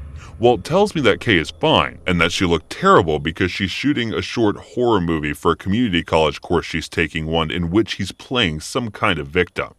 By that time, I'm just stunned at how manipulative Kay is capable of being. She is willing to take a shot at ruining my career because I won't give her any attention. And she's actually unavailable. I'm so angry that I just think screw it and tell her boyfriend about everything she's doing. He legit knew nothing of all the harassment and confessions of love. Actually thanks me and tells me he'll be confronting her about it soon as she's home from college. I still have her blocked, but I figure I can check in with her soon-to-be ex-boyfriend. So how the whole thing went down. Look at this. Next time I talk to the guy, he's in the hospital. Apparently what I told him caused an argument that ended their relationship. Only the next morning, as they're leaving for work, she drives over him in her car. He rode a bike to work in the morning, whereas she drove, and this psycho decides she'd rather kill him than let him go. Guy got his hip and femur crushed and was seriously lucky not to lose his life. Pays arrest, and a couple of days later, the boyfriend passes information on to the media that she had been taken to a psychiatric hospital after a complete and utter mental breakdown. I told the guy how sorry I was, wished him all the best, and honestly, that's the last time we spoke. An insane story, all true, all that trauma, all that fear and suffering and worry because of someone I never even flirted with, even befriended outside of the game, barely even knew what she looked like or even cared. I just enjoyed playing games. That made me realize how crazy and delusional some people in the world are, and how someone online can completely destroy your life. Fortunately, I don't think my wife ever told her divorce lawyer about the messages Kay sent her. And the year after the fact, I get to see my daughter more often than some other divorce dads do, which is, thank God, a huge win for me. But despite all my efforts, I can't seem to quite get Kay out of my head. I'm slow to get back into the dating game, and it's honestly because I'm terrified that I'll meet another girl like her, because I might not survive another girl who's possessive, manipulative, or downright evil as K9 either physically or emotionally.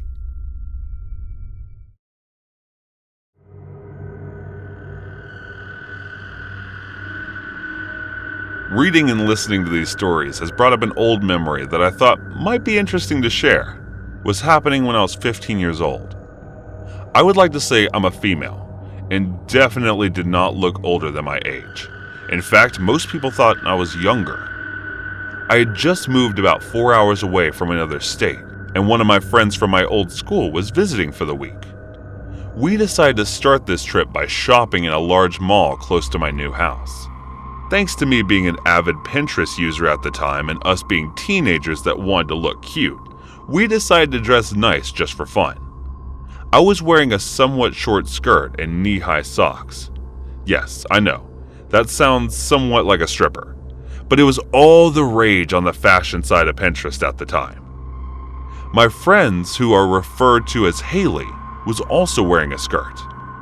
My mother and younger sister was also in the mall, but we have gone our separate ways. As like most teenagers, we wanted to be independent. We started shopping at the store Pink, which, if you don't already know, is a branch off of Victoria's Secret, but for teenagers rather than adults. The store only sells clothes for girls focusing on teens. I've always been paranoid and the type of person that is always scanning the people around me just because I like to be aware. When we entered the store, I instantly noticed a man who looked to be in his mid-30s to 40s. He stood still, not shopping around, and he looked nervous. You could see that he was sweating. My first thought was that he was a father to some teenage grown, was maybe uncomfortable with the type of clothing the store sells. Either way, he made me uncomfortable. So I moved to the other side of the store, and Haley followed. As I was shopping around, I turned to my left and saw the same man. And this time, he was looking at a pink hoodie as if shopping. Red flags instantly popped up. The man had not been shopping around before, and now I was looking at hoodies made for teenage girls.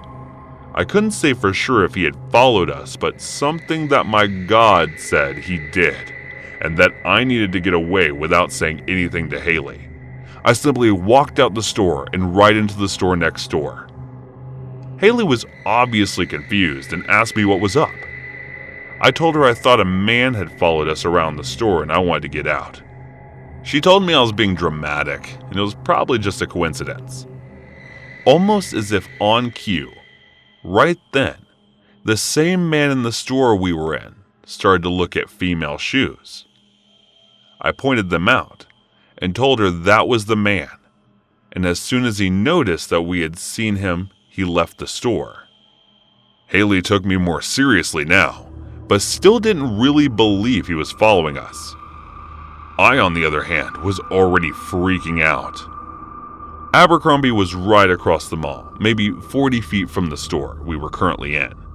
Haley said we should walk into Abercrombie so that if he follows us inside, we know for sure that he's following us.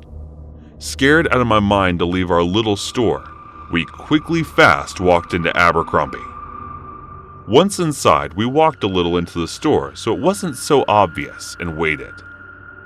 We then saw the man casually walking around the mall making a big loop, I'm assuming to not be so obvious, and headed right for us.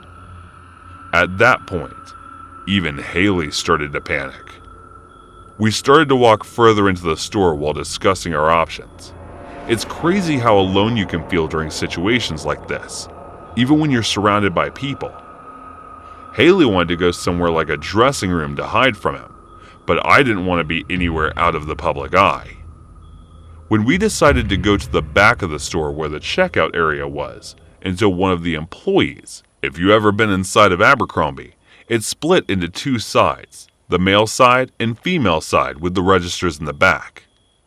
As we moved, we saw the man clearly start walking into the female side of the store, confirming even more that this simply wasn't shopping around. Both Haley and I were shaking at this point while rushing to the back. We ran up to the first male employee we saw and told him that there was a man following us. He started to ask us a question. I can't remember what anymore, and right when we saw the creep turning the corner into the area that we were in, we quickly pointed him out to the Abercrombie worker, and as soon as he saw we were talking to someone, he took off. The employee happened to actually be the manager and was completely shocked when we told him what had happened. He walked us up to the front of the store, and we looked for him, but we didn't see him. He told us to walk around for a minute and come back while he wants to see if the man is still around. Thankfully, the creep didn't come back. Apparently, deciding dealing with the manager was too much work. We eventually went on our way and tried to enjoy the rest of the day. But I was scared the whole time and really just wanted to go home. I called my mom after the whole ordeal and told her what had happened. And at the end of our shopping trip, she took us back to Abercrombie to thank the man who helped us. The story seemed like he was a perfect happy ending. But that's just not how this world works. While talking to the manager inside Abercrombie, we noticed someone walking around the mall in a familiar hoodie. That's right. The same man was walking around casually, holding a drink in his hand, looking like a normal guy.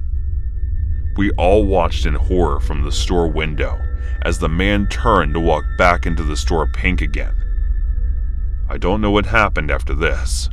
I believe they called mall security on the man, but I'm not sure what followed after that. I'm still so grateful for my paranoid self noticing him as soon as I did, and for the amazing manager at Abercrombie for saving us.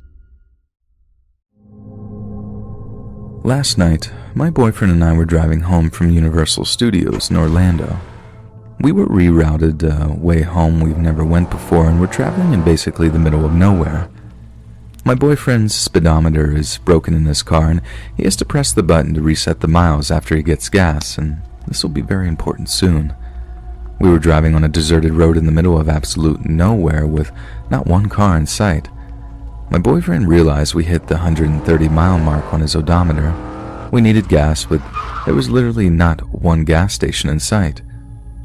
I put search gas stations nearby, and we found one. It turned out to be closed. In a hurry, we found another gas station 5 minutes up the road, and this is where the story gets weird. My boyfriend thought that he closed his gas cap, and we were once again driving along this deserted road.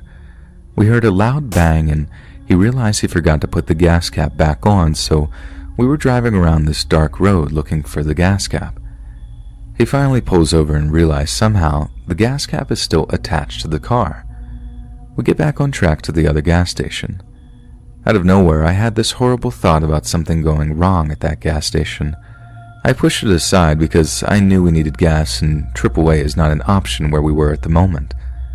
We get to this gas station, the lights are kind of on. This road literally leads to a dead end, and with a gas station on it, the only way to leave this area was to turn left or go straight out of the gas station. My boyfriend got out of the car to see if we could get gas, and the feeling intensified. I have literally never felt like that in my life. My stomach dropping into my butt. I've been in very disturbing situations, such as almost being kidnapped twice, being followed home, watching someone being taken away in a body bag after being hit by a car, and even a paranormal situation. I can talk about these sometime in the future, but I had never felt like this before. I saw a white car pulling up the road to make a left. Keep in mind there is literally no one on this road. He pulls up and notices my boyfriend and backs up with his windows down. I found this very strange because my boyfriend has a very nice sports car and my mind immediately went into panic mode. I started screaming his name and the man realized that someone else was in the car, myself, and turned left and sped off.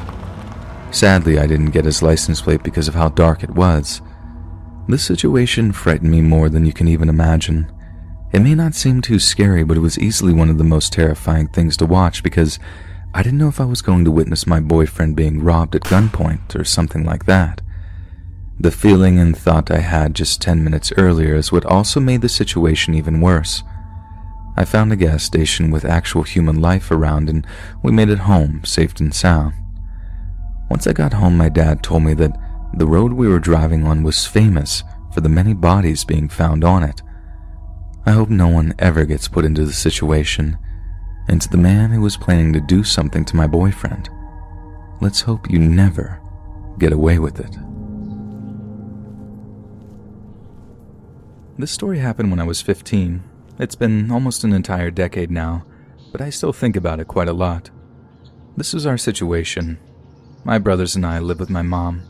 I'm the oldest of 3, and my mom generally leaned on me to get things done. This naturally turned me into an adult from a very early age. Even to this day, my mom talks about feeling guilty for having to thrust adulthood on me so early on. She thinks that I didn't have a childhood, and maybe she's right. As you might imagine, my dad wasn't really in the picture. He was an abusive drunk, and when I say abusive, I mean seriously abusive. Up until the time I was 10, he lived with us, and whenever he would get drunk, he would beat the life out of us. It was always terrifying.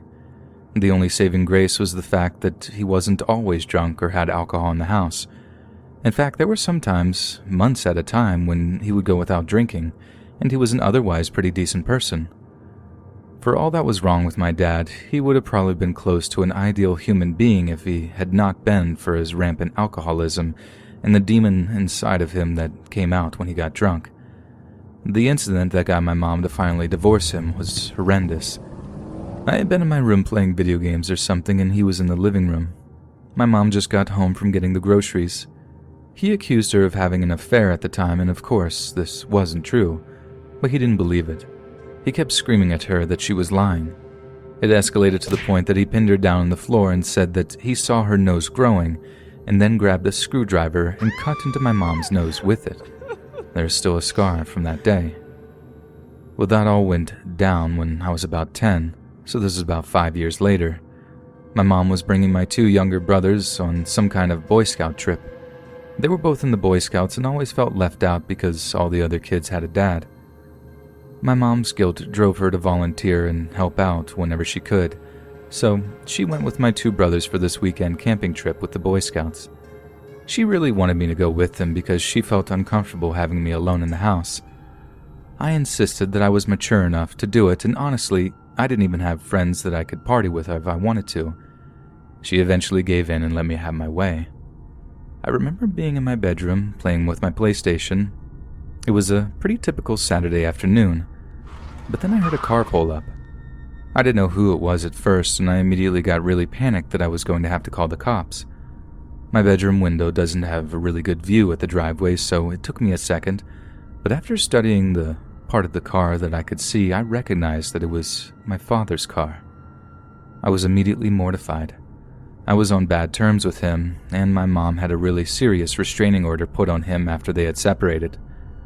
I got really nervous, and I was not sure what I should even do. He didn't come into the house for a few minutes, and I immediately started wondering what he was up to. I did the only thing that I could think of and cracked my window so I could hear what was going on outside. I thought that if I could hear what he was doing, I would have a better idea. I immediately recognized that he was crying. His whimpering sound was really intense. I hadn't heard from him in years, and my mom said that we would never see him again. But here he was, crying in our driveway. He paced around for a few minutes before finally standing still. I could hear his crying getting louder.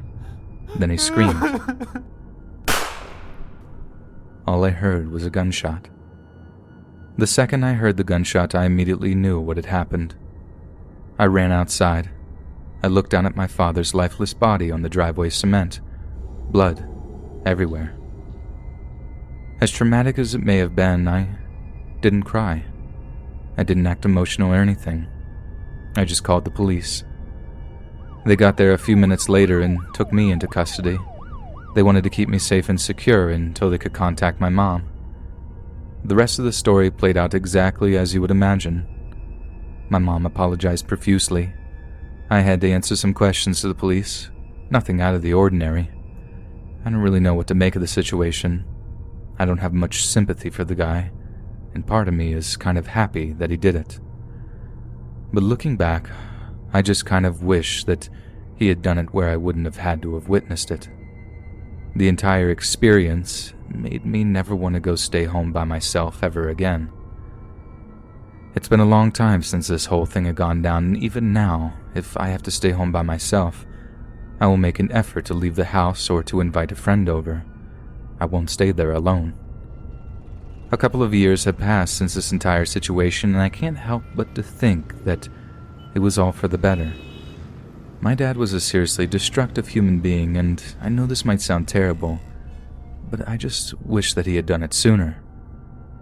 For those out there that haven't lived with a toxic and negative parental figure, consider yourself extremely lucky. The tribulations that I had to endure at the hands of my father fostered a lot of rage inside of me.